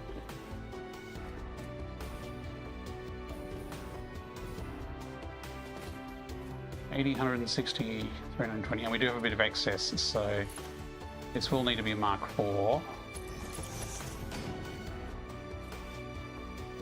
And that's the iron for the entire run. I mean, sorry, the steel for the entire run.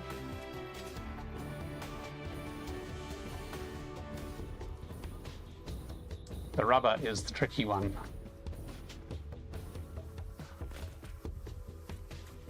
Oh, of course, the iron's on top and the rubber's underneath. How useful would it have been to have them the other way around? Is it too late to have them the other way around? Because if it was the other way around, I could have just had rubber goes up and, you know, iron goes across and we're done. Apparently that would be too easy. What we can do though is we need to merge these together anyway, so we will need a merger here anyway.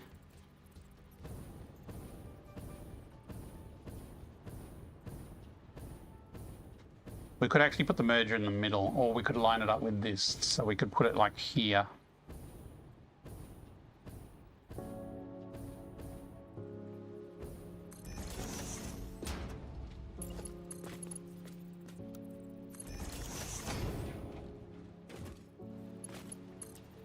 Because remember, we've got two blueprints worth of output here, so we need to merge them together. So that would merge there like that.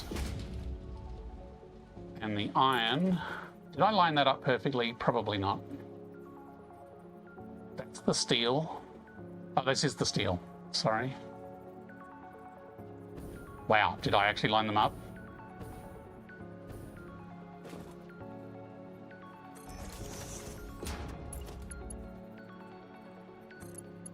Okay, that is a complete fluke. That the steel of this lowered platform, the output of the steel lines up with that. That is, yeah. I will be thankful for that. Thank you.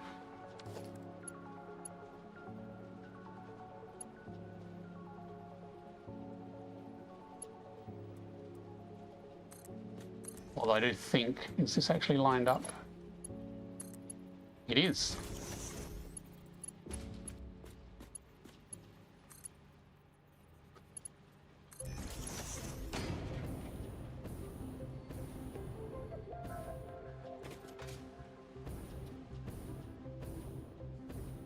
That is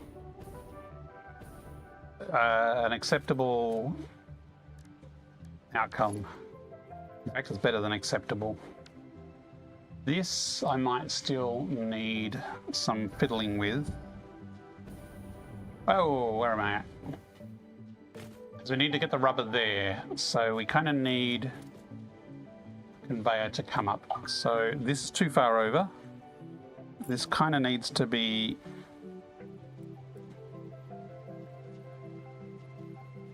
here. And I mean, we can come this way a bit, maybe. I'm just trying to not hit the ladder, but I think that might be too far to snap onto that. So I think we'll have to screw the ladder. If anyone needs to access the ladder, they can jump on the merger.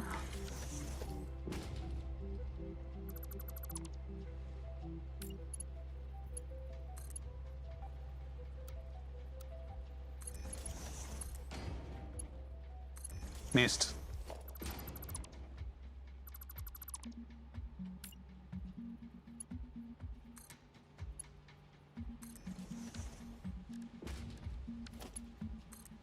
And that can come up, nicely missed that. And we can align that with this point here, with the power of eyeballs. And this actually wraps around. So we do actually use a merger here, which we can put this in the blueprint.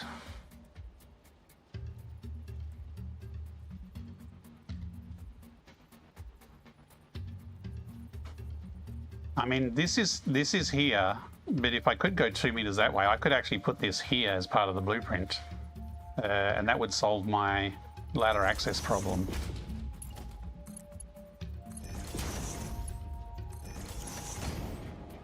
But for now, that's our rubber supply.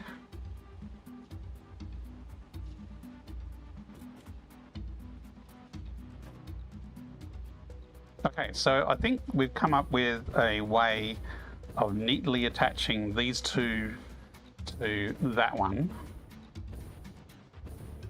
We just need the iron and the concrete.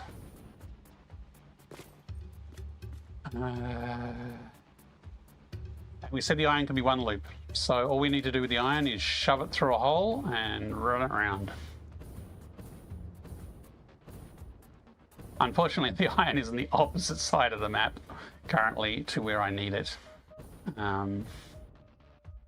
So this one here will be the important one for getting the iron merged in. But for now,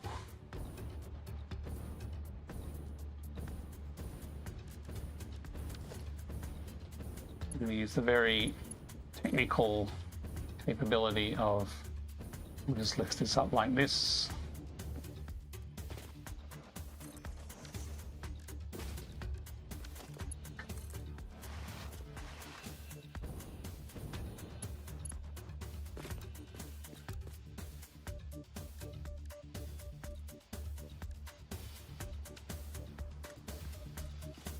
Far is too far. That's too far.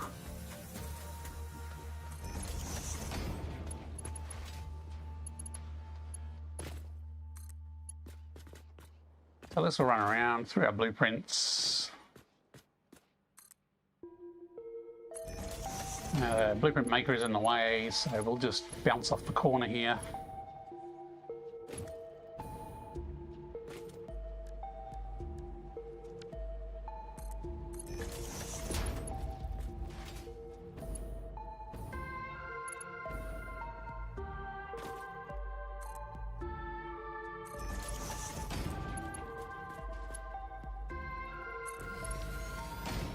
And delivered, no problem.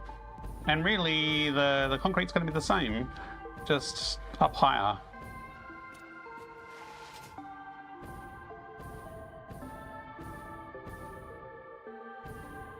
The output of the concrete is somewhere around here.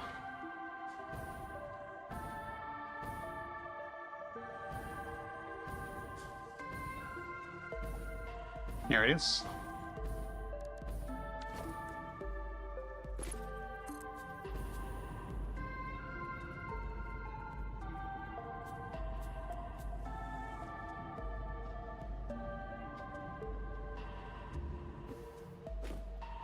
Hello, iron. What did I do? Oh, I didn't get high enough. Oh, there we go. It comes out that side.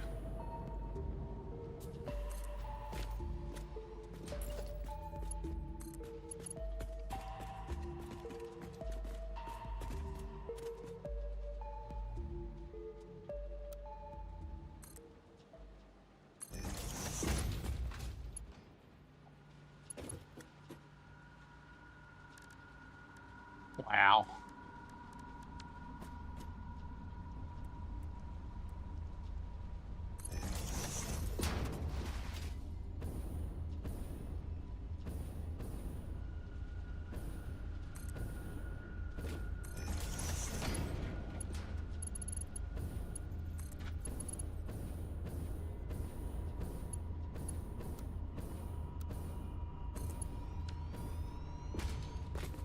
There's our spaghetti iron and our spaghetti concrete. So with the two resources provided from here, plus the iron and the concrete, this should now be operational.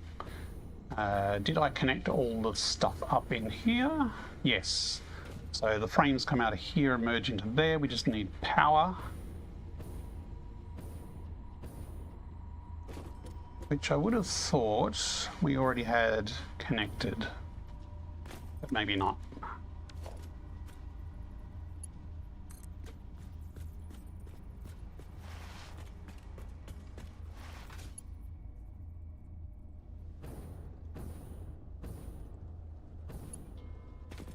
Sure, why not? So now if I turn it all on, it'll be perfectly functional.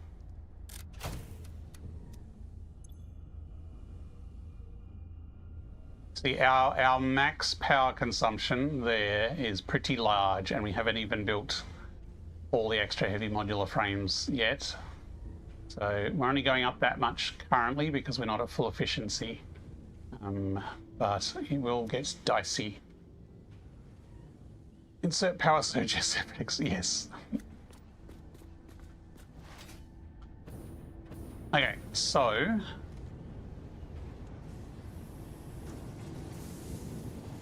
it's alive. So we should now have, hang on, this power isn't connected. I'm disconnecting power in the middle.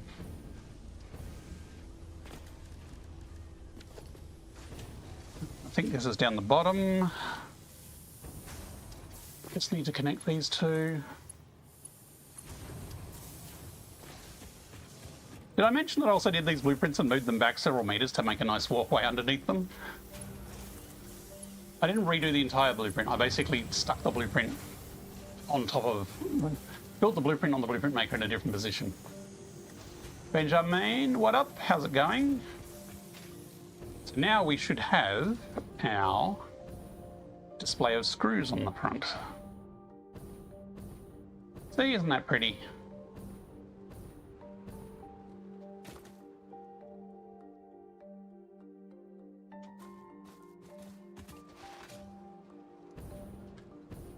For those who watched last time and I was stressing about how to get these stupid constructors here balanced. So there's a problem here in that you have one constructor that is making a piddly 10 beams per minute, and that has to unevenly split into a constructor that needs 2.5, a constructor that needs 4.5, and another constructor that needs 2.5.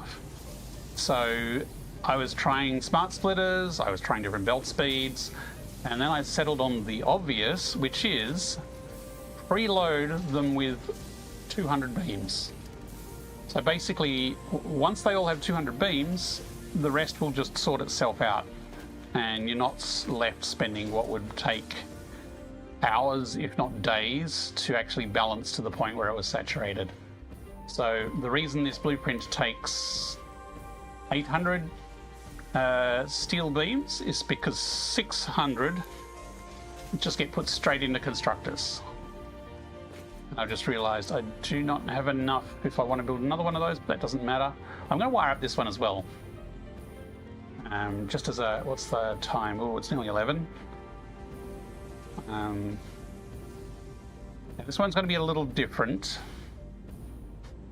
but we need to put a merger up there for the rubber.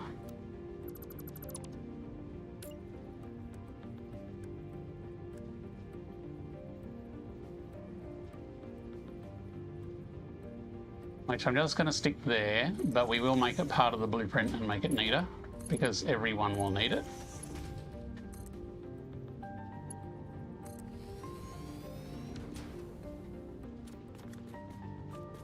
Now this one was different because these belts are already combined. So it's going to make it a little more painful, but if I just drop this... No, that needs to come out more.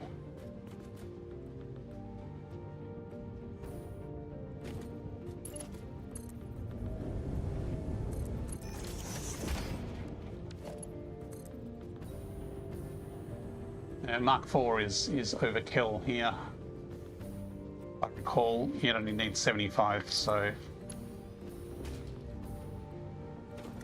not lined up, but again, we'll fix that later. So each of the rubbers will feed into each other, and then at some point I'll need a smart splitter with an overflow that sinks the excess, because we need 11.25 of these blueprints to make what we need. And the ratios of steel and rubber are not exact either, so we will need a sink of the excess steel and rubber. Now steel here, we were going to put a merger here. Actually, I'm just going to chuck it straight on the belt because it's temporary. Of course it won't snap.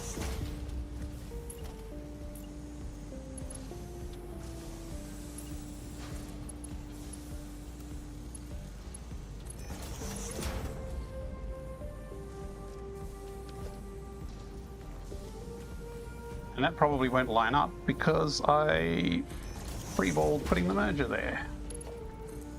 Yep, that's not snapping. I'm just going to do the nasty for now.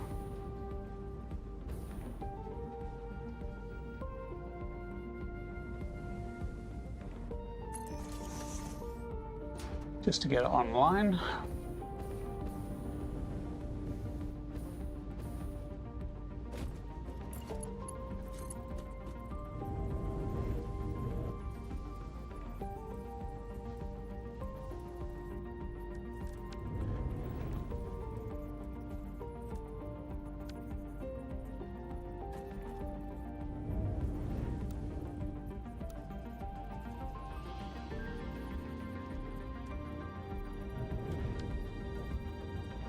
Come on.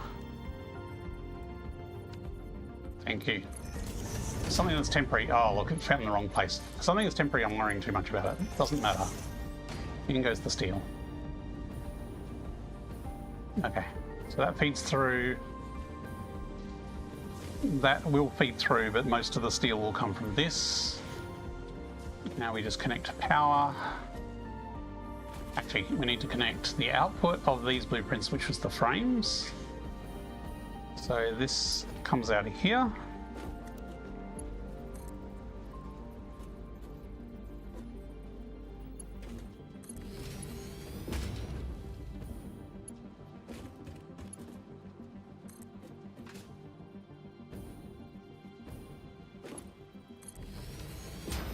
And then we need to connect up power.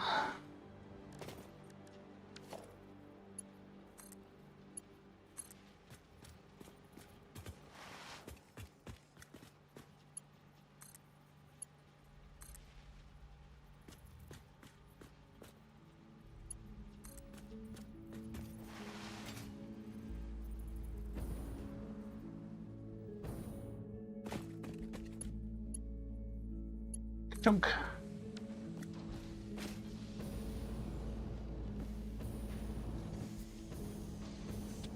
It's alive. Did I connect everything up correctly? Rubber is feeding in.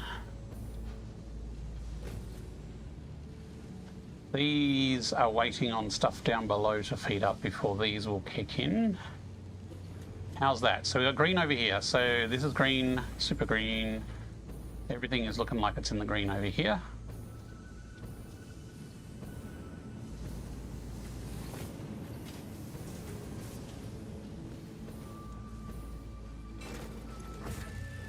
At 20 frames out.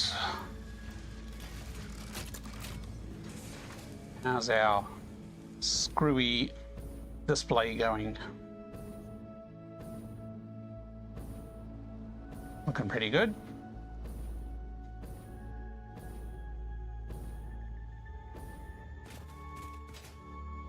So that is how it's all going to come together.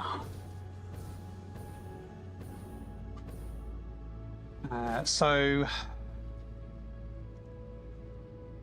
functionally it's working. We've got these in the right place. We've got the logistics figured out. Needs a bit of tidying, but the core logistics underneath is all working.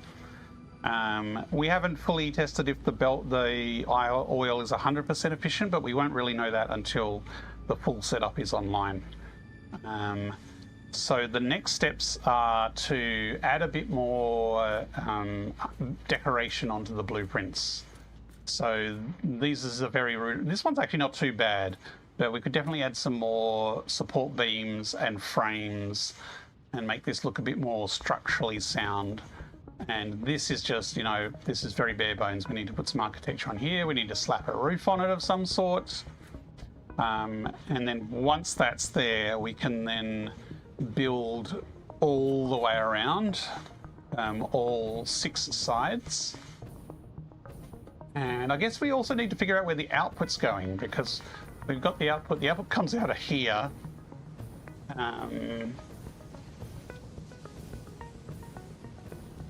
So we probably want that to come to a merger here. And then have a circular merger belt with everything merging together. And then at some point we can pick a point off and chuck it in a display room somewhere and feed it down to a train station. So that will be what the next session is. Now, I've saved the changes on this one.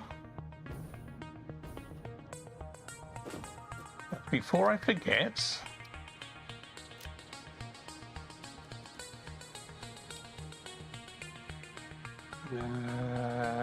frames for HMFs, I do not have the resources. That's because it needs the aforementioned 800 beams. I do not have 800 beams. There might be some in the scrap box.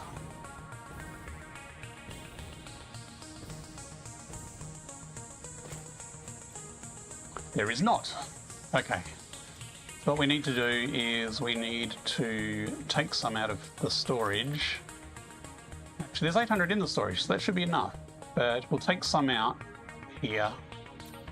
And then this will fill up again, so we'll have enough. Maybe we're short of something else.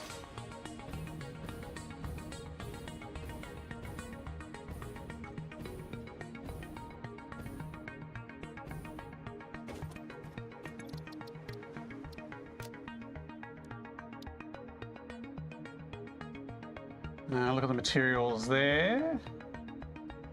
Okay, that should be fine. I think it was beams I was short of. Hi all, hey B-Merc, how's it going? So this is the Okay, this is the side one. This makes the frames. So the changes we were making to this is we're deleting this extra sign that we don't need there. And we're going to add a merger here.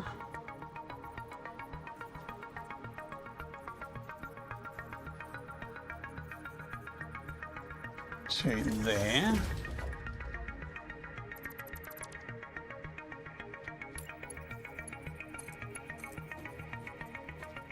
Come on, let me fit that in there, please. Say belts, copy the belts. Thank you.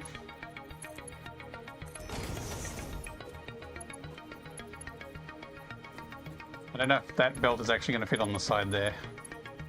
We just need to be careful that when we connect the belt, we connect it to the merger and not the rest. Okay, so this will be used for injecting steel in here, while we'll have a loop belt come round and feed in the leftover steel from the previous one. Was there any other changes to this one? I don't think there was. I think that was the only change to this one.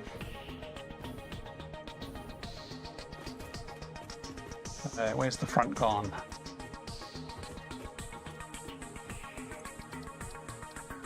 Save that.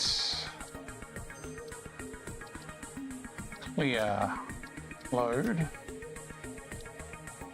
So our main heavy modular frame one, which is this one, we were adding a merger at the top where the rubber is. So we're going to put a merger in here. I don't really have anywhere to stand on to do that.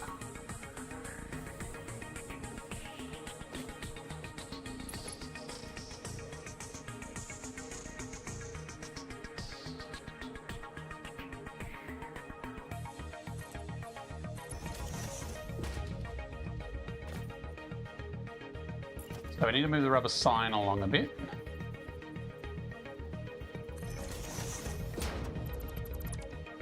And then we'll actually delete that and put a merger.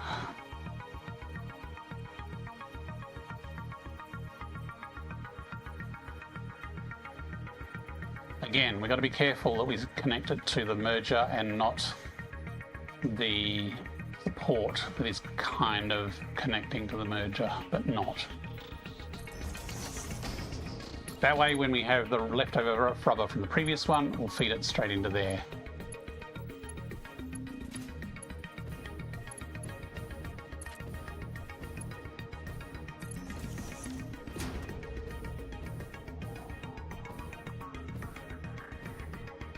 Okay, was there any other changes to this one we needed to make? I think that was it.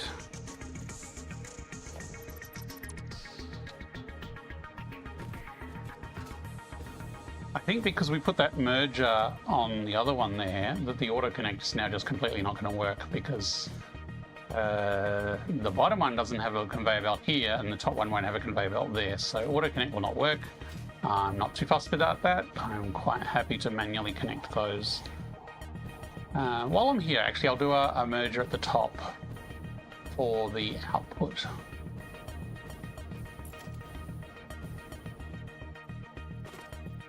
Because at the moment we have zero actual structure there for heavy modular frames. It's a Mark III, which is very optimistic. So this will allow us to have a ring around with all the output of everything going to the one spot. Maybe I should have like a concave roof in the middle here. Beginning to look like a factory.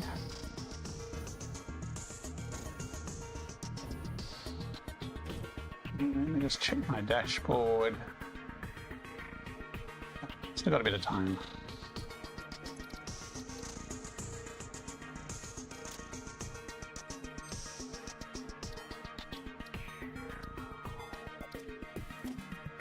Oops. Yeah. Make all correctly. I've got some junk there.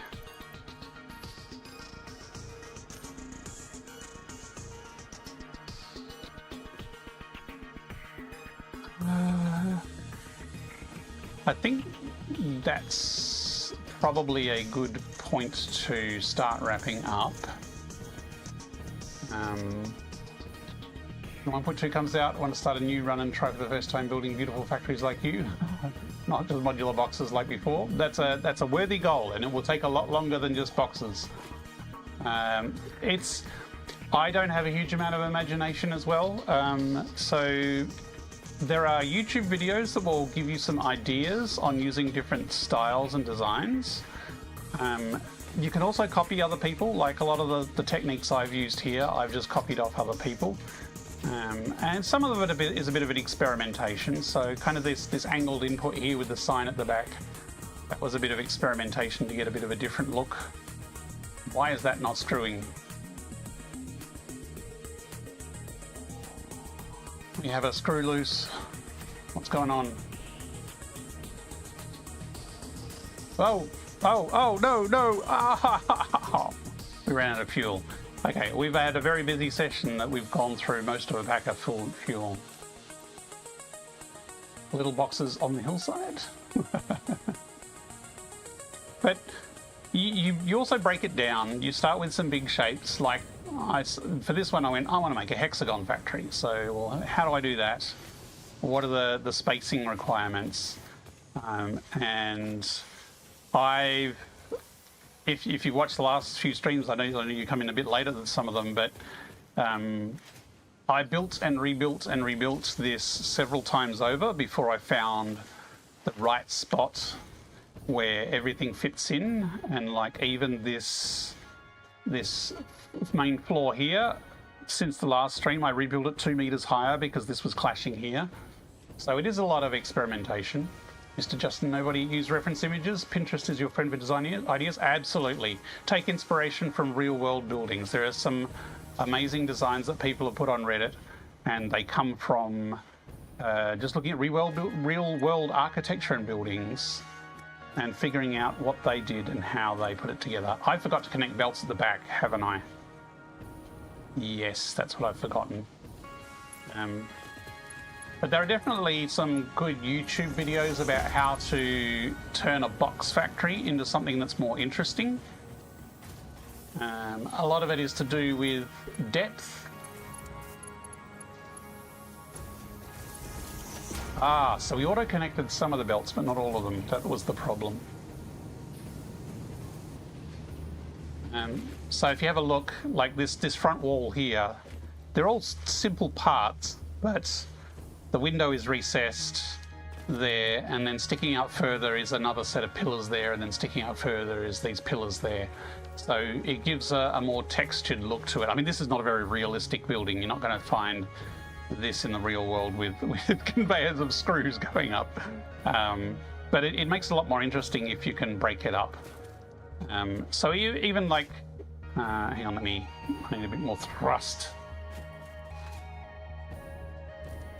Now let's say you've got a wall like this. You can make this interesting by adding concrete pillars. You can add little pillars just to add a bit of texture, so nudge them in so they're half over, like that, and that gives a bit more texture to it. I picked a spot which has bits that are not lined up. You know, just something like that adds a bit of texture. You can also change depth. So let's say I had that there and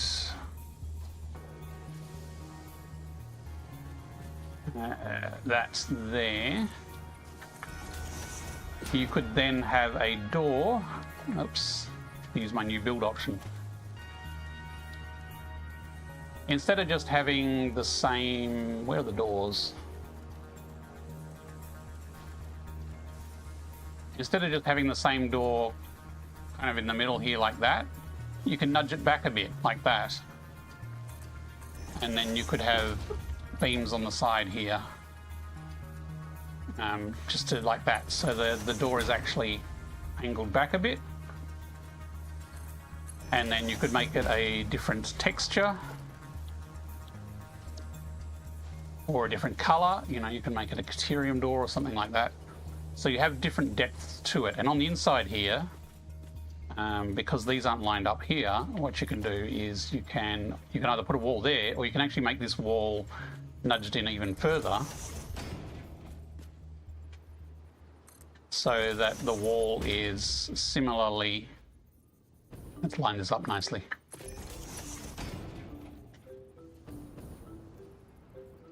So your door is recessed from both sides compared to the wall. It's still a pretty plain wall, but that door is recessed. And you've also got a handy gap here that you can run electrical cable. So that's one way you can do simple layers. Another way to do it is, I know some people just love using foundations as walls. So instead of using walls as walls, they'll, you know, have this here like this, and then if you had a window, like let's have honeycomb windows. Instead of having the honeycomb windows flush with the front, you could nudge them back a bit here like this. So that way you've got a big brutalist wall and you've got the window recessed into it. Although this usually looks good with some kind of extra pillar to give it a bit more texture in there like that. So that's taking a box and just changing the wall to have a bit more depth and feature to it, which can really take an otherwise box factory and make it a bit more interesting. Now for level 42, the Bob Russell Satisfactory. I don't know about that. I am a learner. I am. It's the little mistakes do bring joy, though. A happy little nudge just makes it perfectly. Something like that. Octesis, I'm off. Have a good stream and good luck to you. Thank you, Octesis. I don't know how long ago you said that. Actually, 5 minutes ago.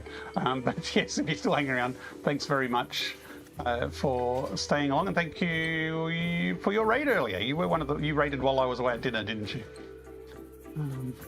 So if you look at a lot of my factories, it's just playing around with similar ideas, and I am still very much a beginner, even though I have like 2,500 hours in.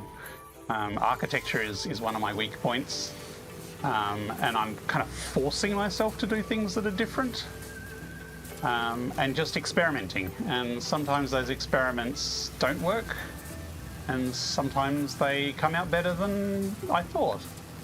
So this is like the computer factory here, and this is very much a brutalist, big concrete pillars with windows and beams. So this is pretty much exactly what that style was I was talking about here. So it's still a box factory. The other thing I've done here is, instead of making it one rectangle, it's offset rectangles. So making things non-uniform adds character to it.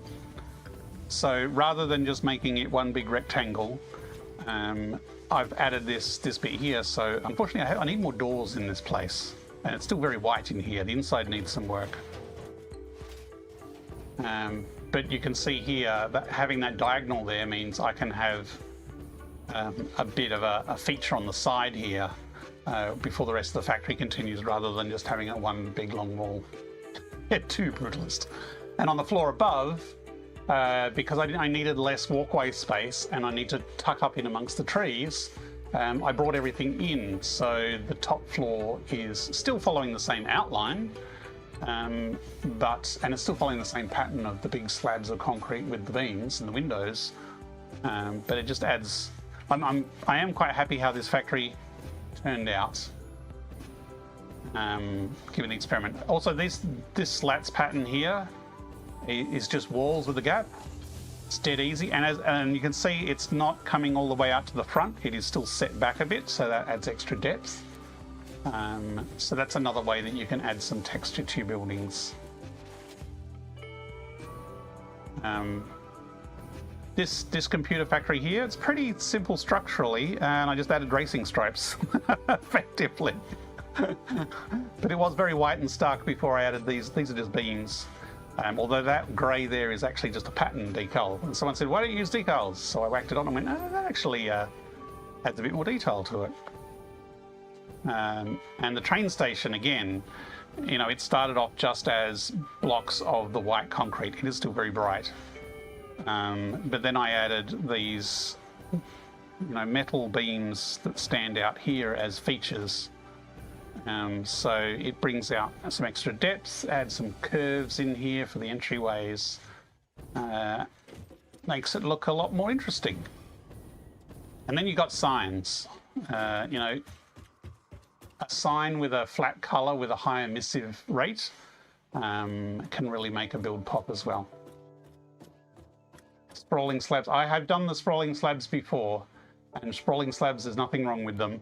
I have done sprawling slabs in past playthroughs for sure. They usually start off with that, but this playthrough I've made it sort of a personal goal to not move on from a factory until it looks like a factory.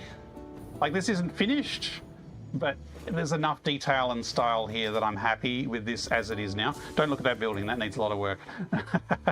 But overall, I'm fairly happy with, and I know I'm coming back to this computer factory because eventually we will be building high-speed connectors and supercomputers here. So I will be back to this factory here. So I'll be continuing the build and trying some more styles there. So yeah, it's definitely the depth is the easy one to do, and whacking beams and pillars on a plain wall goes a long way to make something look a bit interesting. Roof lines, I still suck at roof lines. I'm trying to find out good roof lines, but I still find them challenging. But, you know, real factories, usually the roof line is flat with a few maybe air vents or aircon units on it. So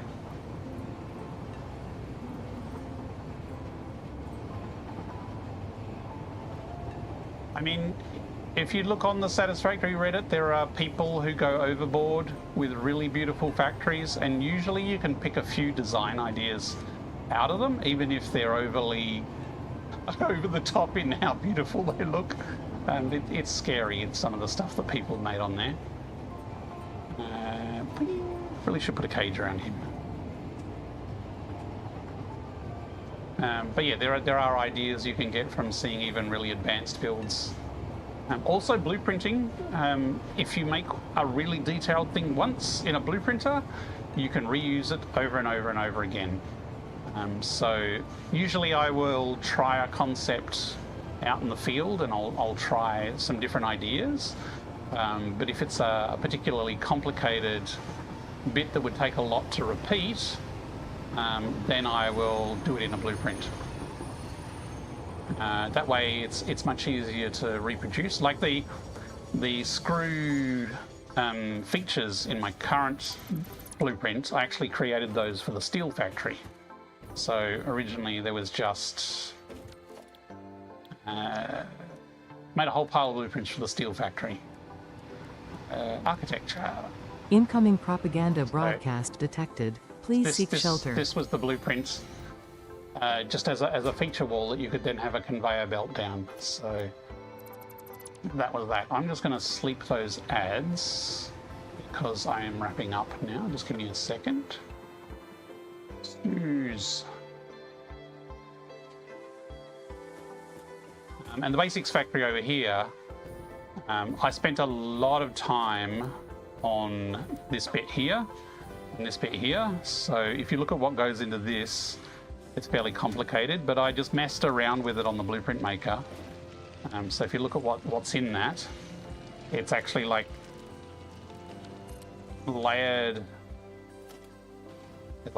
little walls at the top and a beam there, and then there's a normal walls on the inside, and then there's a screen there for the glowing effect, and then these are your H beams rotated at an angle to give an angle, and then the version up there is kind of just a similar style but not quite as big. So I built this once, and then you can just, you know, blueprint snap all them all the way along the side of your building. So it makes it much easier to then do something super long like that if you've got it in a blueprint.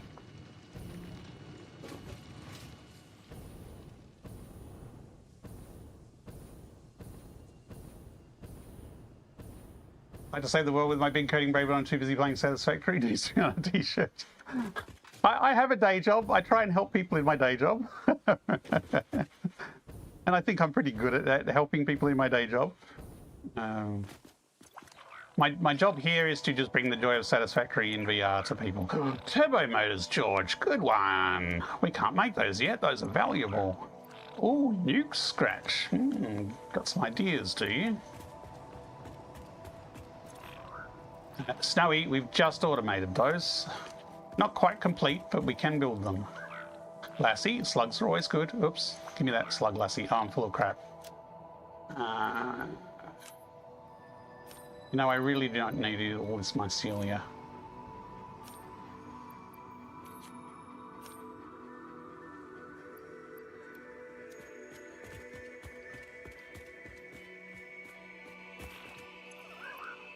I mean, I built the Satisfactory mod for myself first, but I am thrilled that other people get good enjoyment from it as well. Skippy, high-end frames. Ooh, one day we'll make those. And it's always great to hear feedback, ideas, complaints, anything about the mod. But just to hear people are enjoying it, it's a really, I really appreciate all the feedback people give. And if I can make someone else's day happy with playing Satisfactory in VR, whether that's escaping the world or just being creative, that is awesome. And I am really glad that people find it useful. I'm just feeding in some more bio stuff because this will turn into liquid biofuel eventually. Actually, I might need more plastic.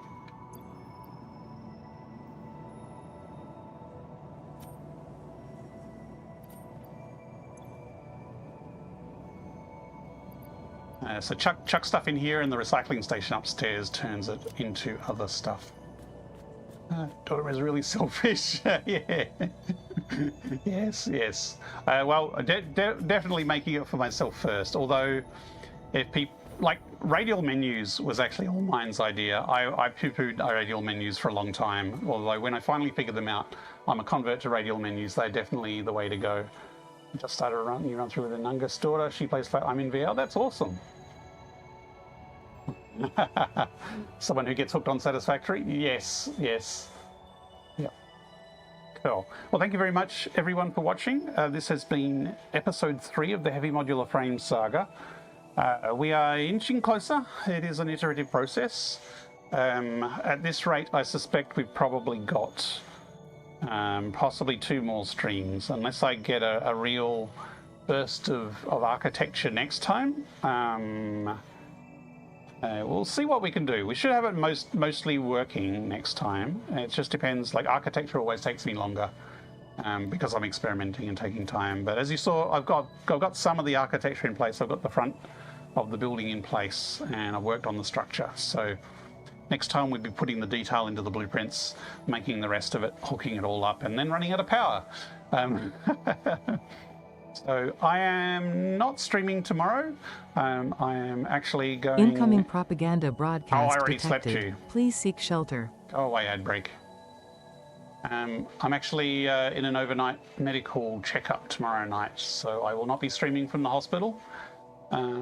So you'll have to find some other way to entertain yourself tomorrow night. Okay, thank you everyone for your support. Thank you, Raiders.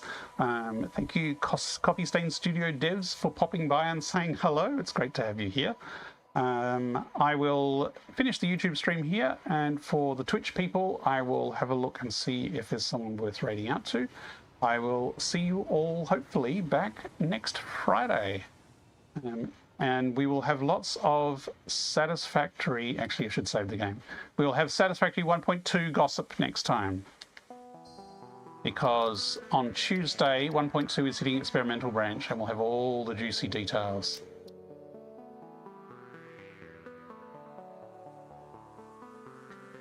I guess we're just going to call this HMFs again. Although it's really the rubber and steel episode tonight. There we go. We've saved. Hooray. Good night. Thanks, everybody, and I'll see you on the next one. I really need to set an outro screen as well. Lots of things to do. Not enough time. Good night, everybody.